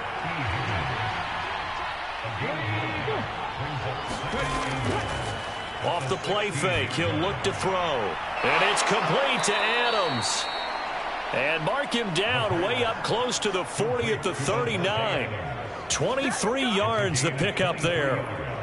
2nd and short, that's a rundown, so it's definitely a good time to go play action if you're feeling it. And they do so and pick up a 1st down.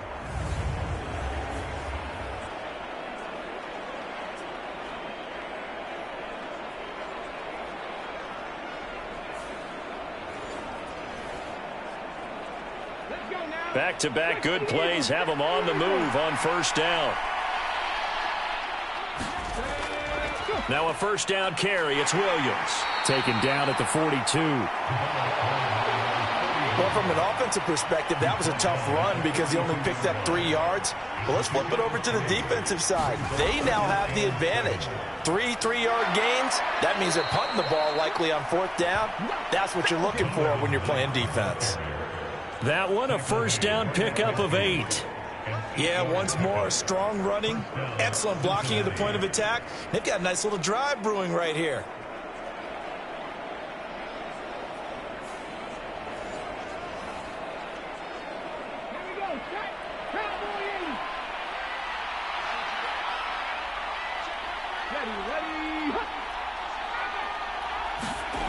Oh, they'll try a jet sweep here with Higgins. Oh, and this one may need to go back to the drawing board. He's going to be swallowed up right away. 2nd and 7.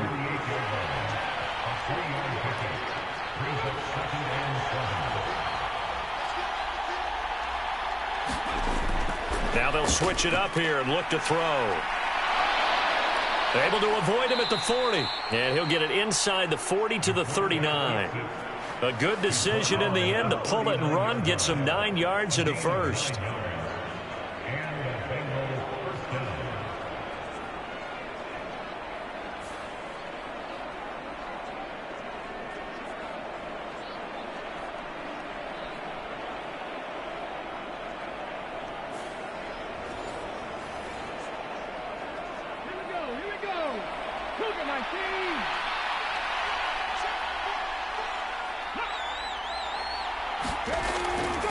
They try the left side here with Williams.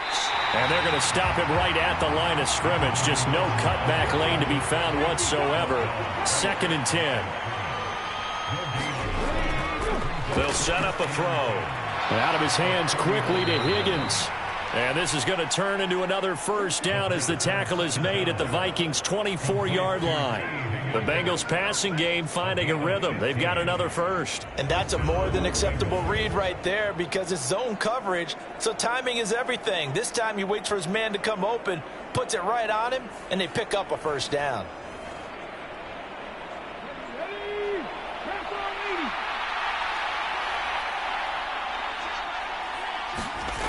Now on first down, he'll drop to throw it. Open man, he's got him, the tight end Hockenson. And he's brought down, but he has it down to the 12 on a pickup of 12. 1st and 10. He's certainly done a nice job spreading the field on this drive, and here he finds his big tight end for good yardage. And that's what you have to do. Keep defenses guessing about where you're going to go with the football.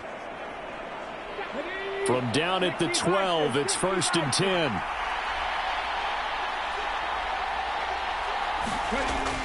Now back to throw. Got his man complete over the middle. That's Adams. That'll go for a gain of 7, and it's 2nd down. Now they'll toss it out right to Williams. It'll go down as a 2-yard loss, and it brings up a 3rd down. The running lanes have definitely not been there for him here in the first half, and I don't think it's all been his fault. His offensive line hasn't given him much space. A loss results there.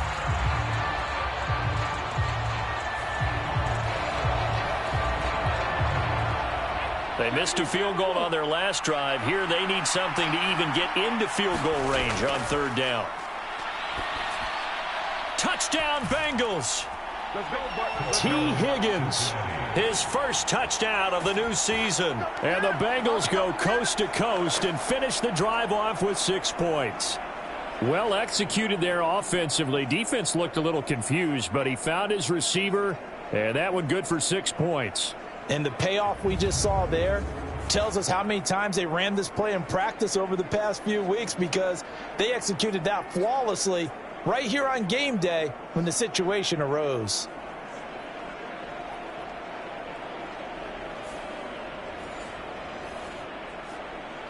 McPherson now for the extra point.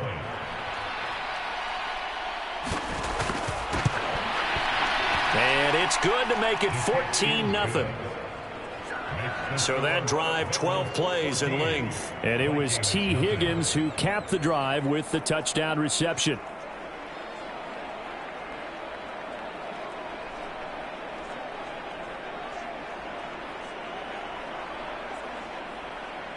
After the touchdown, McPherson on to kick this one away. And here comes a return from just beyond the goal line. And he'll wind up getting a couple extra yards here for his trouble and bringing it out of the end zone as he's down at the 27. The offense takes the field, and we turn our attention to Saquon Barkley. They haven't been able to get him on track. They haven't been able to get this offense on track. No points so far. Maybe it's time to start doing a few different things. Throwing the ball a little bit, maybe featuring other people touching it for a while, and then you've got a chance to come back to him when things have changed a little bit. They have to make an adjustment. There's still time for him here as we sit in the second quarter. From the 34-yard line, here's 2nd and 3. Play action. Now it's Allen. And that'll be incomplete. Took a pretty good shot as he tried to pull that one in. Couldn't hang on. 3rd down. Up the middle with Barkley. And he's going to be a yard short. A 2-yard pickup leads to 4th and 1. Another down on the scoreboard, but the urge to go for it is almost irresistible here on 4th and short. Yeah, I know they're on their own side of the field. I was going to say. Normally I would say punt the ball away, but I'm feeling it. I say go for it.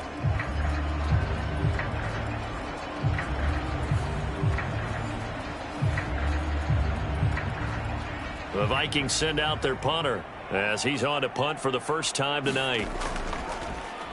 They only punted twice in the win last week as he gets this one away. Fielded just inside the 20. It's a return of 5 following a punt of 42 yards. And the Bengals will take over here 1st and 10. T. Higgins leading the Cincinnati receiving corps out for this upcoming series. He's doing what he's capable of, having a solid game. Not the most amazing game. He's not over 100 yards, but a good game so far. And you just know that mentally, he feels like he's one catch away from turning it into a great game and starting on that road.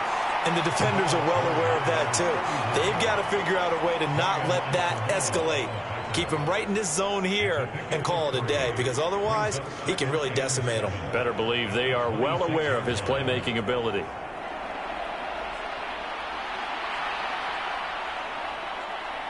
Ball at the 26, 2nd and 7.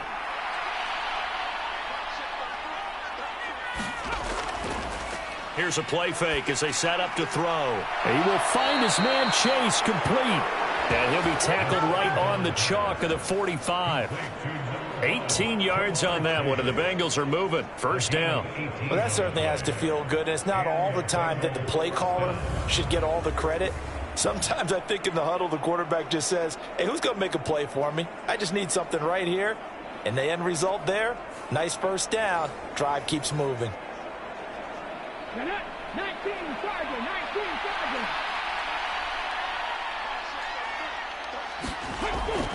They'll run out of the gun here. Williams. And a lane slow and materializing there as he'll get maybe a yard up to the 45. 2 minutes to play, 1st half. It's 14-0.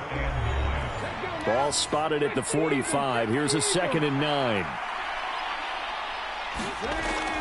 Now a shotgun snap as they'll look to throw. Over the middle, that's caught by Chase.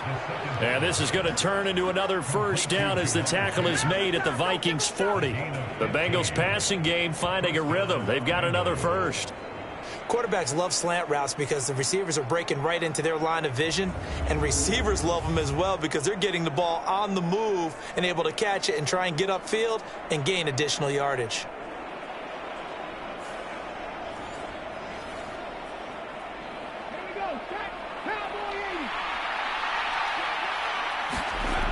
On 1st down, he'll drop to throw. They'll set up the screen. This is Williams. And they went the wrong way there. Losing yardage back at the 43-yard line.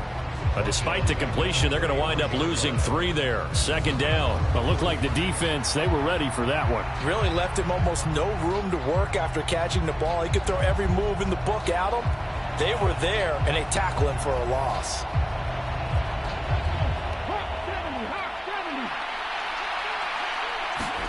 2nd and 13.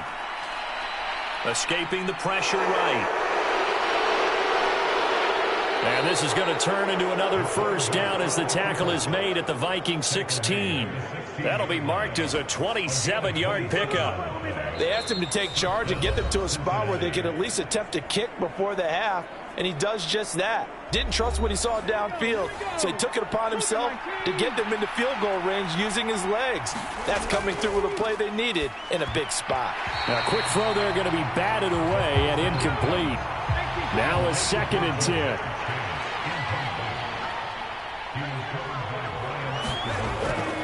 They're going to look to throw. Open man is Chase, complete.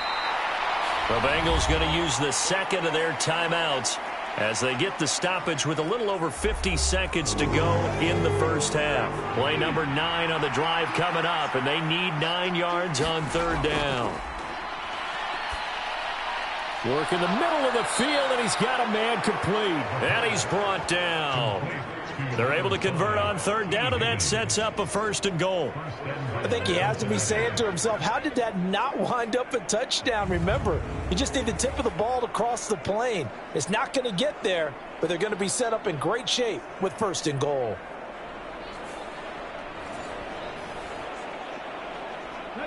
Here's 1st and goal, and gosh, points here, a chance maybe to put this thing away before halftime. They'll stick with the passing game as he looks to throw. And he will take it on in for a Bengals touchdown. It's their quarterback with touchdown number 3 in the game and 6 on the year. And the Bengals will extend their lead in the final minute of the half. Well, I don't think that we're ready yet to say the route is on, but they have certainly looked near flawless here in this first half, and now an extra point away from making it 21-0. Yeah, and your experience led you to say that because we have both seen those 21-0 leads come and go in this league, but this one feels pretty darn secure, and here's the other part. Even when people chip away at it, it forces you into being almost perfect on the other side, doesn't it, in order to try and mount a comeback. Extra point by McPherson, up and good. And that makes the score 21-0.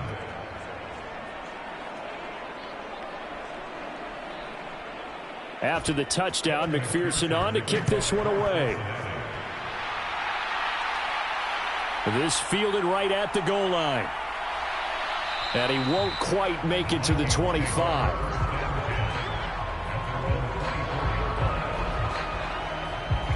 And the Vikings going to take over here one more time before the half. And with time quickly fading here in the second quarter, not sure how aggressively, offensively they want to play this. I think we'll find out just how much they trust their guys in this situation if they decide to take a shot. Allen's throw here taken in by Gesicki. Call it a gain of a yard, and it's 2nd down. They gave up the completion there, but this is what zone defenses count on. Catching the ball and not much run after the catch.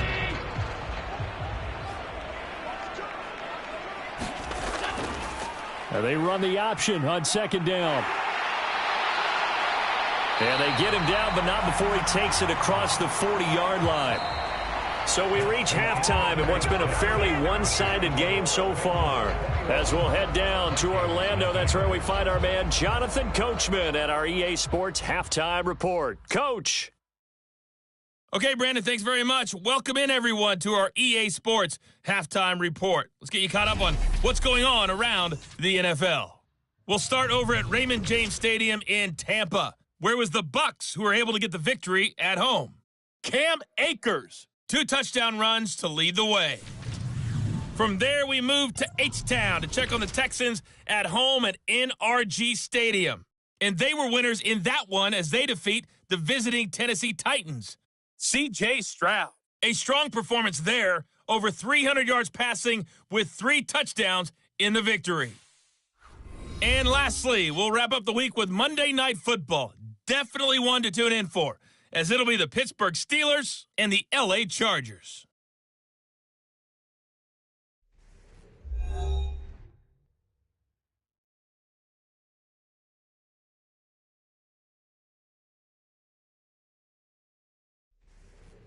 All right, Coach, thank you, and we welcome everyone back for quarter number 3.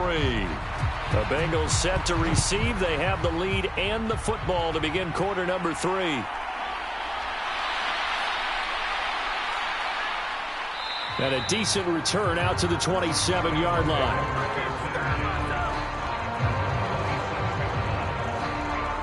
So here are the Bengals set to take over. They got the victory last week. That was against Jacksonville, and they lead this one as well right now. Out in front here, they've got it 1st and 10.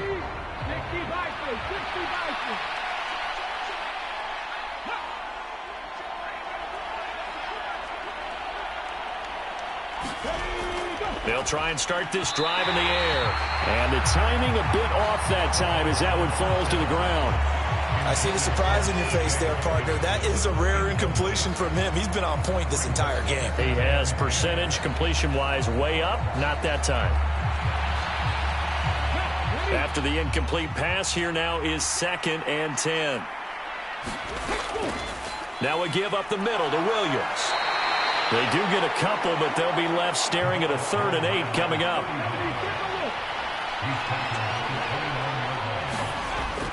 They'll look to throw here. Going underneath, he's got Hockenson. And a good job on the tackle there as they get him down shy of the 1st on the 35-yard strike. Call it a gain of 6 on the play. That pattern and scheme was well defensed on 3rd down. He tried to just sprint from one side of the field to the other, and they got it to him quickly. But no chance at yards after the catch there, and they stop him short. The Bengals bring out their punter now. And the way this offense has moved the ball, he hasn't been needed till here in the 3rd.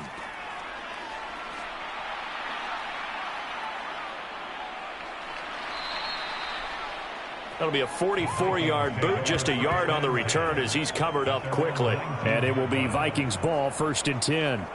Now we take a glance at the offense as they work their way back out for their first possession of the second half.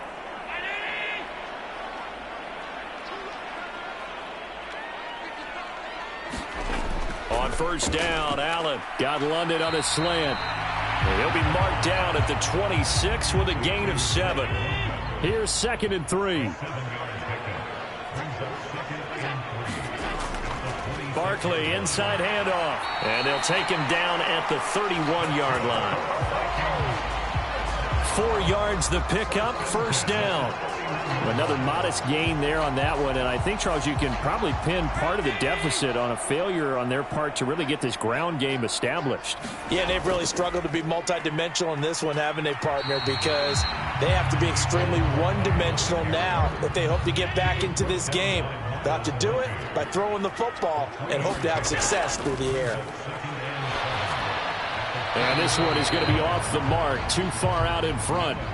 This offense in desperate need of a conversion as they come up on 3rd down. So the shotgun snap to Allen. Now a short one to Gesicki. And he's going to be taken down at the 39, clearly short of the 1st by a few yards. It'll be a gain of 5, and it'll be 4th down. I thought maybe when he caught, he'd have a good chance of getting that 1st down, but that's a nice job of holding him up and preventing him from getting to the sticks.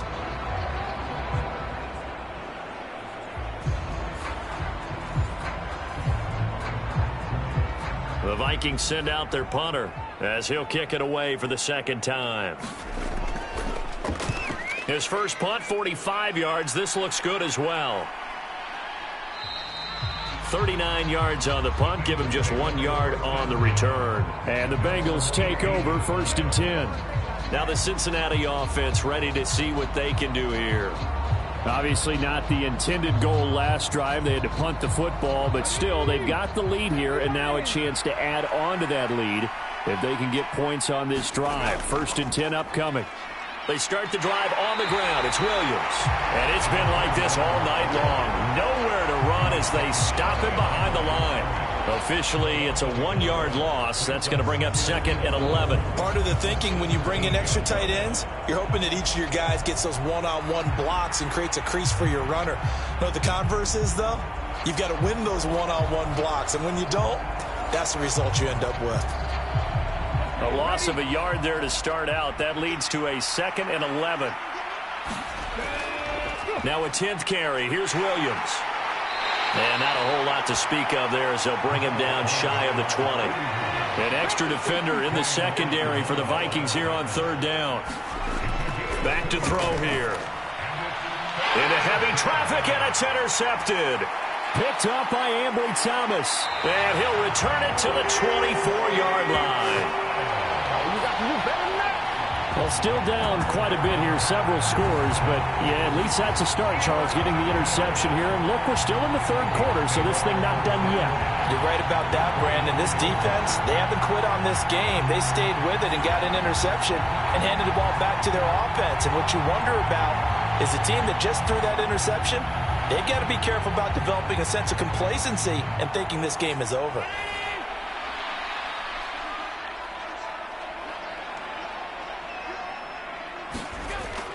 They'll try and get this run game going. This is Barkley. And he is brought down at the 22 after a gain of 2, and it brings up second down. Allen going to throw. To the sideline and incomplete. Well, good field position to start the drive, but under the gun now here on 3rd and 8. From the gun, it's Allen. Able to find the open man. That's complete. Touchdown, Vikings. Drake London. A 22-yard touchdown grab. And the Vikings take the forced turnover on defense and convert it into 6 points. That's a score you felt they had to have here in the third quarter to get back in this game. And you know that there's an emphasis on their side. Hey, we know this. We know where we are. But sometimes that binds you up so much that you try too hard, you don't get the score. A perfect combination of urgency, yet relaxed enough to get it done. Now the try here for the point after.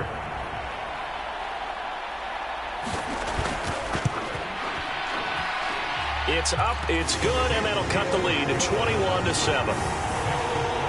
The drive there only spanning 3 plays. And it was finished off by a touchdown catch from Drake London.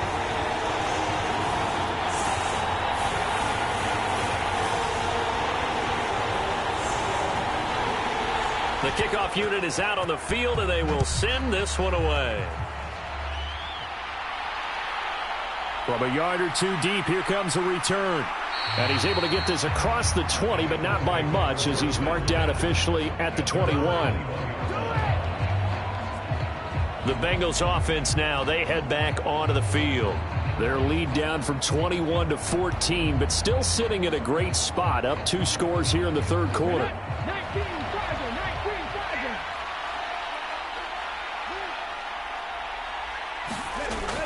They begin the drive with Williams. Up past the 25 to the 26, a gain of 5. Running lanes were at a premium in the first half, but he's able to find some room there, and he's hoping that that's a precursor of a big second half. So from the 26-yard line, here's 2nd and 5. They run it again with Williams. He takes this for 3 to the 29. 2 yards still to go. 3rd down now. They'll try and run for it. Here's Williams. And he's going to get to the 31, enough for the first down.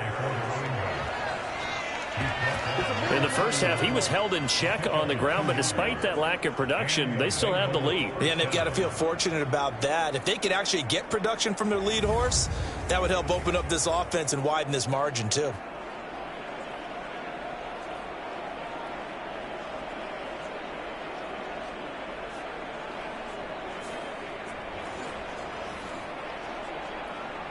Line of scrimmage, the 31 now on 1st and 10. They'll look to throw.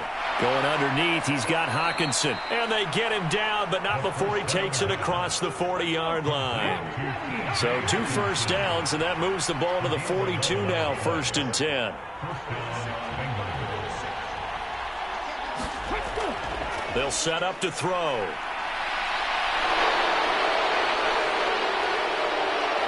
And he takes this one down almost all the way to the 30.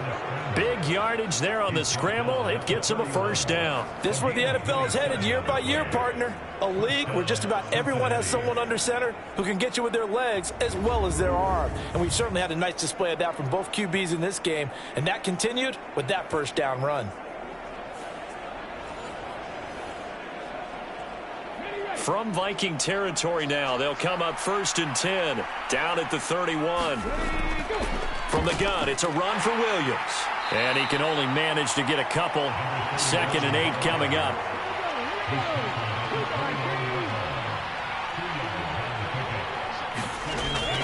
He'll look to throw. Oh, it's intercepted. A drive killer there.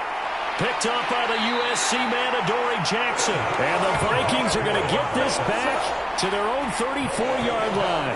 So a potential momentum shifter there, working with a 2-score lead, 3rd quarter, but that, not the smartest of throws. I would agree with you on that one because this game is still very much in the balance. It felt pretty one-sided to this point, but now, if these guys can turn this turnover into points, things could start getting a little more interesting. We'll get another look at Drake London as this offense returns to the field. Pretty good game for him so far. I guess he's still got time here to make this a great game, but so far, he's been solid. I like where you're going with that because it has been pretty good, but there's always that hint that things can really escalate for him. And right now, they feel like they're somewhat keeping him in check, but he has found the end zone once. But, boy, he can explode at any moment. Yeah, and when you hit that end zone once, you want to find it again, don't you? Yes, you do. Makes you hungrier. You get greedy in a good way. And, oh, incomplete. Great coverage there. He was in the perfect position defensively to make a play on the football, and it'll bring up 3rd down.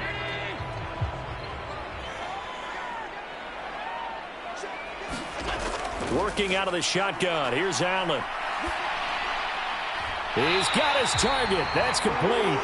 And he will have the Vikings 1st down as they're able to get the 3rd down conversion. I don't care how many times we say it, I still get a kick out of watching quarterbacks and receivers do the pass tree in pregame warm-up. But I always remember that when we go to practices, we see that after practices as well. They really tune it up, don't they? They tune it up. They know why they do it for these situations. 1st down. And they build that trust, and that's why they're able to find him in this type of a situation. So they fake the handoff. Now Allen. That is incomplete.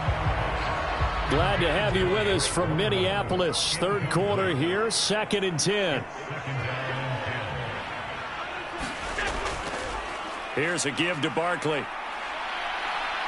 Some extra space following the display of power. Down just inside the 45. This offense in desperate need of a conversion as they come up on 3rd down. Now Allen. And he'll be taken down by the Bengal pressure. The defense rising to the challenge and setting him back on the sack. Now that was a passer's nightmare. The front door totally shut down by the defense, so he kept going backwards, hoping to find another avenue of escape. It didn't exist.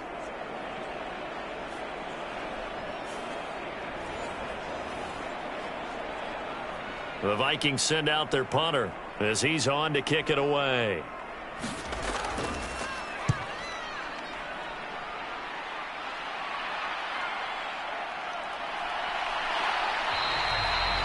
We'll call that a punt of 38 yards officially. The Bengal offense now gets set to head back out onto the field. This is sort of what you would call a put-away drive, isn't it? They score here, especially a touchdown. It's almost out of reach. It certainly feels that way, and I think that they're going to call their plays accordingly because what you really want to do, even though you know the scoreboard is still up there and the game's going to go on, you think you can take the spirit away from another team, that their drive and will to come back and win can be taken with another score right here. Still 3rd quarter, but you just get that feel. Yeah, they're teetering right there on the brink, aren't they? Nothing fancy on 1st down, but a very consistent type of a play. Hit that slant. A lot of people call it an extension of the running game, and it can be if that pass is completed, because you hit a guy on the run like that, you often can go for big yardage. Sets him up nicely for 2nd down, staying ahead of schedule. Now left side, a completion to his tight end. 7 catches for him now, and this last one, a 1st down.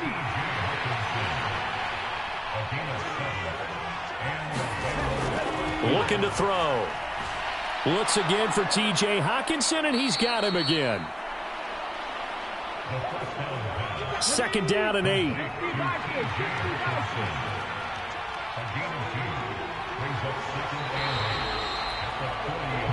1 quarter remains here on a Sunday night. This is the National Football League on EA Sports. And we return, welcoming you back to Minneapolis. It's the Bengals in possession of the football and in possession of the lead as well as we start the fourth. Again, he'll drop to throw. He's going to have the hook up here to Chase. So give him 5 yards there on the pitch and catch. And now we've got a 3rd and 4. Back to throw again. And he's going to be brought down here in the backfield. And the defense coming through on 3rd down. A loss of 7 to bring up 4th. At that time, finally a measure of revenge as they get him down behind the line. It almost felt like relief, didn't it? Because with the success he's had throughout this game, you'd almost expect him to get free and pick up 10 to 15 every time he takes off. Not in that case. That has to feel good for the defense. The Bengals bring out their punter now as he'll punt it away for the 2nd time. First kick, 47. This one looks good as well. A 40-yard punt, no return. And the Vikings will take over here 1st and 10. Minnesota now ready for their next possession. Their defense was able to force the punt. That's the good news. But this is still a 2-score game, and they need points on this drive and in a relatively quick manner. They'll start out on the ground. It's Saquon Barkley. And he'll be tackled at the 23 after a gain of 3. Defenses always talk about earning the right to rush the passer on 3rd down. And you know what offenses want? Win 1st down so they can set things up for themselves better. And that wasn't helpful there. Not a big impact on 1st down. Allen looks to throw on 2nd down. Pass complete to Addison. 9 yards to pick up there, and it's a 1st down.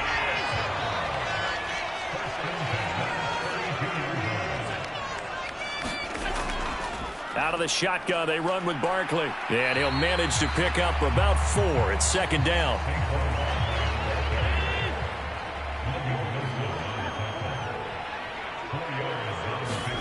Allen getting this into the hands of Turner. And able to get this one across the 45 before he's brought down. A couple of 1st downs on the drive already, as they'll go from the 47 now on 1st down. Allen's throw is complete. And he'll get it out a couple yards shy of midfield at the 48. One thing I think that's safe to say defensively, the tackling's been really good. And because of that, it's been very, very hard for them to move the ball because you're not getting the benefits of run after catch. They're tackling him almost on the spot. That means you have to run extra plays, harder to move it. And he's going to be out of bounds, but not before he takes it inside the 40. That'll give him 60 yards receiving now as he's got a 1st down. You cannot write these guys off just yet, not with a quarterback like that under center. You mean it actually crossed your mind with him running the team that you could actually maybe write this game off? Not yet. Not a chance. Not with him. We've seen it too many times. So they'll come up in Bengals territory now with a 1st and 10 at the 36. Now Allen again. He'll get this to his tight end, Gesicki. And he works it past the 30, almost to the 25.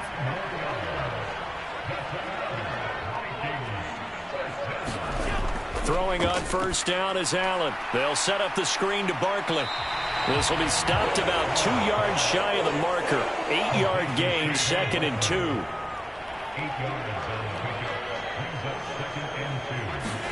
To throw, it's Allen.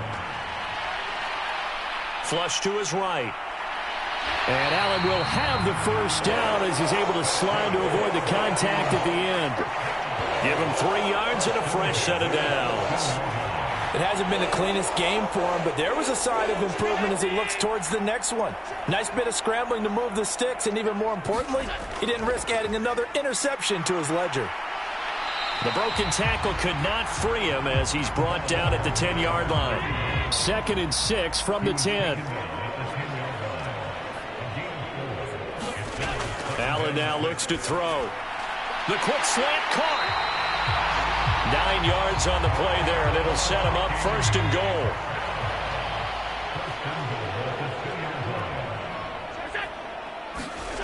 Throwing now is Allen. And they're into the end zone, but it's not verified yet. Hold on, there is a flag down.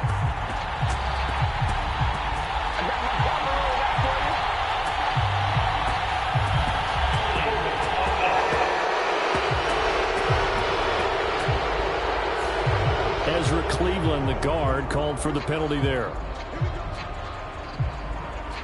A terrible spot for a holding call as they'll try again, but now from further back on 1st and goal. To the air, Allen. And incomplete, a drop there in the middle third of the field. That'll bring up 2nd down.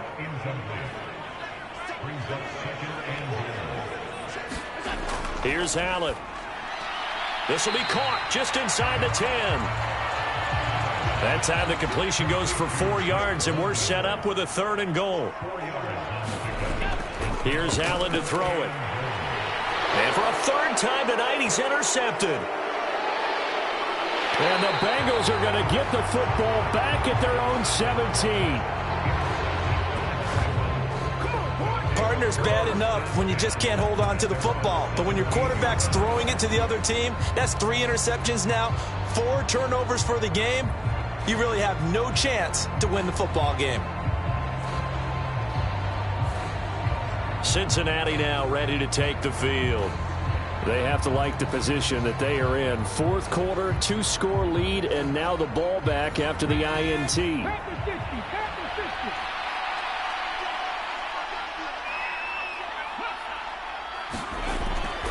A little jet sweep to start the drive. And that is not fooling anyone. He never had a chance to turn the corner there, and they'll go backwards right away.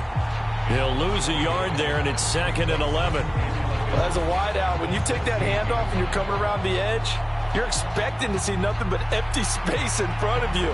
But if not... Well, things can go south in a hurry, and that's exactly what we saw on that play with a loss. After the loss to start out, here's 2nd and 11. He'll drop to throw. Out of his hands quickly to Higgins. And he's able to get up here to the 26.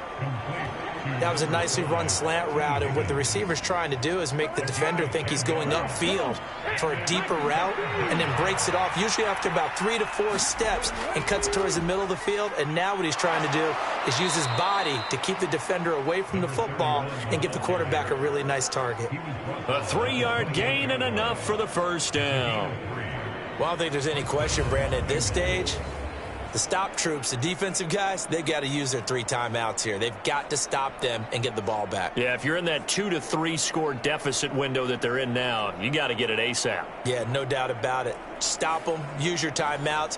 Easier to move the ball on offense without timeouts than to stop them on defense without using them.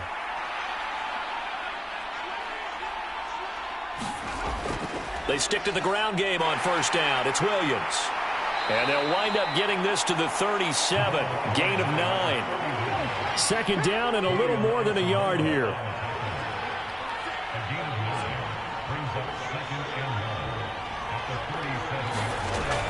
The busy night continues for Williams. 4 yards the pickup, 1st down.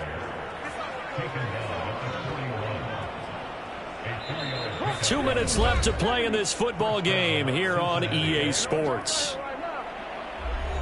So the Bengals in possession of the football here as we get you reset. And no doubt what they're looking to do is just salt away the final couple of minutes and escape with a win. And he'll get it out to midfield. Let's say, yeah, they'll spot it right at midfield at the 50. So fresh out of the 2-minute warning, and here's another timeout taken with 1:55 remaining. An ideal down and distance to try to finish this thing off. 2nd and inches. They'll stay on the ground with Williams. And a pretty athletic run right there as he's going to get this down inside the 40. Now the Vikings will use the 2nd of their timeouts. That'll leave them with just 1 remaining in this 4th quarter of play. 5 points of contact necessary at this stage as they'll run on 1st down.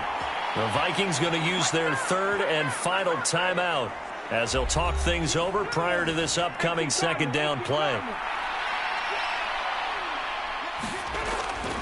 Up the middle, it's Williams. And he will have a Bengals first down, and it's celebration time on that sideline, and they've earned it. 80 yards rushing for him now as he's toted it 21 times. You can really tell right now both sides have amped up the aggressiveness. That time the offense winning the aggression battle. And the defense was obviously aiming for the football, maybe a little bit more so than the runner himself, and that's why he was able to break through and get the gain that he did.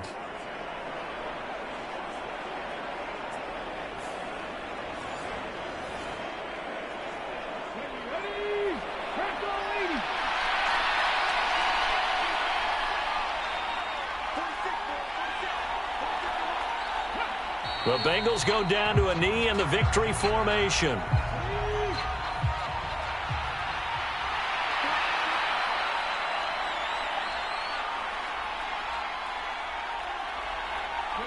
Down to a knee one more time, and that should just about do it.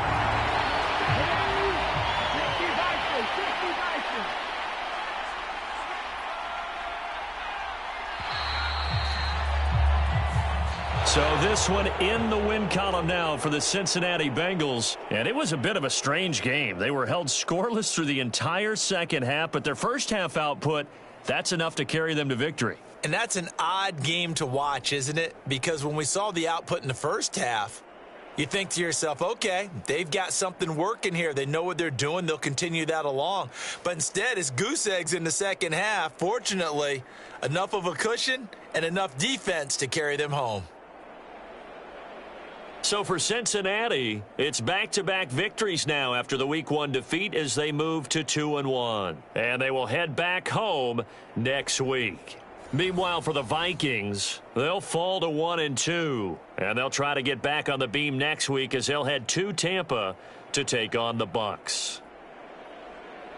Thanks for tuning in, everybody. Alongside Charles Davis, we thank our entire crew. I'm Brandon Gaudin. This is the NFL on EA Sports.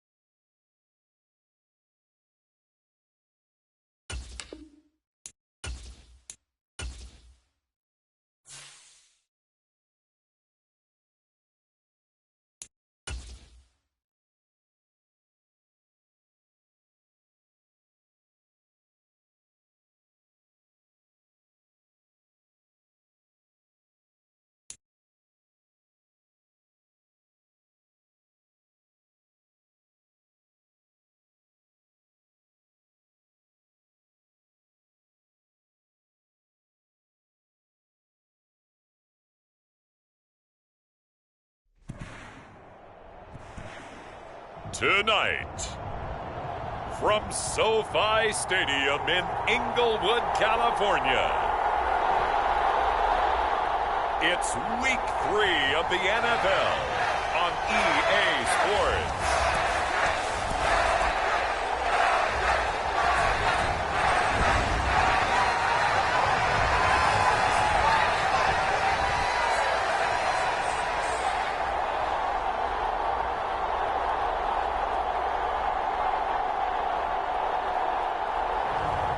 It's the Los Angeles Chargers taking on the Pittsburgh Steelers. Night beginning to fall over Southern California, but the lights are shining bright here at the spectacular SoFi Stadium in metropolitan Los Angeles. Tonight, it's the second of our Monday night doubleheader, as it'll be the Pittsburgh Steelers taking on the LA Chargers.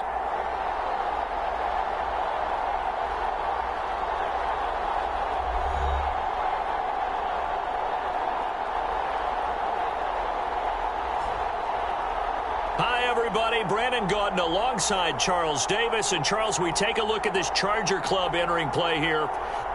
An early season tilt. And when it's an early season tilt, should be ready to roll. Well, let's face it, the aches and pains haven't really set in yet. And both teams eyeing a really good start to get things going. Meanwhile, for the visiting Steelers, even with all the games we have broadcast together over the years, partner, seems like every time we see something new and kind of get that feeling we might get something unique here in this one as well. No two games are ever really the same, are they, Brandon? Because there's always a couple little details, standout performances, big plays that help set each game apart. That makes every one of them entertaining to be a part of.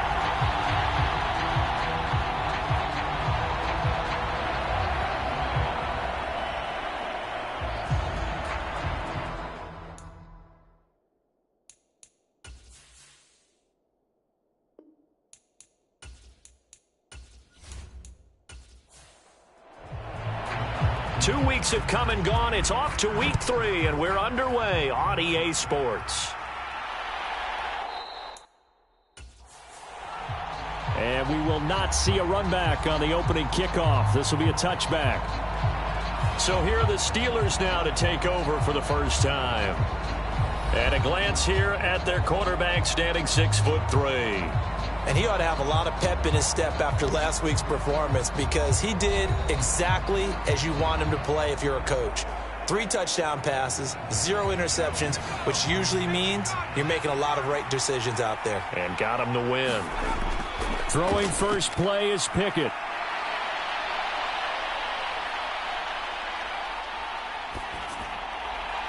And that is incomplete. Following the incomplete pass, here they go again. 2nd and 10 from the 25.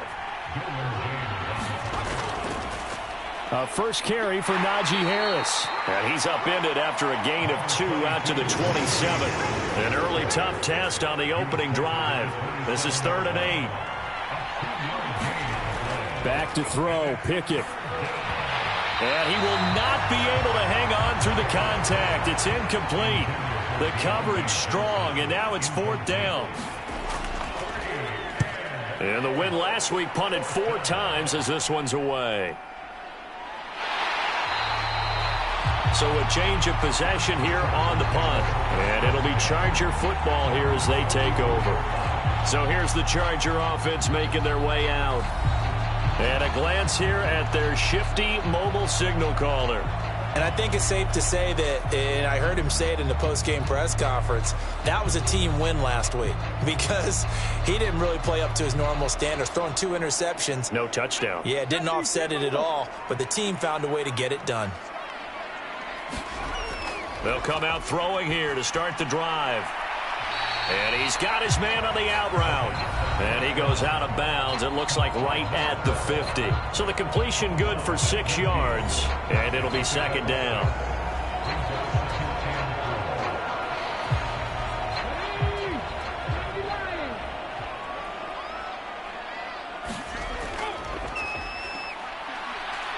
He'll be taken down at the 48 for a pickup of 2 yards.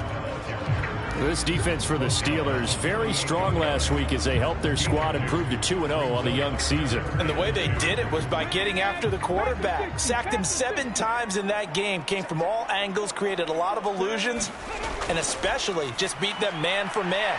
That's the kind of defense that really frustrates an opponent. And he is going to have the Chargers first down as they're able to get the third down conversion. The Chargers at 2-0 here to begin the season. They come in feeling pretty good after back-to-back victories, CD. And they were able to tough it out last week, a close one-score game. And those are the kind of wins that pull you together as a team because everyone gains confidence and they feel like they can continue to get better. So from the 39 now, they'll come up on a 1st and 10.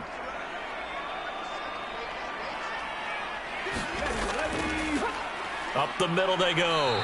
Porter. And he'll power ahead, but only for about 3 yards. 2nd down coming up. He'll look to throw.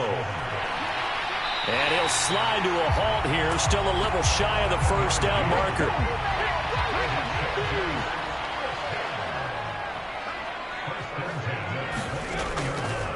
They'll run on 1st down. It's Porter, and he's going to get a solid gain of 9 before being brought down. 2nd and right at a yard.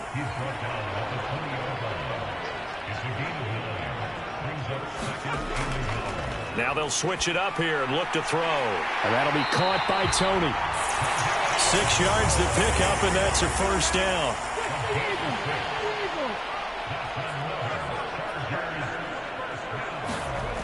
They'll drop to throw. Completes it to Fant on the right side. And he's taken down at the 7 after a gain of 7. 2nd down and 3. Ball on the 7. Back to throw. Steps away to his left. And he takes it in for a Charger touchdown. A great play there. His 3rd touchdown now on the year. And the Chargers put the Knights' first points on the board as they take the early lead. An ideal start for them, really. You force the punt, and then you go down and score. And you've got to see a fist pump on the sideline from the head coach, don't you? Because he's turned into his bench, and he's telling his team, this is how we prepare. Force the punt, go downfield and score. I told you guys, it's just like a boxer in the gym preparing for the fight. Now we get to turn it all loose. Fairbairn good with the extra point, and that makes the score 7-0. That time a 9-play drive, and in the end it's capped off by a 7-yard run.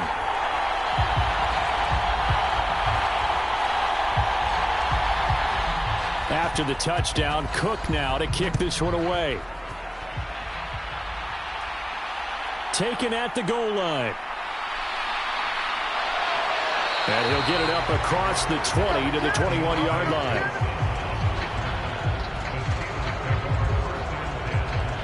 So Pittsburgh retakes the field for their 2nd offensive possession. And the last drive, their first drive, 3 and out. What changes here, if anything? I think it's making sure the guys that you trust the most with the ball, the biggest playmakers you have, that they touch it on this possession to try and get things moving. So get it to the horses. Without a doubt. They're the ones that typically end up in the end zone. Officially, it's a 1-yard loss. That's going to bring up 2nd and 11. When you talk about the defense for these Chargers, they've been excellent against the pass, the number 6 unit in the NFL. You have to like the way that they played in the first month. They have to be very proud being a top 10 unit against the pass. Their goal, though, in this one, see if they can improve that ranking.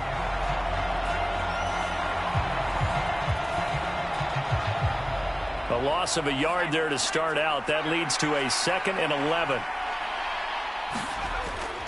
Harris running straight ahead.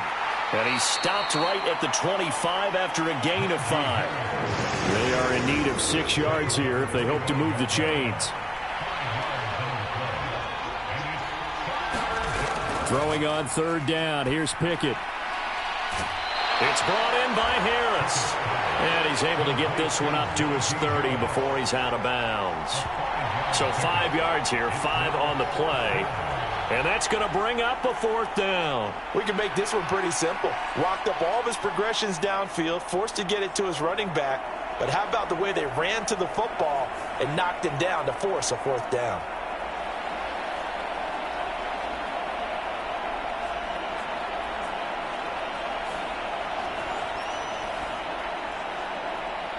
The Steelers send out their punter now, as he'll come on to kick this one away.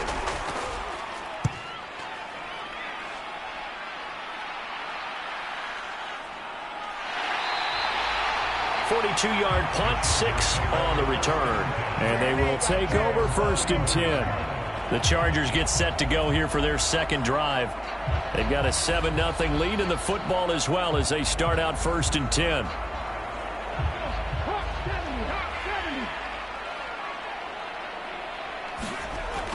Now they'll throw here out of the gun.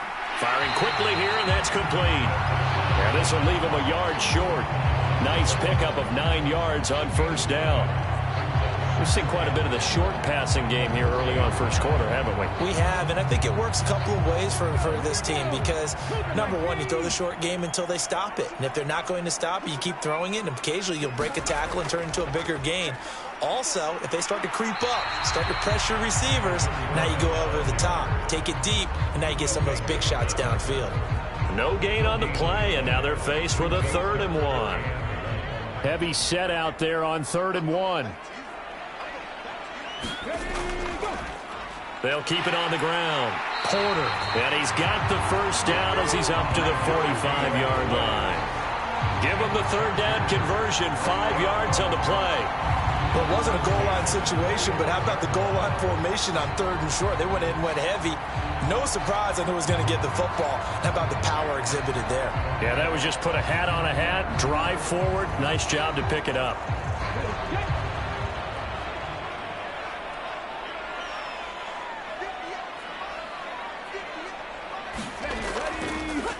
On 1st down, it's Porter, able to fight through one tackle. And he's able to get this one out closer to midfield across the 45. They'll come up 2nd and 7. Now back to throw. Firing quickly, but it's incomplete. They head to the line facing a 3rd and 7 following the incompletion on 2nd down. They'll set up a throw.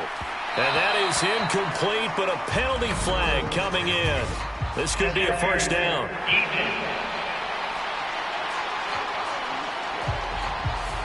Trying to defend the out route there, got the PI call. And you know what's difficult about that one is sometimes you want to make the undercut move and go for the football, and other times just want to hang on the upfield shoulder and make the tackle. I think he got caught in between and created a foul. From the 32-yard line now, here's 2nd down and 3. They're going to look to throw. This is Fant on the short completion. It'll be a pickup of 4, good enough to earn him yet another 1st down.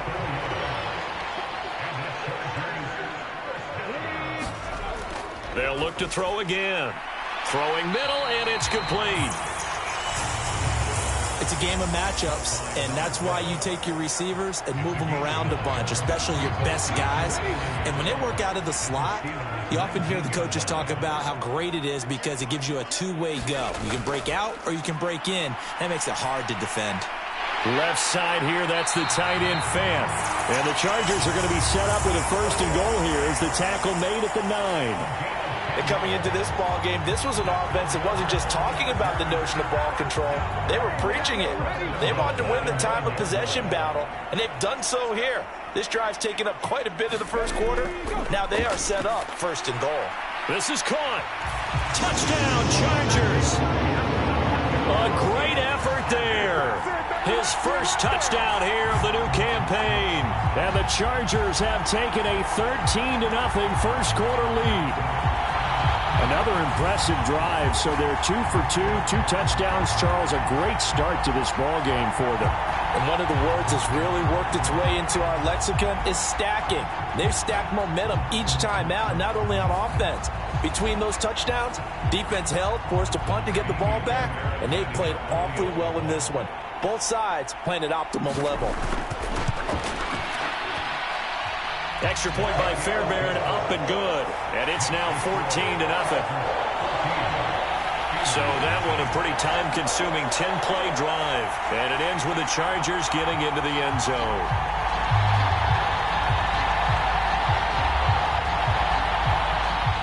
After the touchdown, Cook now to kick this one away.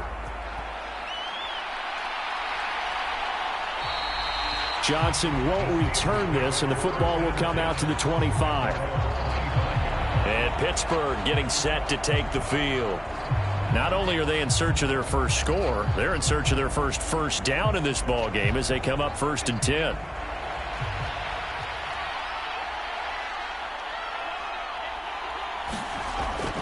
Off play action. Pickett. Into double coverage, and it's intercepted. Picked off by Asante Samuel Jr.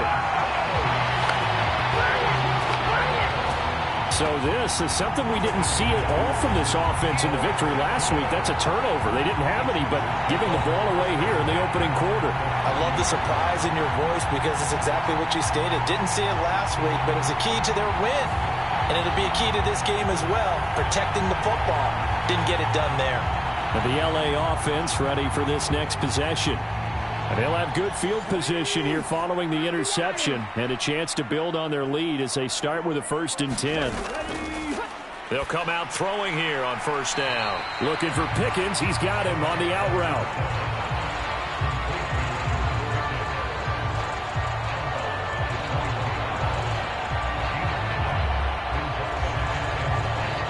Second and 1 now from the 21.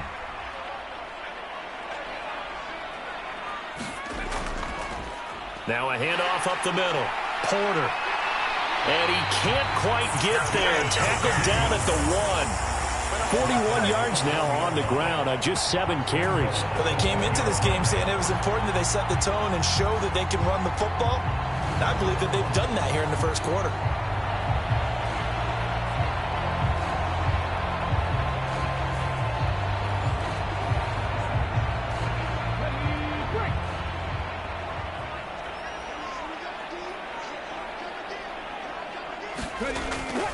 Right back to him on 1st down. And he goes backwards on this one. Losing yardage to the 7. That's going to go as a loss of 6, and it'll set him back for 2nd down.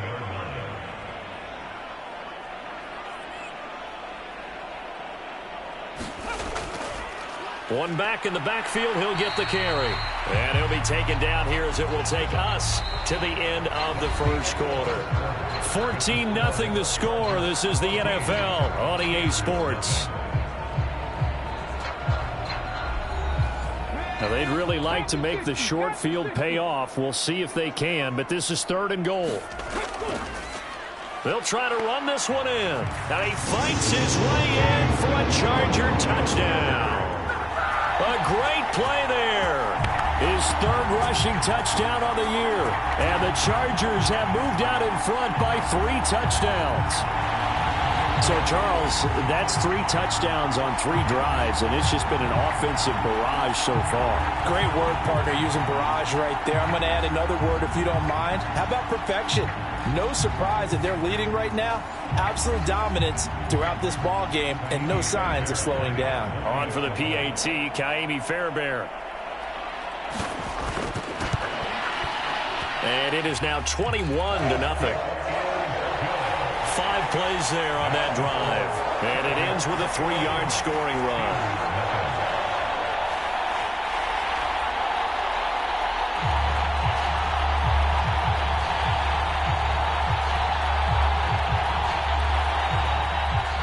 After the touchdown, Cook now to kick this one away. Johnson won't return this, and the football will come out to the 25. The Steeler offense set to regain possession. And for this offense, Charles, you got to think kind of crucial here to put something together on this drive, because remember last time out, they threw the interception on the very first play. And you can't afford to let this defense keep building any more momentum. They're playing awfully well, and they're awfully confident right now. To me, it's time to attack and take some of that momentum back. But make sure you're selective in doing so. Understand where you want to throw the football and make sure it's open before the ball leaves your hands. Yeah, another negative play in an early down situation. This one to start the drive. You're putting a lot of pressure on your quarterback to bail you out when you're in 2nd and long yardage.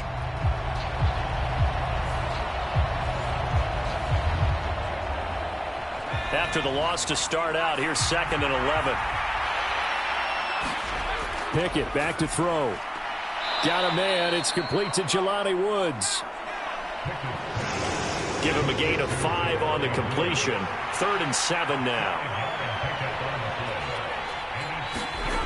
Pickett, he'll look to throw it. And the Chargers rush is going to get there. Down he goes. He couldn't get away there on 3rd down. The pressure too much, and he's sacked for a loss of 12.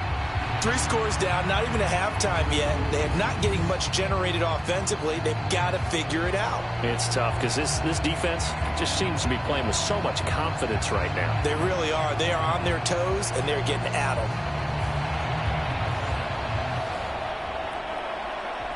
The Steelers send out their punter now as the drive goes backwards, so he's on to punt it away. He's been a busy man here in this first half as he gets it away. A nice little juke. It'll be 37 yards there on the punt, and the Chargers will be set up pretty well as they take over in great field position. Getting set to go again as we look at the back, heading onto the field again. He's been effective so far, over the 40-yard mark here in the second quarter. Don't forget about those guys up front, though. They've been effective, too. The leverage game has been in their favor. They've been the ones who've been able to bend their knees, drop their hips, and get a little bit lower than the guys on the other side of the football, and they've moved them out of the way for the runner. Sometimes that's tough for those big fellas. Not an easy thing for them to do. An excellent pickup of 20 yards. Let's just call it what it is. This has been a flat-out struggle for this defense all game long. They've really had a hard time slowing them down. And while I'm not big on speeches and guys jumping up and down, they might need their team leader on defense to get in their face right now and light a fire under these guys. They've got to start playing better assignment football and start getting guys on the ground. 19,000.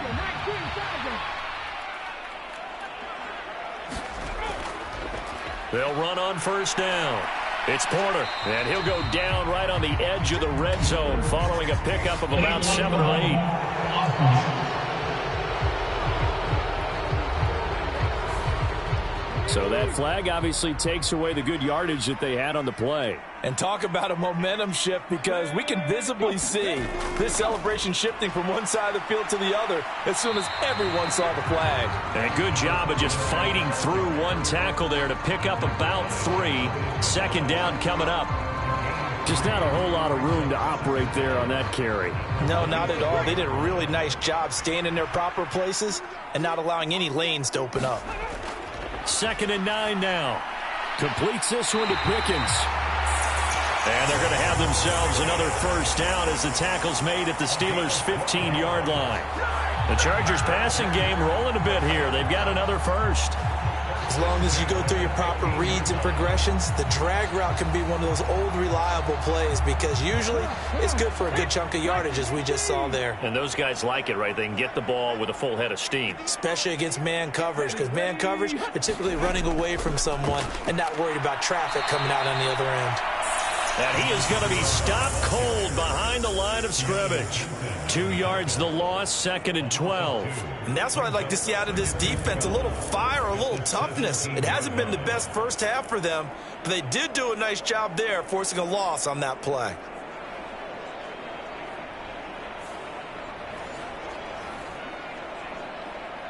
Now they contend with a 2nd and 12 after the loss. Back to throw here. Quick hitter here, it's complete. Will go down as a gain of 6, and that's going to bring up a 3rd down.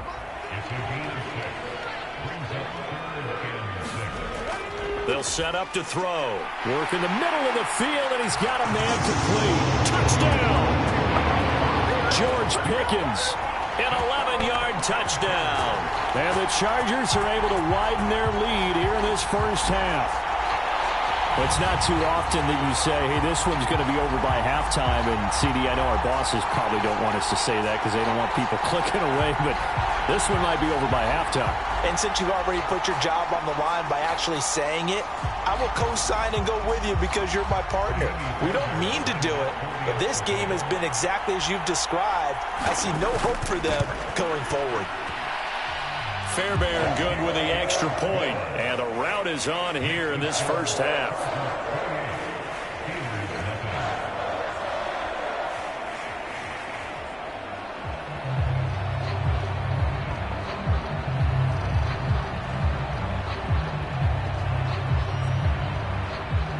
after the touchdown. Cook now to kick this one away. Johnson won't return this, and the football will come out to the 25. And Pittsburgh getting set to take the field. They're still in search of an initial first down as they come up here 1st and 10.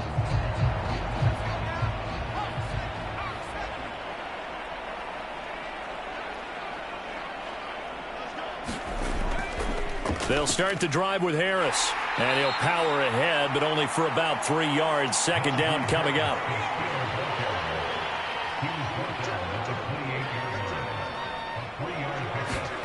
Pickett will look to throw it here. He gets this out wide to Gibbs. No yardage to speak of whatsoever. Leads to a 3rd down. Well, he caught it right at the line of scrimmage, and before he could even think about advancing it forward, he got hit. Great tackling, because that's what you're taught. Don't give up yards after the catch, and most offenses make a living off of yards after catch. Those hidden yards that may not go into the score sheet, but they count big for moving the ball and stretching the field. Really nice open field tackle. His first catch, good for 9 and a 1st down. It's been a very one-sided game so far. They got to change what they're doing right now, don't they? You can't wait till the halftime speech to make an adjustment. No, you can't, because if you're doing it right, you're adjusting from series to series, and they need a big adjustment here to try and put some points on the board. Line of scrimmage, the 37 on 1st and 10. From the gun, Gibbs will get it. And this will be stopped at the 44. That one good for 7 yards. Now 2nd and 3.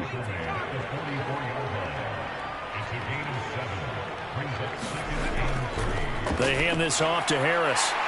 And tackled down after a gain of 3. Leaves him with 1 yard to go on 3rd down.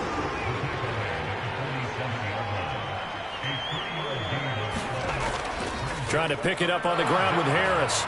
And he's got the 1st down yardage before being taken down at midfield. They're able to convert with a gain of 4. I think they like this drive a little bit better there, partner. Running game helping out, picking up some of the slack. Because remember, the last drive they went 3 and out.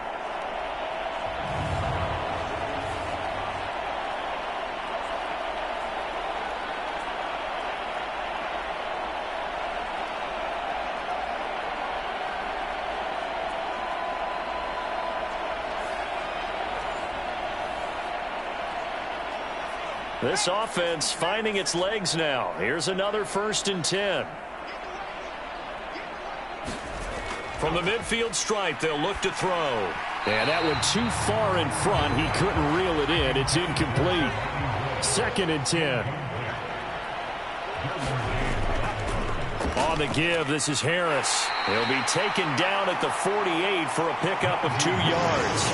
In search of 8 yards on 3rd down. They've already converted 2 of these on this drive, 2 for 2. Looking to throw. Pickett over the middle. He's got Myers. And he's going to be taken down here still a couple yards short of the 1st. And that's good for a gain of 6. And that's going to make it 4th down. I thought they might take a shot down the field, but instead they ran a little drag route there. I think they were hoping he could catch it and run away from the defender. But a really good job keeping the play in front of them, and they force a 4th down. The Steelers send out their punter now, as he's on to punt for the 4th time tonight. And now where will the side judge stop his walk? That's the question. He says it crossed out of bounds at about the 17-yard line. Their quarterback in this offense heading back out to the field. He's thrown for 2 touchdowns and run for another already in this first half as his guys begin 1st and 10. They'll start this drive out on the ground. And they'll get him down after a pickup of 8. 2nd and 2.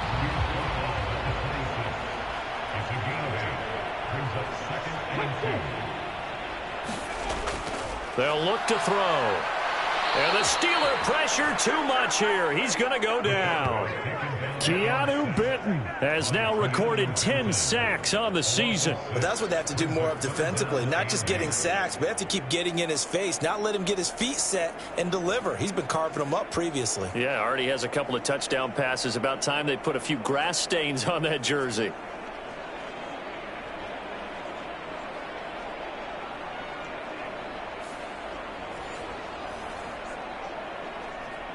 The offense on third down tonight, a perfect 4 for 4 thus far. This is 3rd and 8. And that's not going to get it done. He'll come up well short of the first at about the 21. Only able to get back a yard for his efforts, and that leads us to 4th down.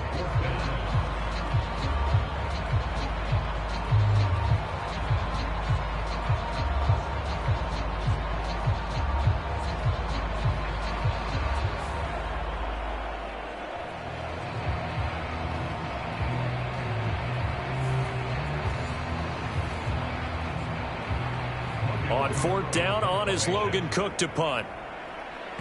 And we've hit the 2-minute mark in this first half of action. Here's Logan Cook now to punt this one away. He was only asked to punt once in the victory last week as he sends this one away. It's a return of 4 following a 42-yard punt. And the Steelers will go on offense here, 1st and 10. Pittsburgh offense making their way back out. Defense got the better of them last series, forcing a punt. See if they make a few changes in the game plan here and try to get points out of this drive. 1st and 10. Pickett now on 1st down. Over the middle, complete. That's Gibbs. It'll be a gain of 5, and it'll be 2nd down. Now you've got to hustle your guys to the line and get them set. Throw left side, complete. That's Myers. A 5-yard pass on 1st down and another 5-yard connection there. Pickett's throw complete there to Johnson. And the result here, a pickup of 8. Leaves him with 2 to go on 2nd down. Got his man complete over the middle. It's Myers. Now the Steelers use the first of their 3 timeouts as they'll stop it with a tick under a minute to go before half. So they'll come up 1st and 10 now from the 33. They'll throw again with Pickett. Going underneath, Gibbs has it. And he will lose yardage back to the 34-yard line. Now the Steelers use the second of their 3 timeouts as they get the stoppage with a little over 50 seconds to go in the first half. Here's Pickett. Over the middle, complete. That's Gibbs. And he's able to get it down to the 25-yard line. Trying to keep the drive going here. This is play number 7 on 3rd and 2. And that one will fall incomplete. Clock here now just under 30 seconds to go in this first half. The offense staying out. They're going to go on 4th and 2. Needing the tough yards, they run it with their fullback. And trying to push his way forward, but I think he's going to be short. And he is short. He needed 2. He only got 1. And the Charger defense stands tall, and they get the football back. The Charger drive about to get going. And with a huge lead already, they may be thinking, hey, our job's complete for these first 2 quarters. Let's get this to the locker room. They'll be brought down on the 30-yard line after a gain of 6.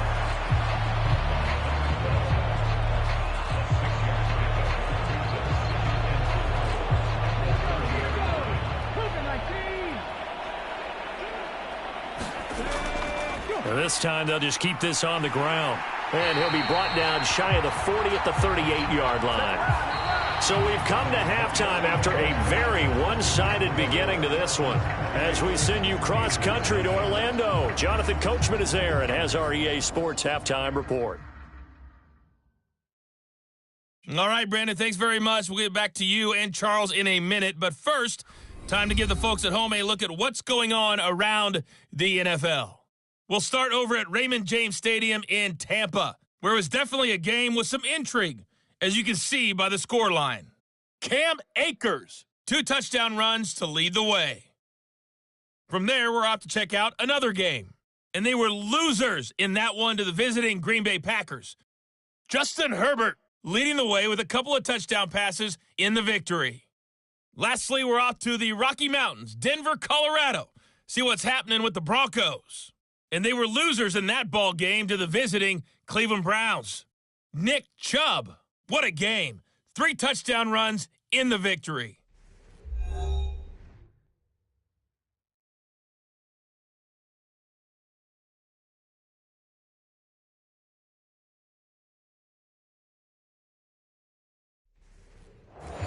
right, Coach, thank you, and we welcome everyone back for quarter number 3.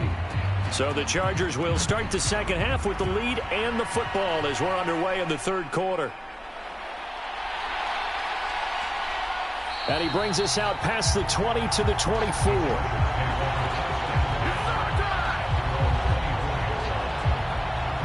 The Chargers getting ready to go here to start this third quarter.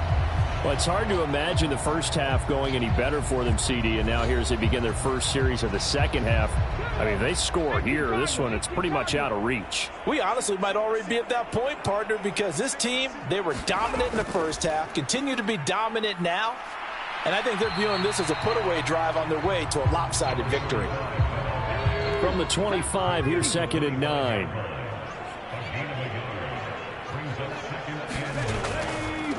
They'll keep it on the ground. Porter. And he'll take this up to the 30, a gain of 4. Here is 3rd and 5.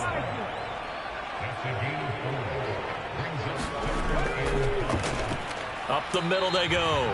It's Porter, and he'll be stopped well short. Only 2 yards there, 4th and 3.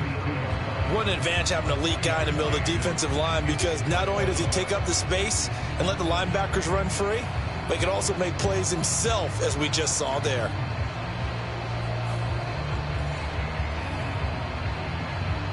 Here's Logan Cook now as he's on to punt for L.A.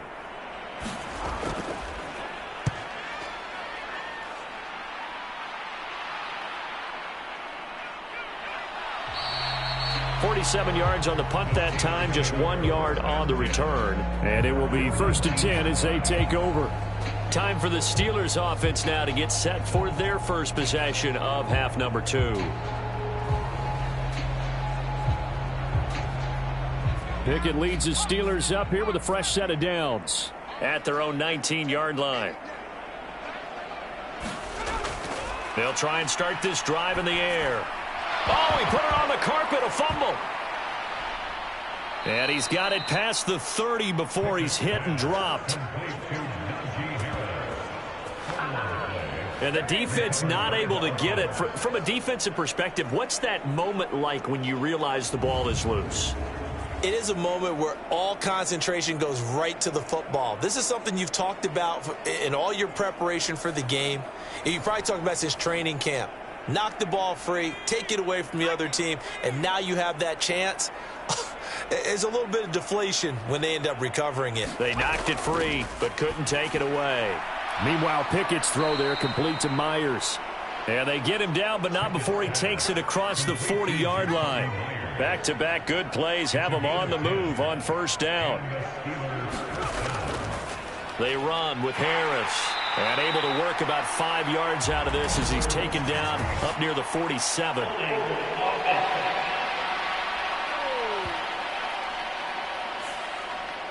James Daniels, the guard, called for the penalty there.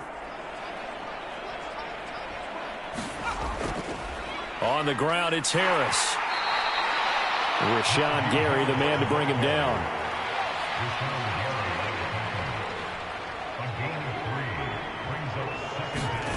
Pickett looking to throw on 2nd down. Throwing over the middle, but it's incomplete.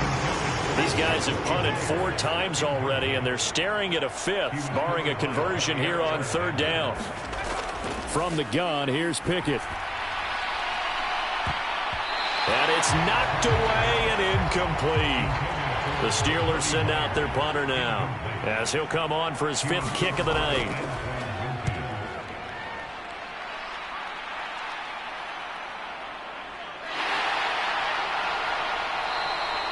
A very nice punt that time, but they get 11 back on the return. And out will come the offense as they take over. The offense for Los Angeles returns to the field. And Charles, a very uninspired effort. The last time we saw them out there was a quick 3 and out, and they punted the football. Yeah, and you never want to get stopped so soundly during a series, but what would be even worse now is letting it happen again right here. They've got to get going. And he'll fight forward on the straight-ahead running for just a couple of yards, 2nd down. They know that old expression, it's not my night. It hasn't been his so far. I don't know if the legs are a little bit heavy. Sometimes having to hang out all day and play doesn't exactly play to your advantage. But It's been a tough go for him. And every time he looks up, somebody's there defensively. That was the same case on that play.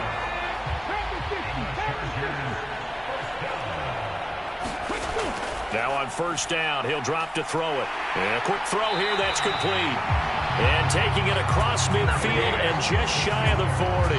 Give him back-to-back catches now. That one for 16 and another first down. Well, those backups on the sideline, they got to be eagerly anticipating the fourth quarter upcoming. Look at the size of the lead, how they're moving the football. This defense really struggling and giving up plays like we just saw. Yeah, Stars have certainly done all they've needed to in this one, haven't they? But my question is, will he be able to resist the urge to continue to run things up a bit and get his main guys a few bonus stats before he calls them off the field? From the 35, back to work on 2nd and 4. He'll look to throw. A quick throw, but incomplete. Now they face a 3rd down and 4 after that incompletion on 2nd down. Looking to throw. Pass taken in by his big tight end. And he is going to have the Chargers first down as he'll be marked down a yard or two past the marker following a gain of 6. As an unbiased observer, I think it would have been interesting to see what they would have done if they hadn't gotten the first down there. But since they did, I guess the point is moot. Yeah, they were right there in that middle ground, field goal range, punt, go for it. But as you said, they picked it up. So 1st and 10, and if they score on this drive, might have to start digging in our second half blowout material. They'll look to throw here. And he's going to be taken down here. A sack back at the 32. A loss of 4 that time on the sack, and it brings up 2nd. And on that one, the protection just broke down. You've got to have that leverage, don't you? We always talk about low man wins in the running game for an offensive lineman versus a defensive lineman. It's essentially the same thing in pass protection. Get lower than that defensive lineman so that you can keep your balance and keep him away from your guy trying to throw the football. Well, this has been a good march down the field, but now they're stuck looking at a 2nd and 14. He'll drop to throw. This is Fant on the short completion. And he'll go down at the 26 following a gain of 6. Out of the huddle now for play number 9 on this drive. This is 3rd down and 8.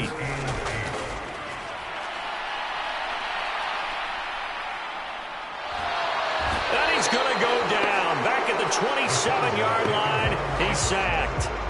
Keanu Benton able to drop him that time for his 2nd sack of the evening. Well, that's 2 sacks in this game, so add that to the 4 from last week. I think that's 6. Good math. Excellent math. And look, he's going to get all the attention he deserves it. He got home and got the quarterback on the ground. But that's a concentrated team effort because you have a lot of guys who occupy blockers to allow him access to rush the passer. Now Kaimi Fairbairn for the field goal try. From the right hash, this from 44 yards out. The kick by Fairbairn is good, and that will extend their lead even further.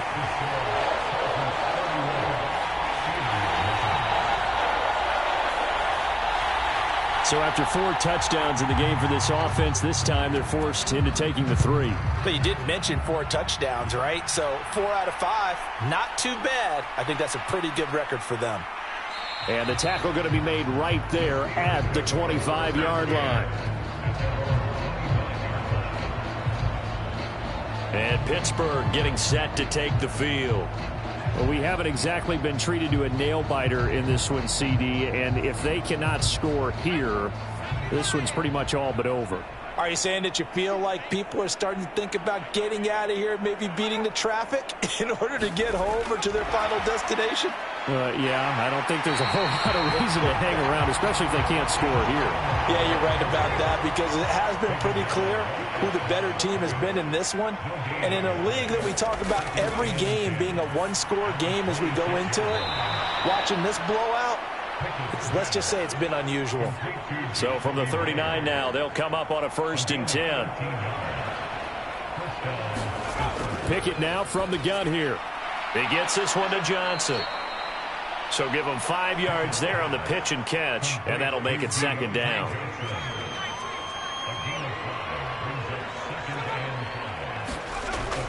A run run with Harris out of the shotgun. That's a pretty strong running there as he'll take this across the 50 and down to the 44. It's a Pittsburgh first down, a gain of 13. First downs have not come easy, and neither have runs like this throughout this game. Absolutely not. He finally felt like, whoa, a sigh of relief. We got something going in the running game.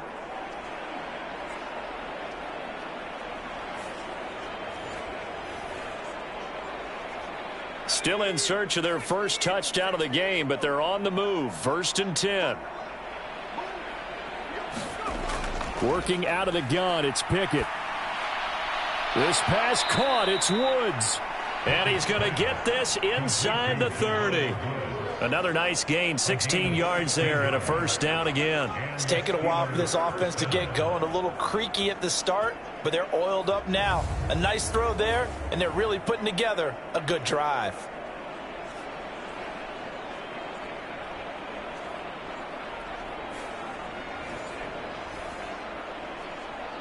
Nothing in that first half, nothing on the last drive, but they're moving now with a 1st and 10. Harris. And he'll take this ahead for about 4. 2nd down coming up.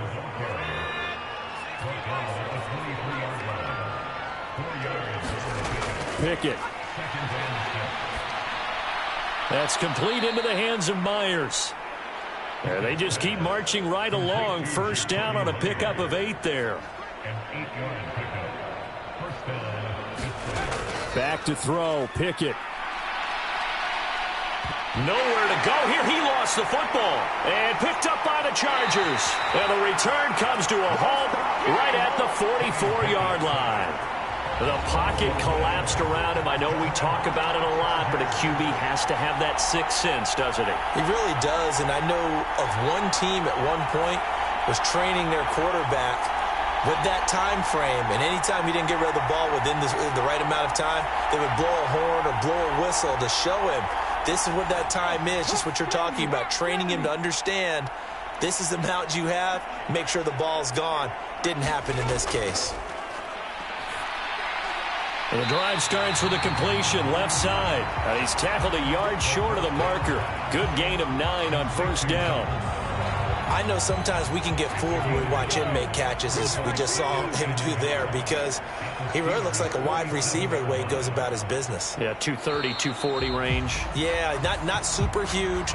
Maybe not counted on to be that inline point-of-attack blocker that we used to have in the good old days, but you can flex him out. You can run wide receiver routes with him. You can make him a primary target, and that's how he'll shred a defense. 2nd down and a yard. Now a handoff up the middle. Porter. They'll get 3 as the drive continues. It's a first down.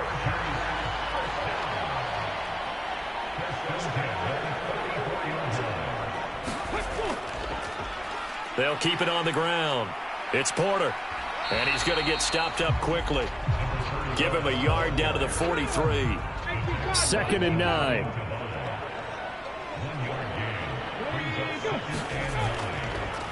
Up the middle they go.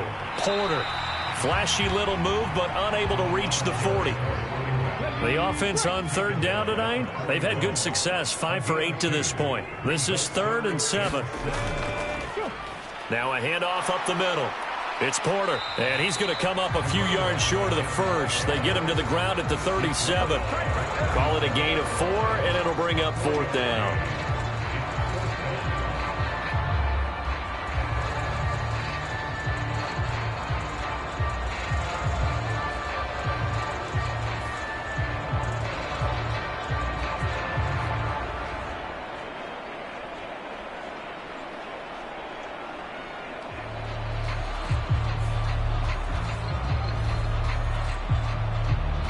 So now they're going to send out the field goal unit to, as they say, fire away from long distance.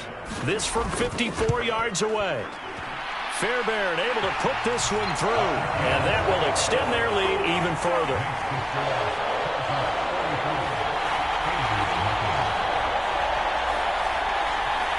After that last sequence, they're sitting pretty comfortably. They force the fumble, get the field goal, and expand on that lead here in the second half.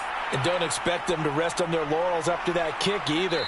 They'll keep their effort up until the final whistle. They don't consider any lead safe. The Steelers offense now, they get ready to head back on the field. Their mini two-game win streak appears it might be going by the wayside unless they can pull a rabbit out of their hat. Pickett leads the Steelers up here with a fresh set of downs. At their 25-yard line.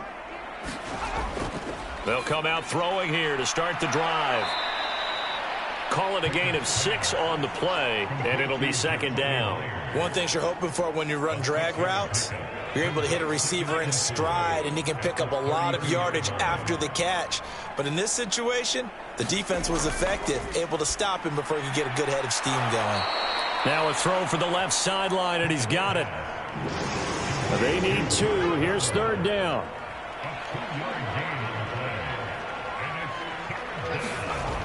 Now Pickett. And that's going to be incomplete. The contact there enough to jar that ball free, and it brings up fourth down.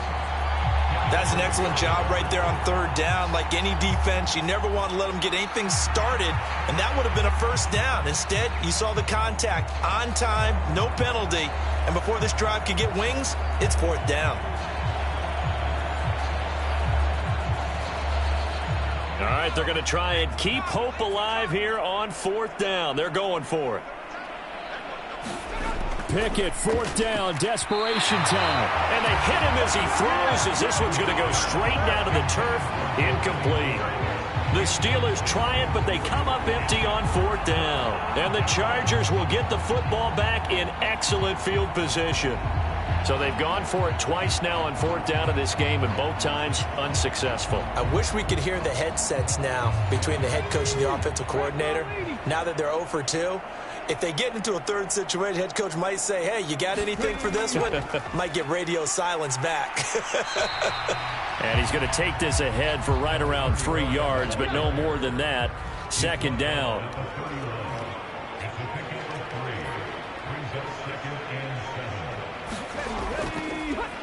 They'll keep it on the ground. Porter. Give him 3 on the run there. Now they're looking at a third and about 5.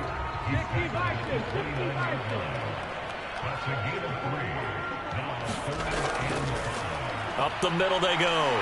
It's Porter. And he's going to get the first down here as he's taken down at the 22.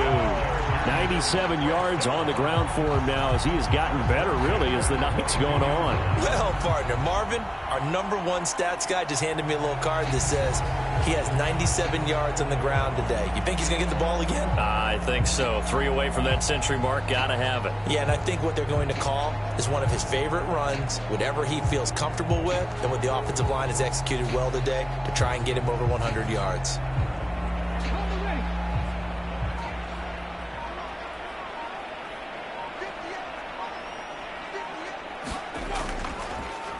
On first down, Porter.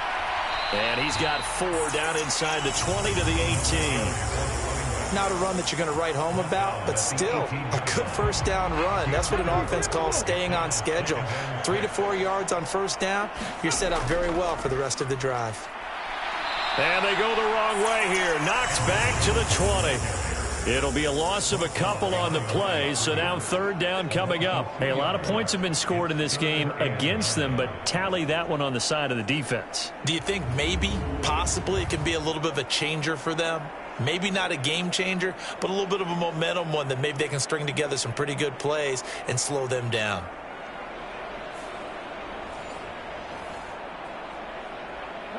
Here's 3rd and 9.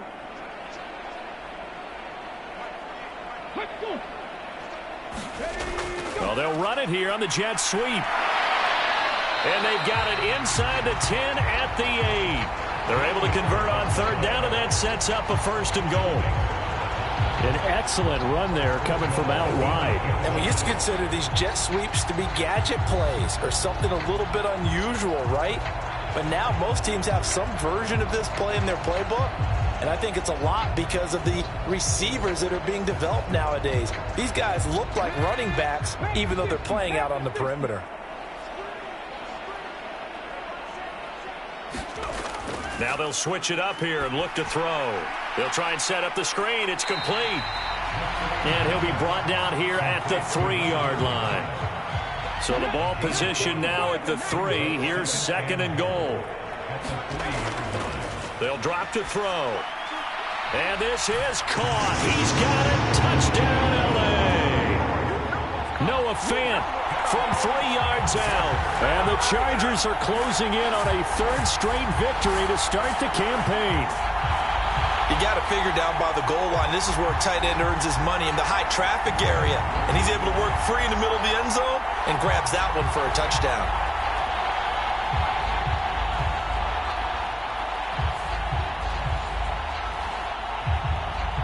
Fairbairn now to add the extra point.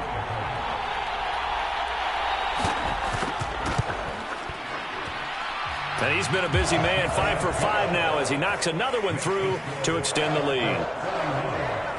So that drive goes 8 plays. And it's Noah Fant who caps things off with the touchdown. Now here's Johnson. Returning it, Johnson.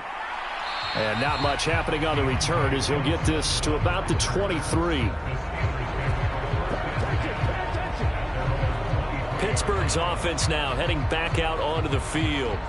And let's face it, this drive is not going to have any bearing on this game, but it's kind of important for one reason, isn't it? It certainly is. You got to get points. And, okay, all right, I'm being facetious here, but you get points, you feel a little bit better about yourself as you move on to the next one. And the catch made by Johnson. And he's going to get a solid gain of 9 before being brought down. 2nd and right at a yard. Pickett now to throw off the play fake. Looking for Johnson, and it's intercepted. Picked off by Jair Alexander. And the return across midfield into the 46-yard line. Well, this game was already decided, Charles, let's be honest. But now another feather in the cap of this defense as they pick him off for the 2nd time. You're right about that. Things have been going pretty well for them, to put it mildly. But they're still out there hunting for big plays and get another one right there. Possession switching back now to the Chargers. And after the interception, they are sitting in an even better spot with the ball and a comfortable 4th quarter lead. They'll run on 1st down. It's Porter. And for one of the first times tonight, he's going to be held up at the line of scrimmage. Call it no gain on the play, and it'll be 2nd down. That time they're able to bottle him up, but he's having a really nice game. I agree with that. Let's just go big picture, right? Every back that's in the Hall of Fame had carries where they didn't gain yardage or they lost yardage, but you stick with them, don't you? When they're having a good game, keep feeding them. So the completion good for 7 there, and it's 3rd and 4 now. Let's not quibble about the gain there on 2nd down. That was a positive play because that was a take-what-you-can-get situation. Got out to the tight end. Now it gives them a much better opportunity to convert on 3rd down. The offense on 3rd down tonight, well, they've converted 7 times and could use another right now. This is 3rd and 4. They're going to look to throw. Pass to the sideline and pulled in. And he's going to be out of bounds down around the 35-yard line.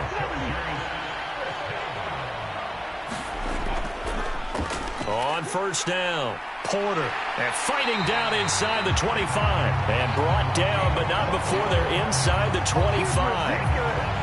Give them 12 yards there, and the Chargers have a 1st down. Well, we're beyond the tone setting right now. This guy's been the bell cow all day, and they'll continue to rely on him to move the chains, drain the clock, and lead his team.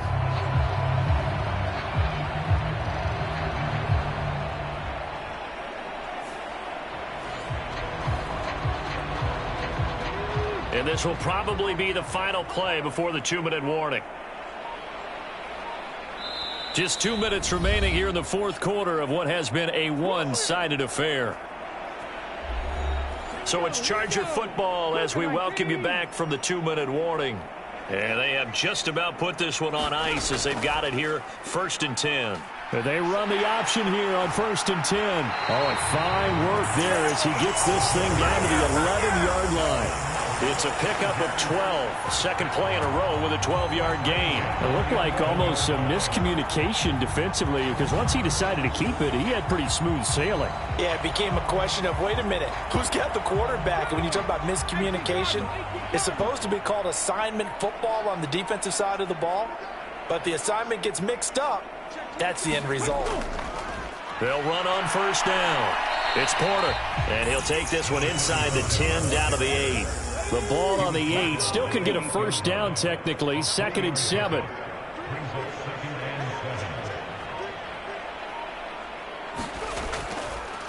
And they'll give him another shot here on the ground. And for one of the first times tonight, he's going to be held up at the line of scrimmage.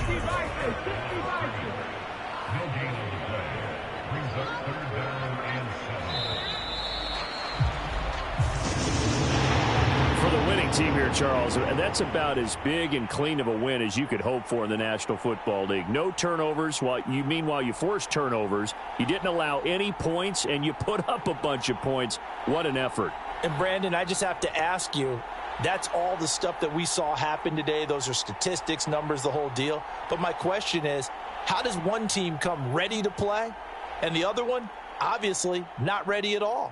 Well, I mean, I obviously don't have an answer to that, but that was the story from the get-go. One side was awake and ready, and the other just seemed to sleep. So, for the Chargers, it's an ideal start as they move to 3-0 now on the young season.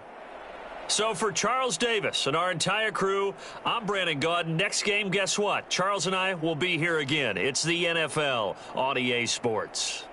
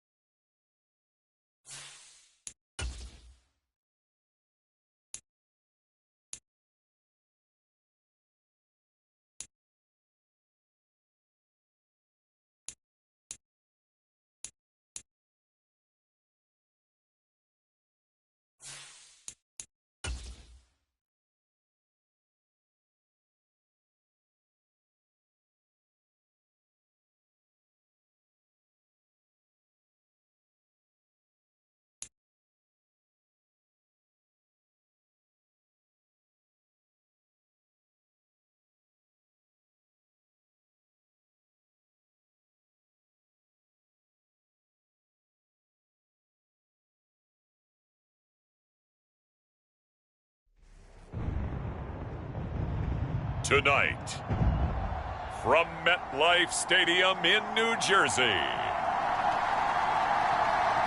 it's Week 4 of the NFL on EA Sports.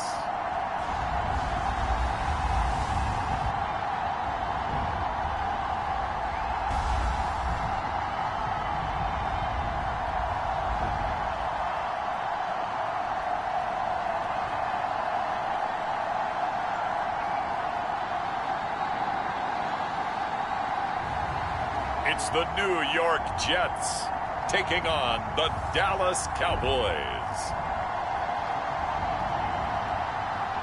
From the stadium that hosted Super Bowl 48 back in 2014, there's a look at MetLife Stadium here in East Rutherford. Tonight, we've got a great Sunday night matchup on tap, as it'll be the Dallas Cowboys taking on the New York Jets.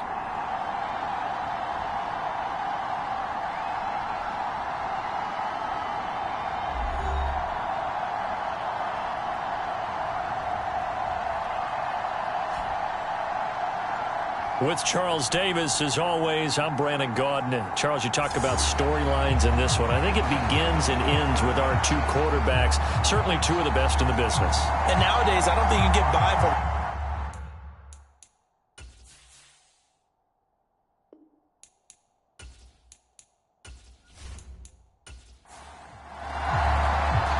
Seems like we were just starting training camp, but here we are in October, and off we go on EA Sports. From a couple yards deep, he'll bring it out of the end zone.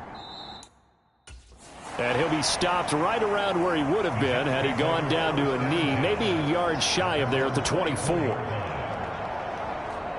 So now here comes the Jet offense as they get ready to take over.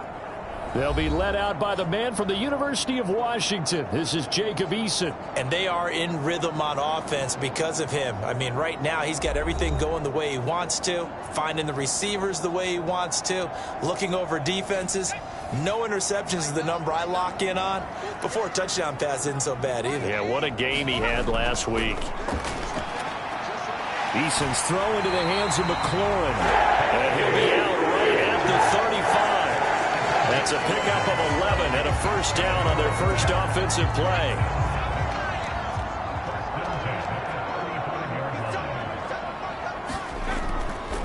First carry of the game now for the Texas superstar, Bijan Robinson. He'll get this to about the 38. All right, check in on the numbers last week for Robinson. North of 100 yards, the two scores. And, you know, you got to give a lot of credit to the O-line. We talked a lot about him, but offensive line was good, too. They're obviously in sync with each other, whether it's zone blocking, power running game, no matter what. He understands how to read them and find the creases that they provide. Eason's throw complete there to St. Brown. And now we're going to get a stoppage. A member of the Cowboys shaken up. We'll get an update when we return to MetLife Stadium.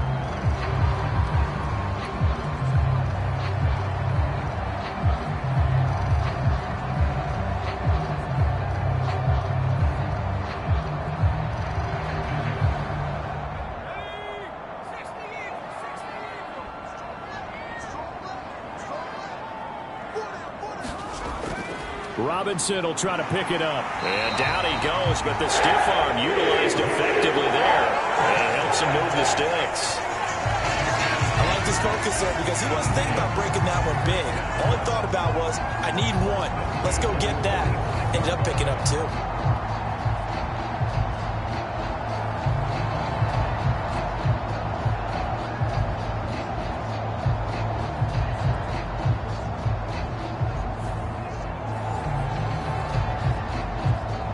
So after two first downs, they get another here. 1st and 10 at the 45. Here's Eason to throw. Over the middle here to Brown. And he'll work it across midfield inside the 45. So from Cowboy territory now, here's 1st and 10 at the 44-yard line. Straight ahead, it's Robinson. And a pretty good burst right there as he'll take this down to the 33. 11 more on that one and another first down. He was solid last week, over 100 yards in their victory on the ground. They want to get that going again. Absolutely. What they also understand is that from week to week, it's not necessarily the same. but they want it to be, right? What they saw last week on the ground, they want to see in this game as well.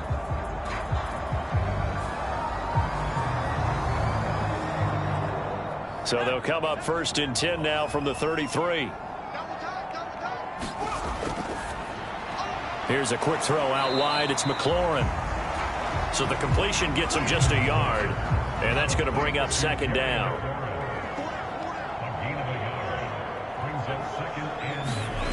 Now Eason. And yet again it's McLaurin. And he'll go down at the 26 following a gain of 6. Well, that's not just his first, not his second, already his 3rd completion here on the opening drive. And I think it's safe to say that getting him the ball in this game, one of their top priorities.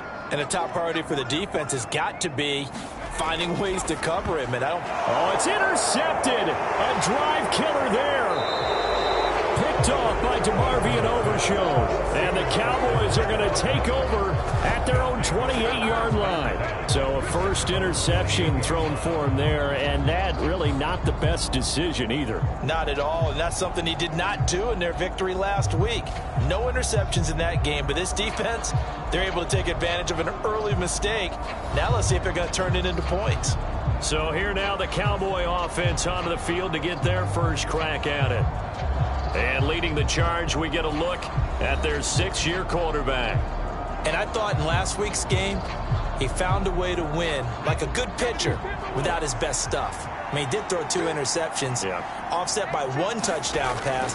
Not the ratio, not the numbers you're really looking for as a QB. But finding a way to win, that's all that really matters. And they get him down, but not before he takes it across the 40-yard line. They may want to go back to that one. First play of the drive, good for 15 and a 1st down. Certainly no settling into the drive there. They came right out on the first play and attacked the middle of the field for a big gainer and a 1st down.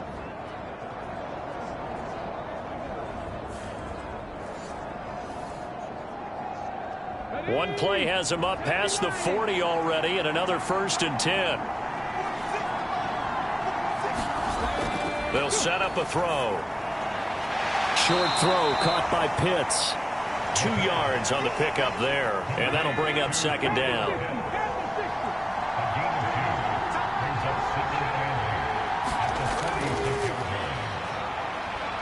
Pushing his way through, and they'll work this down to the 40-yard line. Tackled there. 14 yards, good for a Cowboy 1st down. What makes a draw play like that successful? Well, we did see where he made the first wave miss, and that was a big part of it. But a lot of it is just being actors back there, making the defense think it's going to be a pass.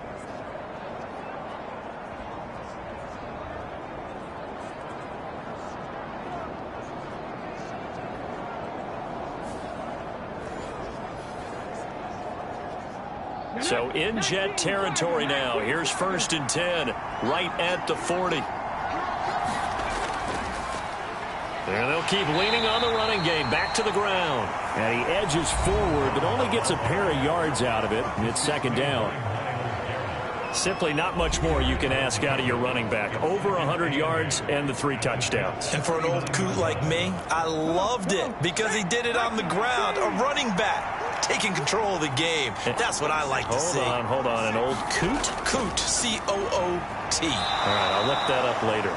Call it a gain of 3 on the play, and it brings up 3rd and 5 now. Well, this defense for the Jets, they were excellent a week ago in that victory over Indianapolis. And the big difference in the ball game, their ability to force turnovers, 3 of them, in fact. Being able to take the ball away, give it back to their offense, that's something that's emphasized each and every week, and they carried it out. Back to throw here. Short throw caught by Pitts. And he's just going to be short here, barely. Maybe by a half a foot. It'll be 4th and inches. Interesting decision here. Opening drive, Charles. 4th and short. You're in field goal range. We'll see what they do. I just shake a fist at my offense and say, go get it, guys, because if you can't pick up 4th and short here, we're probably in trouble the rest of the game. Show some confidence, show some aggressiveness, go pick it up.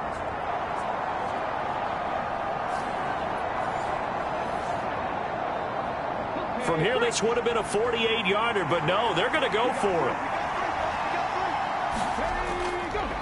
On the give, this is their fullback. And he is going to have the Cowboys first down by a good couple of yards as they get 3 there on 4th and inches. Just a gain of 3, but they'll certainly take it as they convert on 4th down. So this drive going to continue following the conversion on 4th. Here's 1st and 10. Now back to throw. And he's going to go down here, a sack. They push him back to the 34.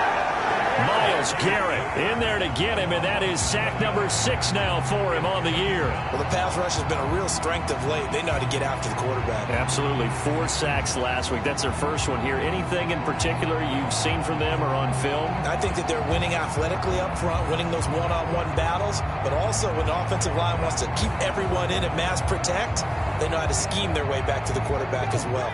So 2nd and long, and got to be careful not to fall out of field goal range. He'll look to throw. Now they go screen. It's complete. And he's going to get 7 out of this before being taken down at the 27. The Jets will bring in a nickel set as they try to stop this 3rd down. Back to throw. Oh, it's intercepted. A drive killer there. Picked up by Minkah Fitzpatrick. And the Jets are going to take over once again at their own 25-yard line. So consecutive interceptions here early on in this one, and maybe setting the tone, Charles, for a game where the defense really takes center stage. And don't you think that both offenses are really catching a bit from their coaching staff about avoiding these turnovers that we've seen early? I think both teams are trying to find an advantage. We know that. Can one of them break away and take control of this game? Jets offense coming up now to start their next drive. Remember last time out they threw the interception on their first drive. Good news, their defense backed them up, so it's still 0-0 here as they begin their 2nd possession. Yeah, and what great way to judge a defense. How do they handle what we call sudden change? When all of a sudden, you know, it goes against their offense and they have to run out in the field and try and put out the fire. Give this one great kudos for getting out there and not letting that interception lead to points. Excellent job by them defensively.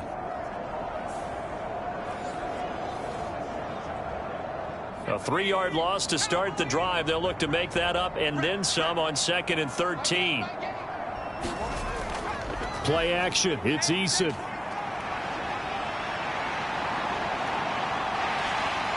Dances by him. And able to break one tackle, but then quickly brought down. But a nice little gain. 3rd and 4. Eason sets to throw it. And he knocks the ball away, and it falls incomplete. On 4th down, A.J. Cole comes on to punt.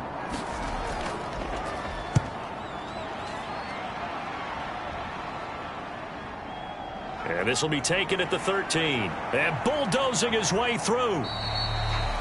A very good return that time. 18 yards. And the Cowboys will take over the football with a 1st and 10. 2nd drive forthcoming here for the Dallas Cowboys.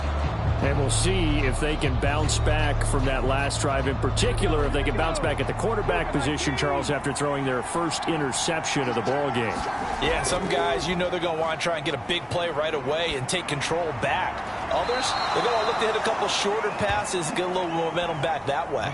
But for the defense, that goal's not changing a bit. They want another pick. You're exactly right about that. In fact, you got to watch them a little bit because in coverage, they may cut down their gaps a little bit, maybe their splits a little bit in order to try and get to the ball even faster. On 1st down, they'll go to the ground attack. And he'll be taken down just shy of midfield. From just shy of midfield, here's a 2nd and 4. Off the play fake, he'll look to throw. Short pass taken in by Schoonmaker. And they're well past midfield, just a yard or two shy of the 40. So in Jet territory now. Here's 1st and 10 at the 41. They'll set up to throw.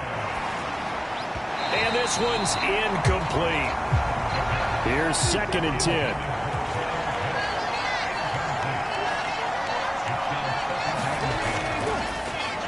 One back in the backfield, he'll get the carry.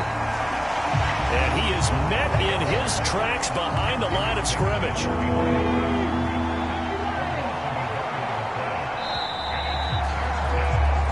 No score after one on EA Sports. Start of the second quarter, and it's the Cowboys in possession. 7th play of this drive coming up, but a long way to go on 3rd down. They'll look to throw. And that nearly intercepted. Well, for a guy known for his hands defensively, that's a ball he probably thinks he should have come up with. And instead, it's 4th down. Gay's kick is good. And the Cowboys are going to jump out to a 3-0 lead.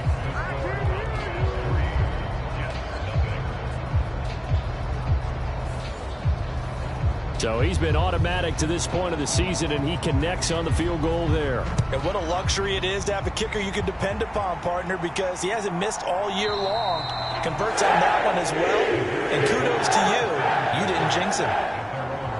Now the Jets offense, they get ready to head back onto the field. This one a little slow to get cooking. Just a 3-0 scoreline as they begin with a 1st and 10.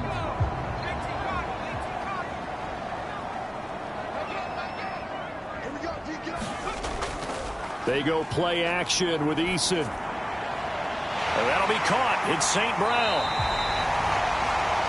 And they work this well upfield across the 45. A well-executed 22-yard gain. The goal for any offense versus his own defense, find the holes where guys are available and put the ball on the receiver before any defender can step up and fill it. They did it well there. Perfectly executed crossing route. A big hitter to start the drive has him up near midfield here for 1st and 10. Out of the gun, they give to Robinson. And he's got this one across midfield into Cowboy territory. Ball spotted at the 45. Here's 2nd down and 2. Throwing is Eason. That's out wide here for Robinson. 2 yards, good enough for a first.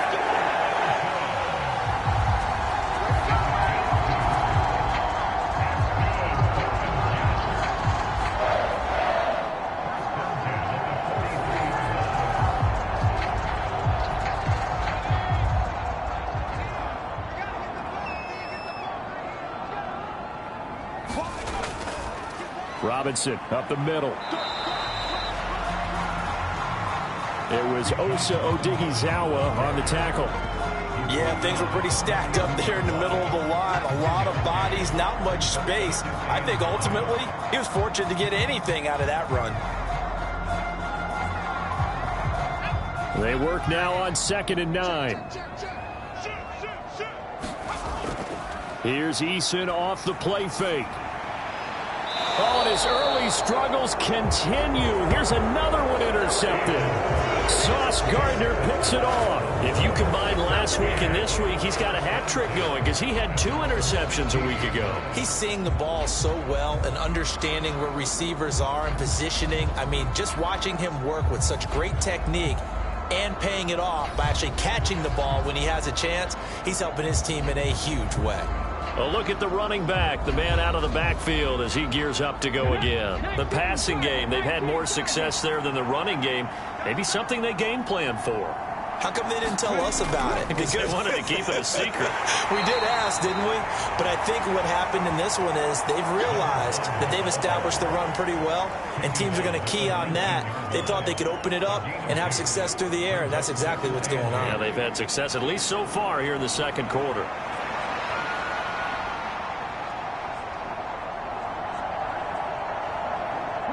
Second and 8 coming from the 19.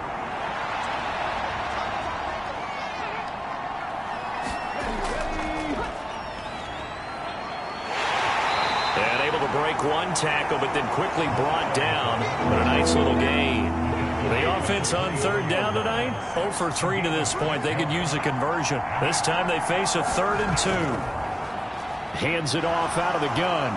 And he's going to have the first down yardage as he's down at about the 30-yard line. 5 yards is the pickup there as that extends this drive.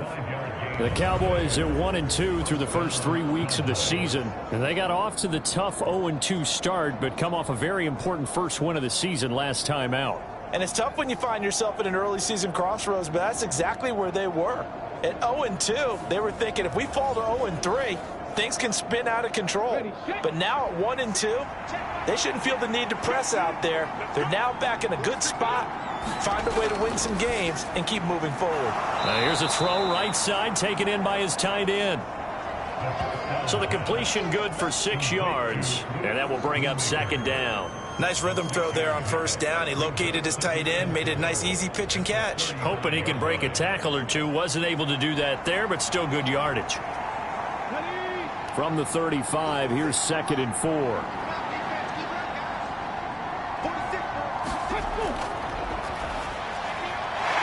now he's stripped. He lost the football, and it's scooped up by the Jets. And they take over. They'll set up shop at the 46-yard line. Obviously, you got to hold on to the football, but I've got to give credit to the defense there. Good job of knocking it free. Yeah, because a lot of the time we just blame the offensive players for not taking care of it. How about the effort of the defensive players knowing that guys are going to, and if they're good, anticipate the contact coming and try and cover up the football. And they still find ways to knock it free. They go back to the air here after the INT on the last drive. They'll wind up getting 7 on the play, and it's second down. Eason. Middle of the field, it's Robinson. And he works it past the 30, almost to the 25.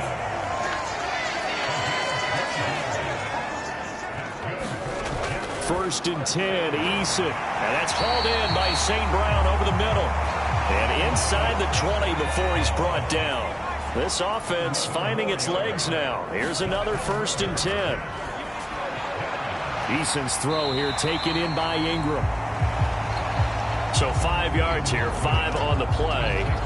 And it's second down. That's now 4 completions in a row. A good bounce back following the interception last drive. Certainly not letting it affect him, that's for sure. And we all know interceptions are going to happen.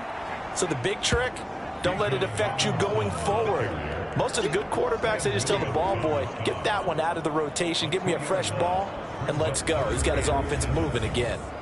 When a draw works, it can be a thing of beauty. But when it doesn't, oh, it can be ugly. And in this case, loss of yardage ugly.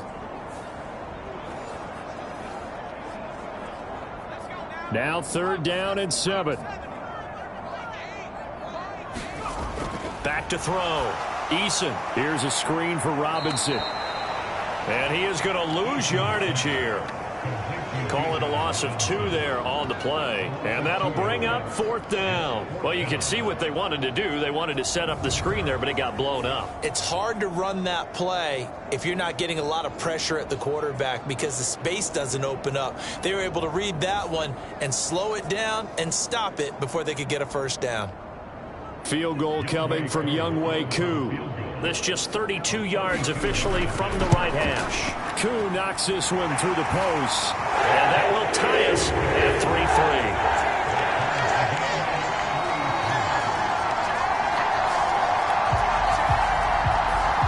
So they wind up turning the turnover into points as they convert there for 3.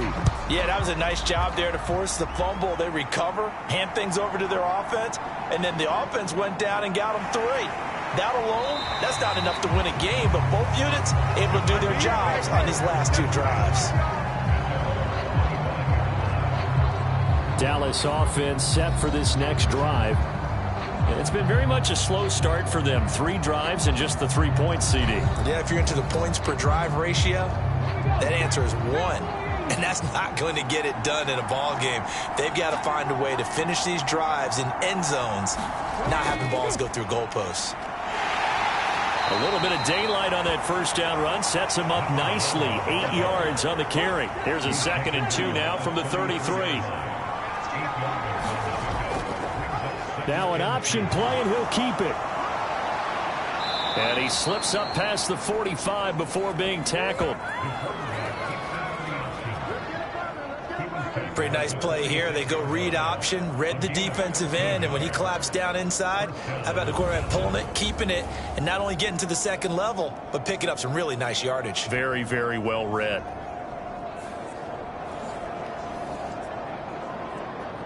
Back-to-back good plays have them on the move on first down. He'll look to throw. And this turns into a nice gain with a slide at the end. Good coverage downfield led to him taking off, picking up the first down on a 13-yard run. Certainly not the way they drew it up in the playbook, but that's why they love this guy back there. He sees things breaking down, and he's more than capable of finding an escape route and still getting a decent gain. So in Jet territory now. Here's 1st and 10 at the 41. Out of the gun, they'll look to throw. Left side to Lamb. And he's taken down inside the 30.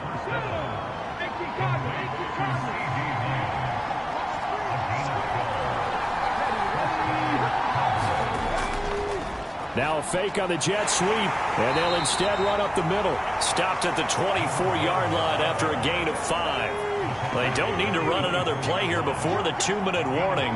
Let's see if they do it anyway. Here's a play fake as they set up to throw. Oh, the turnover fest continues. Here's another interception. And the Jets are going to get the football here as he gets this up to the 38-yard line. The New York offense taking over for their next possession. And last time able to get 3. It's not what they wanted. They wanted 6, but they got at least something. They mustered something out of the drive. They'll take it. I like the way you've described it. Not ideal, but they'll take it. Anything to put some points on the board. But this time on offense, they don't even want to see the field goal kicker trot on the field. They want that ball in the end zone. Yeah, they'll be going for 6. Following the play now, they're going to stop the clock here as a man is shaken up. We'll get an update when we return to MetLife Stadium.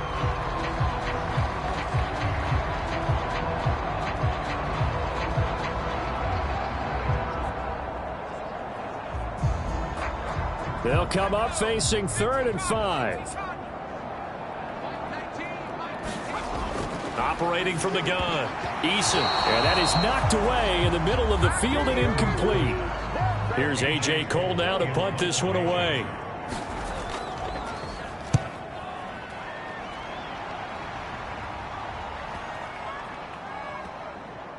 Oh, and what a play on special teams here. This is going to be down inside the 5, all the way down at the 2-yard line.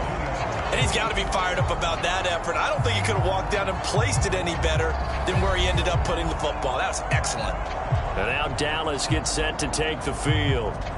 Now the question, what do you do here? Time not really an issue. You got over a minute, but you figure from this spot you'd need a good 50, 60 yards to even consider a field goal try. Yeah, so there's optimism there, but there's also a little bit of restraint, right? You got to make sure you don't take a sack here. Don't end up in the end zone. Ball gets stripped. You could give up 2 points in that occasion, or maybe even 6 if you can't get on it and recover it yourself. So make sure you protect the guy throwing the football if indeed that's the plan of attack. They'll keep it on the ground again here. And the defense obviously expecting run as well as they're going to shut that one down at the line of scrimmage. The Jets are going to use the first of their timeouts as the clock will stop with just under 30 seconds to go in the first half. Once again, they'll keep it on the ground. And they'll indeed stop him on 3rd down. And now what do you want to do with your timeouts? Now the Jets going to use the second of their 3 timeouts. So that means they're down to 1 remaining here as we head toward halftime. And he's able to get it out of there, and this is a pretty good kick.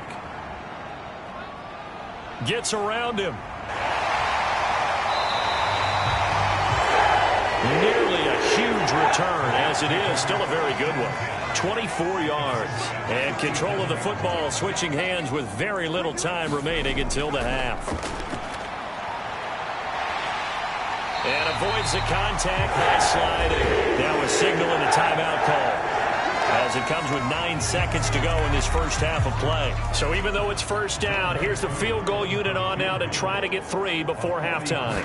He hit his first. Now this from 43. Koo knocks this one through the post. And they will take the lead here in this battle of field goals at 6-3.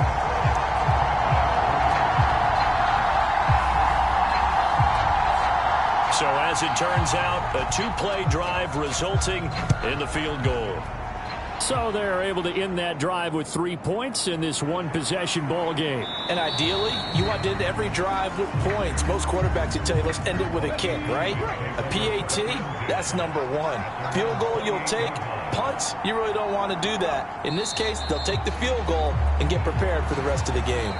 So if you like field goals, this is your game. 6-3, 3 field goals at the break. As we'll send you down the coast now to Orlando, that's where we find Jonathan Coachman, ready with our EA Sports Halftime Report. Coach. Okay, Brandon, thanks very much. Welcome in, everyone, to our EA Sports Halftime Report. Let's get you caught up on what's going on around the NFL. We'll get started out in Texas, NRG Stadium in Houston, where it was the Texans who picked up the victory at home.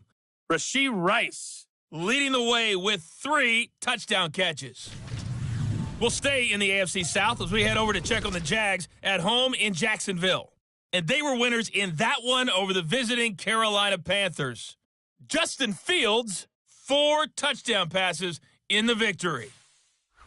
And finally, Monday Night Football. They've got a good one lined up between the Baltimore Ravens and the Kansas City Chiefs.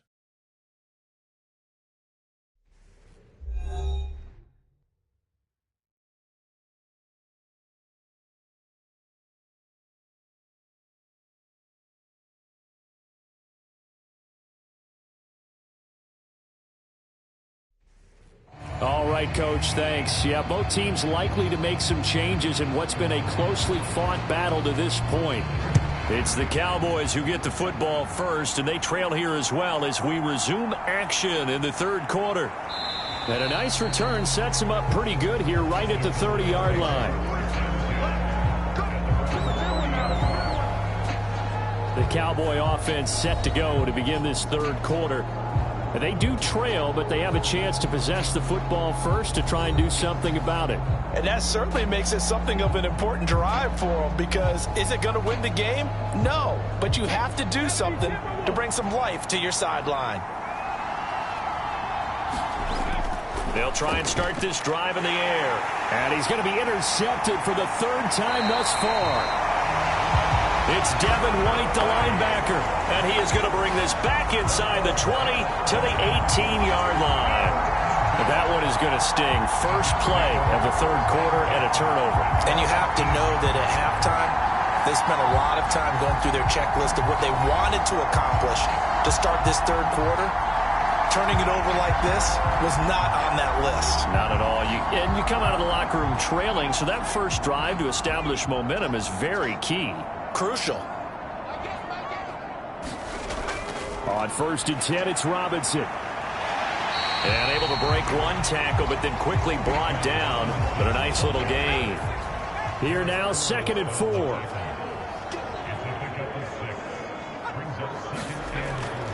Looking to throw. Eason. And he can't hang on to it. And the screen never got started. Well, they were handed great starting field position on this drive, but now they face a 3rd and 4. And he's going to have to eat this one as down he goes. Micah Parsons showing off that elite athleticism as he gets the sack. That's their first time getting to the quarterback, sack number 1. And, you know, they had 5 last week, I'm remembering. And you have to find a way to slow down the pass rush, not necessarily with just protecting your quarterback, but you show them a lot of different looks, and they did that in the first half. You know, different angles, different things to slow down the speed. They got to him here in the second half. Now they've got to come up with a counter to that and maybe do something different. Koo knocks this one through the post. And they continue to lead in the battle of field goals here. It's now 9-3. Whatever was said in the locker room during the break must have worked. They forced the turnover. They didn't get the touchdown, Charles, but it does translate into 3 points to begin this second half. Exactly as they discussed in the locker room at halftime. Get some points to get things kick-started. Now start your half off with some momentum. Gives you something to build on for your next possession. Now the Cowboys offense heads back onto the field. And with the way this offense has played thus far, to be frank, they got to feel pretty grateful to be in the ball game. I would agree with you totally because they've done all of nothing offensively in this game, yet they still find themselves in a position on this drive where a touchdown can give them the lead. They need to take advantage of it. And they're still looking for that first touchdown here in the third quarter. All they have so far, the field goal. An ideal beginning of the drive there as they'll get 20 and a first down. It's pretty evident that this passing game has been frustrated so far. They haven't really moved the ball the way we might have expected, but this is a good pickup here for the first down.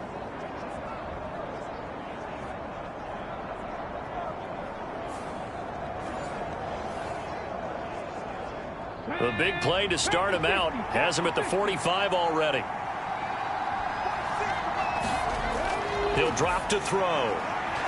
Firing quickly here, and that's complete. This will be stopped about 2 yards shy of the marker. 8-yard gain, 2nd and 2. Just about every quarterback is trained to really look downfield first before you come back and make a nice, safe throw. And in this case, that's exactly what he did. Found his running back, let him create some space, and it turned out to be a nice play for the offense. Ball on the 47-yard line. Here's 2nd and a couple. They'll look to throw here. Olave over the middle. That one a first down pickup of 8.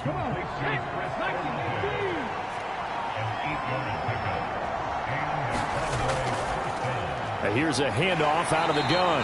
And he maneuvers up the middle for 3. And it's 2nd down.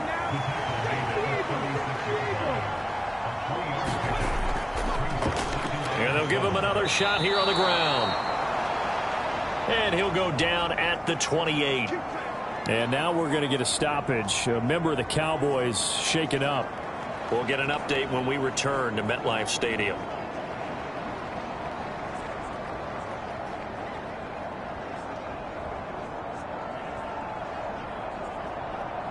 Still in search of their first touchdown of the game, but they're on the move. 1st and 10. They'll send Watson in motion right. Here's a fake on the jet sweep, and instead a give up the middle. And he is going to be stopped cold behind the line of scrimmage. That's going to wind up a loss of a full 3 yards on first down. Because his primary job is defending against the pass, you don't often see a cornerback making tackles in the backfield. But he's playing run all the way here.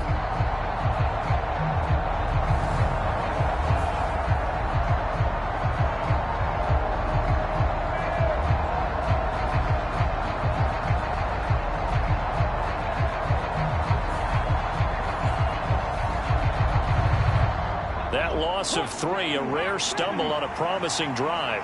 Here's 2nd and 13. Looking to throw. This ball tipped, and it's going to be incomplete. Fortunate maybe to get that back. It's 3rd down. Not an easy spot here. They'll be in search of 13 yards to try to pick up the first. Now on 3rd and long, they'll look to throw. And he'll work it inside the 30 to the 29-yard line. He opted to go with a scramble, gets 2 yards, and now it's 4th. Like any team playing, they're looking for touchdowns to try and help their cause. But in this case, he does get them a little closer at least. If they think a field goal turns out to be the better call here. Matt Gay now gets ready for the field goal try. Made his first. This now from 46 yards away. And Gay knocks this one through, and that trims the lead to 3. It's 9-6 now.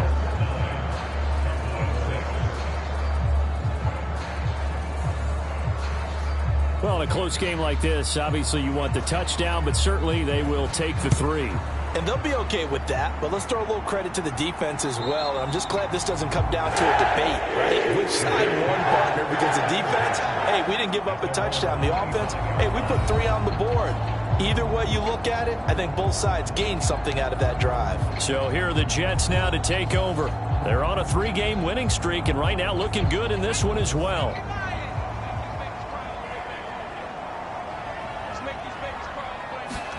On first down, Jacob Eason. Middle of the field, he's got McLaurin. And he's brought down, getting this one up to about the 35. Ball up to the 35 now as they come up on 1st and 10.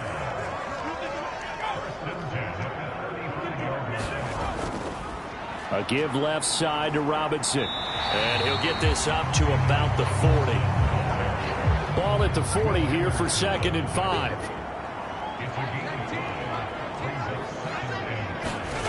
Eason going to throw it out of the shotgun. Quick slant to Brown. Well, that'll get him the first down as they get 9 yards out of that quick slant.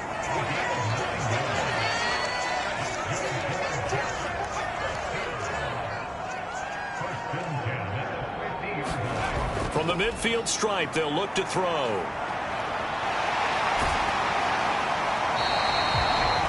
Nice work to get 7 out of that, and it's 2nd down. You know what I like about that play? He didn't try to do too much on first down. He took what the defense gave him, put together a solid gain to bring up 2nd and manageable. Now they have a couple of plays to pick up just a few yards and a new set of downs. From the 43, here's 2nd down and 3. Hand off now to Robinson. And he'll be brought down at about the 42. So 3rd and 2. This quite possibly 4-down territory, though, if they're stopped. They'll run again here with Robinson. And he's got the first before he's brought down at the 39-yard line. A 3rd down gain of 3 yards, and that'll be enough. So far this season, this is an offense that's proved its ability to move the football. I mean, they're in the top 5 in the NFL and picking up first downs, and they get the conversion here. And I think a lot of that is due to how they win on 1st and 2nd down, because that leaves them 3rd and short, 3rd and manageable. A lot easier to pick them up then, isn't it? So from the 39 now, they'll come up on a 1st and 10. From the gun is Eason. This will be caught by Brown. That will go as a pickup of 7 on the 7th play of the drive. From the 32-yard line now, here's 2nd and 3. A quick throw knocked away and incomplete. Partner, for once in my life, I'll be succinct. In a one-possession game, every single stop like that could be a difference maker.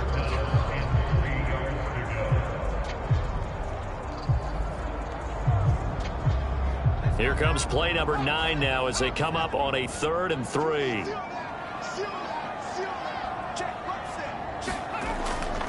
Off the play fake. Eason. And I don't think he got there, no. He's short by maybe a foot, maybe. Call it 4th and inches. Oh, partner, just a second earlier, and they might have had him because they certainly thought they were going to close in and drop him behind the line of scrimmage, but he had just enough time to dodge the pressure, and he ends up getting yardage before being stopped.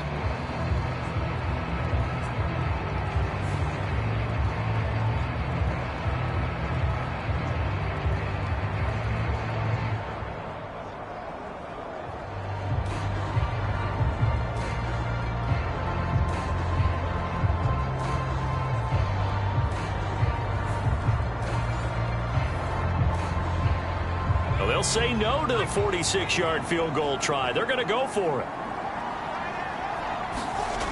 Back to throw. Eason. And it's going to be batted down. And will go the other way with the football. The Jets try it, but the 4th down play doesn't work. And this 10-play drive winds up yielding nothing. And you wonder, Charles, could that decision come back to haunt them later? And it really could, because in this situation, you kick the field goal in a tight game like this, that's a good play. Yeah. But maybe what he's saying to himself is, I'm just not a big proponent of the old idea that any possession that ends in a kick I'm happy with.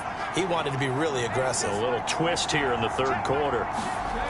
They'll come out throwing here on 1st down. The pass caught by Olave. That's good. The completion there for 7 yards, and it'll be 2nd down.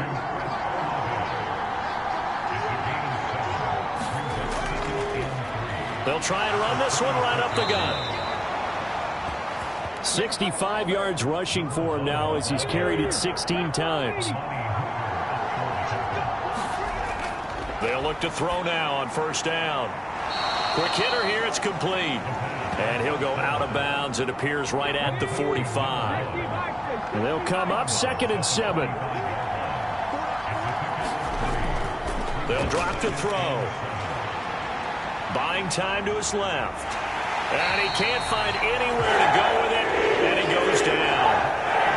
Myles Garrett, his 2nd sack of the night. Well, someone's closing in on the league lead in sacks. He came into the game in the top 5.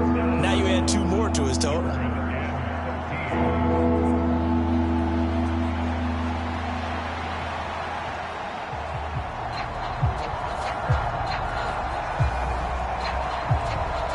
Third down and 13.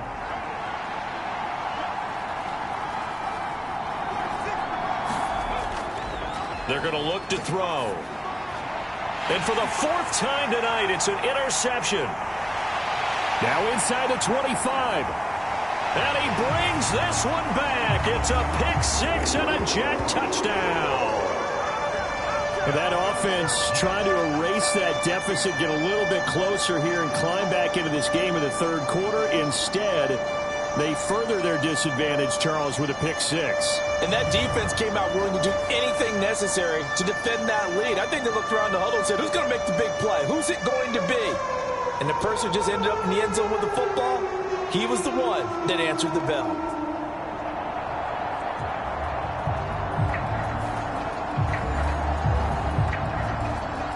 Now the try here for the extra point.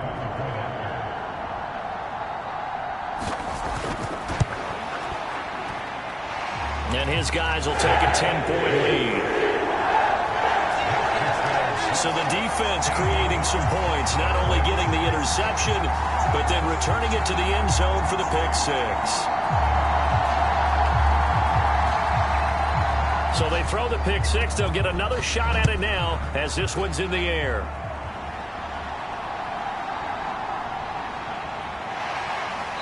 And makes it across the 20 as his guys will set up shop at the 23-yard line. Dallas offense set for this next drive. And Charles, we've seen almost 3 full quarters now, and neither offense can really get it going. Neither has hit the end zone, and neither side seemingly can make that big play. But the game hasn't been devoid of action because these two defenses, they've taken over and they've slugged it out. But I think you're exactly right. We're at that stage of the game now where one of these offenses, if they make a big play, that could be the difference. It'll be a gain of just a yard, and it'll be 2nd down. Well, they're unable to convert that into much, but it's never a bad idea to try to get the ball into a tight end of his caliber's hands and see what kind of disruption he can cause. From the 24 now, here's 2nd and 9.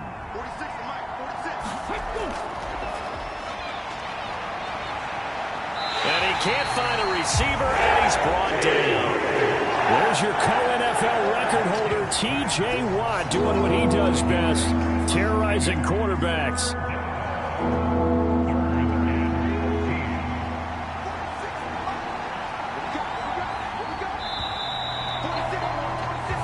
One quarter remains here on a Sunday night. You're watching the NFL on EA Sports. Back now here at MetLife Stadium.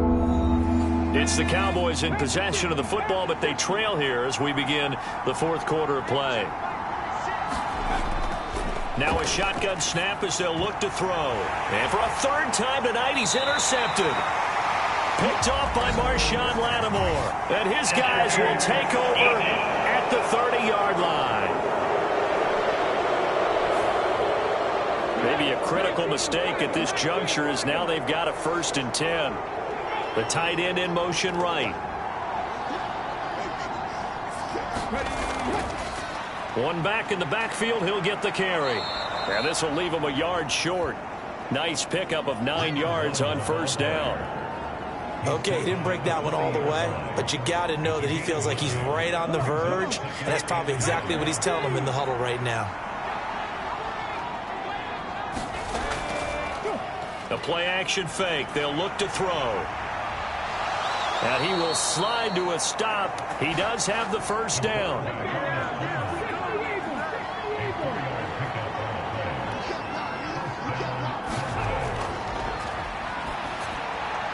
That's a screen pass. That's complete. And this one's going to go the wrong way. Losing yardage back at the 42. He was unable to shake free there, and they'll cover him for a loss of a yard. This possession means so much for them. They've got to focus on this drive and find a way to make this a one-possession game. Yes. Got to get a score. Yeah, so good with a field goal. Don't necessarily need a touchdown.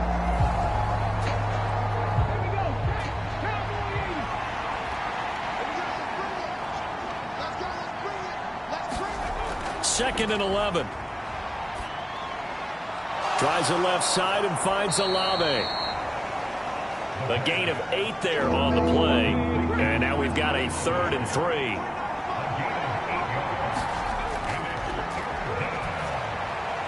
Now they set up the screen. That's complete. And he'll be taken down, but he does have first down yardage. 5 yards on the play there as the drive will continue. For as many sacks as this defense has, you can understand their willingness to try and get upfield and get another. So what a really smart play call here to use their aggression against them, go with the screen, and they're able to get the first down.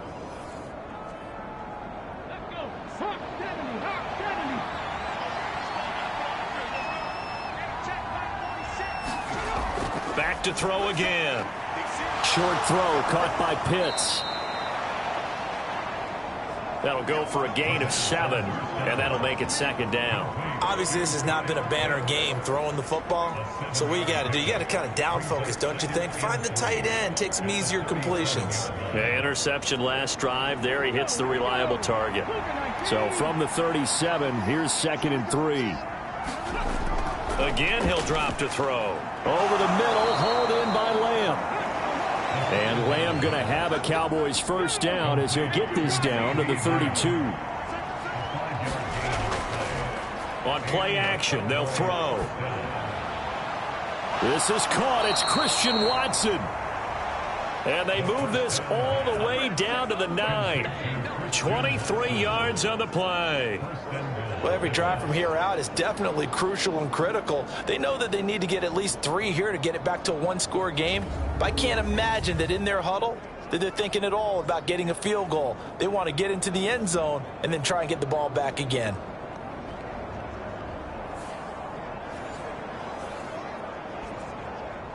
First and goal, and they got to be thinking a chance to get right back into this football game. They'll look to throw again. And it's caught. Nice gain of 8 that time, but it's 2nd and goal.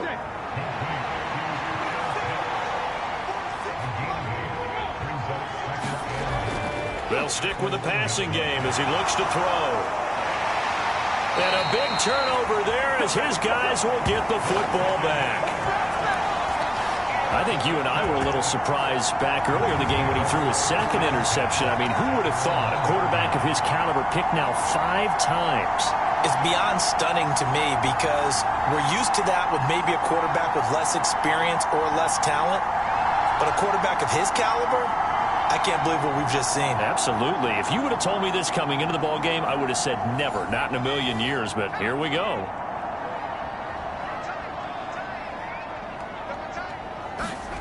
To throw from his end zone, Eason. He'll complete this to Ingram as tight end. So the completion good for 7 there, and it'll be 2nd down. Now Eason sets up the screen to Robinson. And he'll get it up a little shy of the 15. They'll spot him down at the 14-yard line. So still backed up, but the situation not as dire now. 1st and 10 at the 14. They'll run this one right with Robinson. And he is met in his tracks behind the line of scrimmage. He'll lose a yard there, and it's 2nd and 11. And the trend continues here in the 4th like it was in the 1st, 2nd, and 3rd. He's had nowhere to run. And you're probably thinking to yourself, why do they keep feeding him the football? Well, they trust him first and foremost. They do believe that over time he might actually pop one of these runs. But bottom line is he takes care of the ball well for them, so they'll keep handing it to him. Looking at a 2nd and 11 now after the loss. Play action. It's Eason. That's going to be knocked away and incomplete. The offense on third down tonight, they've struggled to the tune of 2 for 8 so far. This is 3rd and 11. Here's Eason to throw. Finds his tight end Ingram. And he is going to have a Jets first down as they're able to get the third down conversion. Partner, I like that they're staying aggressive on offense because to me, this drive is what is known as a put-away drive. You score here, that might put this one to bed. I like the fact that they're playing with confidence and not playing with fear.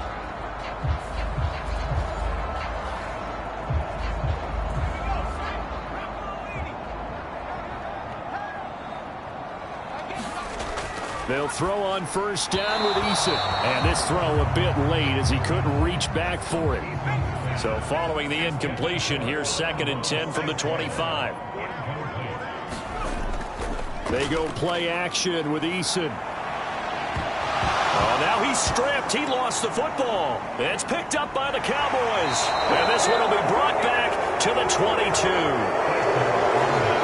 That takeaway, partner, right there, that's a combination of coaching, execution, and absolute belief. Because a lot of guys will look at the scoreboard and go, this thing's pretty well done. But they still thought to themselves, if we can make a play, we give our teammates a chance to win it. And that's exactly what they did.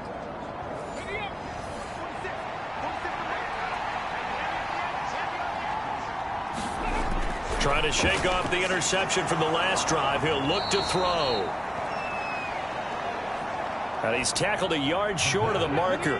Good gain of 9 on first down. 2nd and 1. Throw over the middle, going to be caught here by Pitts. It's a 3-yard pickup, and that sets up 1st and goal. Back to throw. And he can't get rid of it. He's taken down. T.J. Watt able to drop him that time for his 2nd sack of the evening. That's number 4. Sack number 4. They had 4 last week, so he's been down on the ground a lot. Partner, they say the eye in the sky does not lie. And that's indeed the case because they watched the game tape from the previous week, incorporated it into their own defensive scheme, and continued to get after this quarterback. And now this defense will be searching for sack number 5. Pass protection has been a problem all night long as they come up facing 2nd and a bundle. They'll set up a throw. Under pressure, and they got to him again. Lightning speed that time from the corner. Marshawn Lattimore getting the sack. My man, it's been a rough night for that offensive line, and it's only getting rougher. 5 sacks now that they've given up in this contest so far. It feels like the witching hour out here, doesn't it? Okay, stupid question. What's the witching hour? Yeah, the witching hour. That's when everything goes haywire late at night. 2 straight sacks have them backed up now for a 3rd and goal. They'll look to throw. He'll find Lamb. That's complete. They are able to get 9 yards out of that, but now it's 4th down. Completed pass brings up a 4th down situation. Do you play analytics on this one? You know, what do your analytics tell you about going for it here? I wonder what they would say. They tell me you're down by this margin 4th quarter, you're going. So here we go. Maybe the biggest kick of the game forthcoming. From the right hash here, should be an easy one. Gay's kick is good. And this is back down to a 7-point game.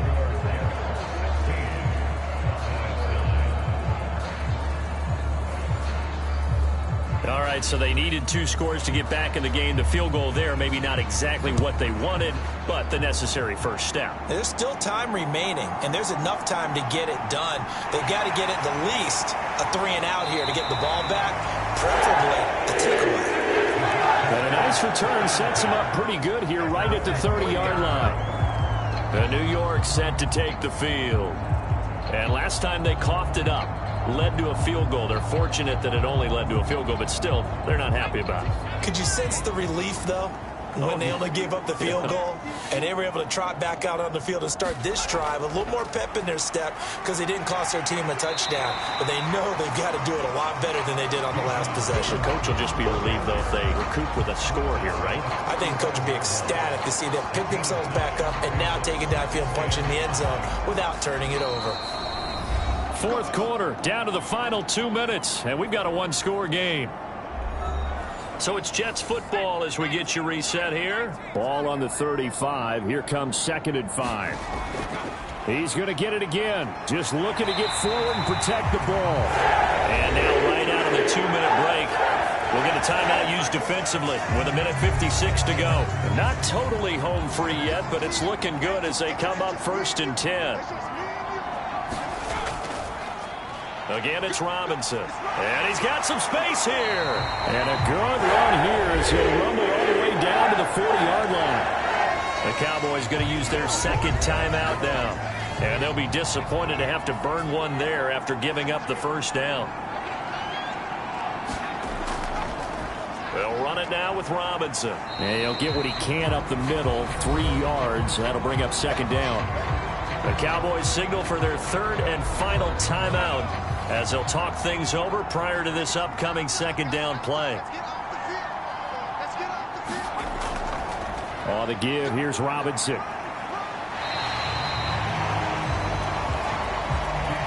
I like the call there because that was one to take time off the clock and get them closer to getting out of here with a W.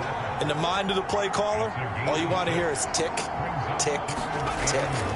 Robinson will try to pick it up, and he will have a Jets first down, and that should just about do it. It's a gain of 3 there, and that should be just about all she wrote. I like a guy who understands the situation. I also like a guy who you look at him and you say, that looks like a guy who knows the coach is going to say, guess what? You drop this one, you'll be carrying around the training facility for an entire week. Maybe flashback to high school or college, carrying it around campus, right? The old gauntlet drill, right? Anyone get the ball out while he's sitting in class and bring it back to the coach? He's in big trouble.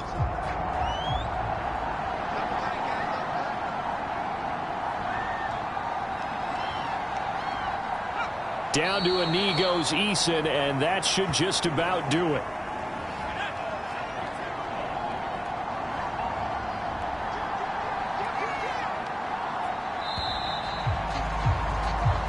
So it's a victory here for the New York Jets. Charles, for this losing side, their heads are hanging as they walk off the field today. And really, I mean, we know why. Those 3 turnovers by that offense, that's ultimately what doomed them.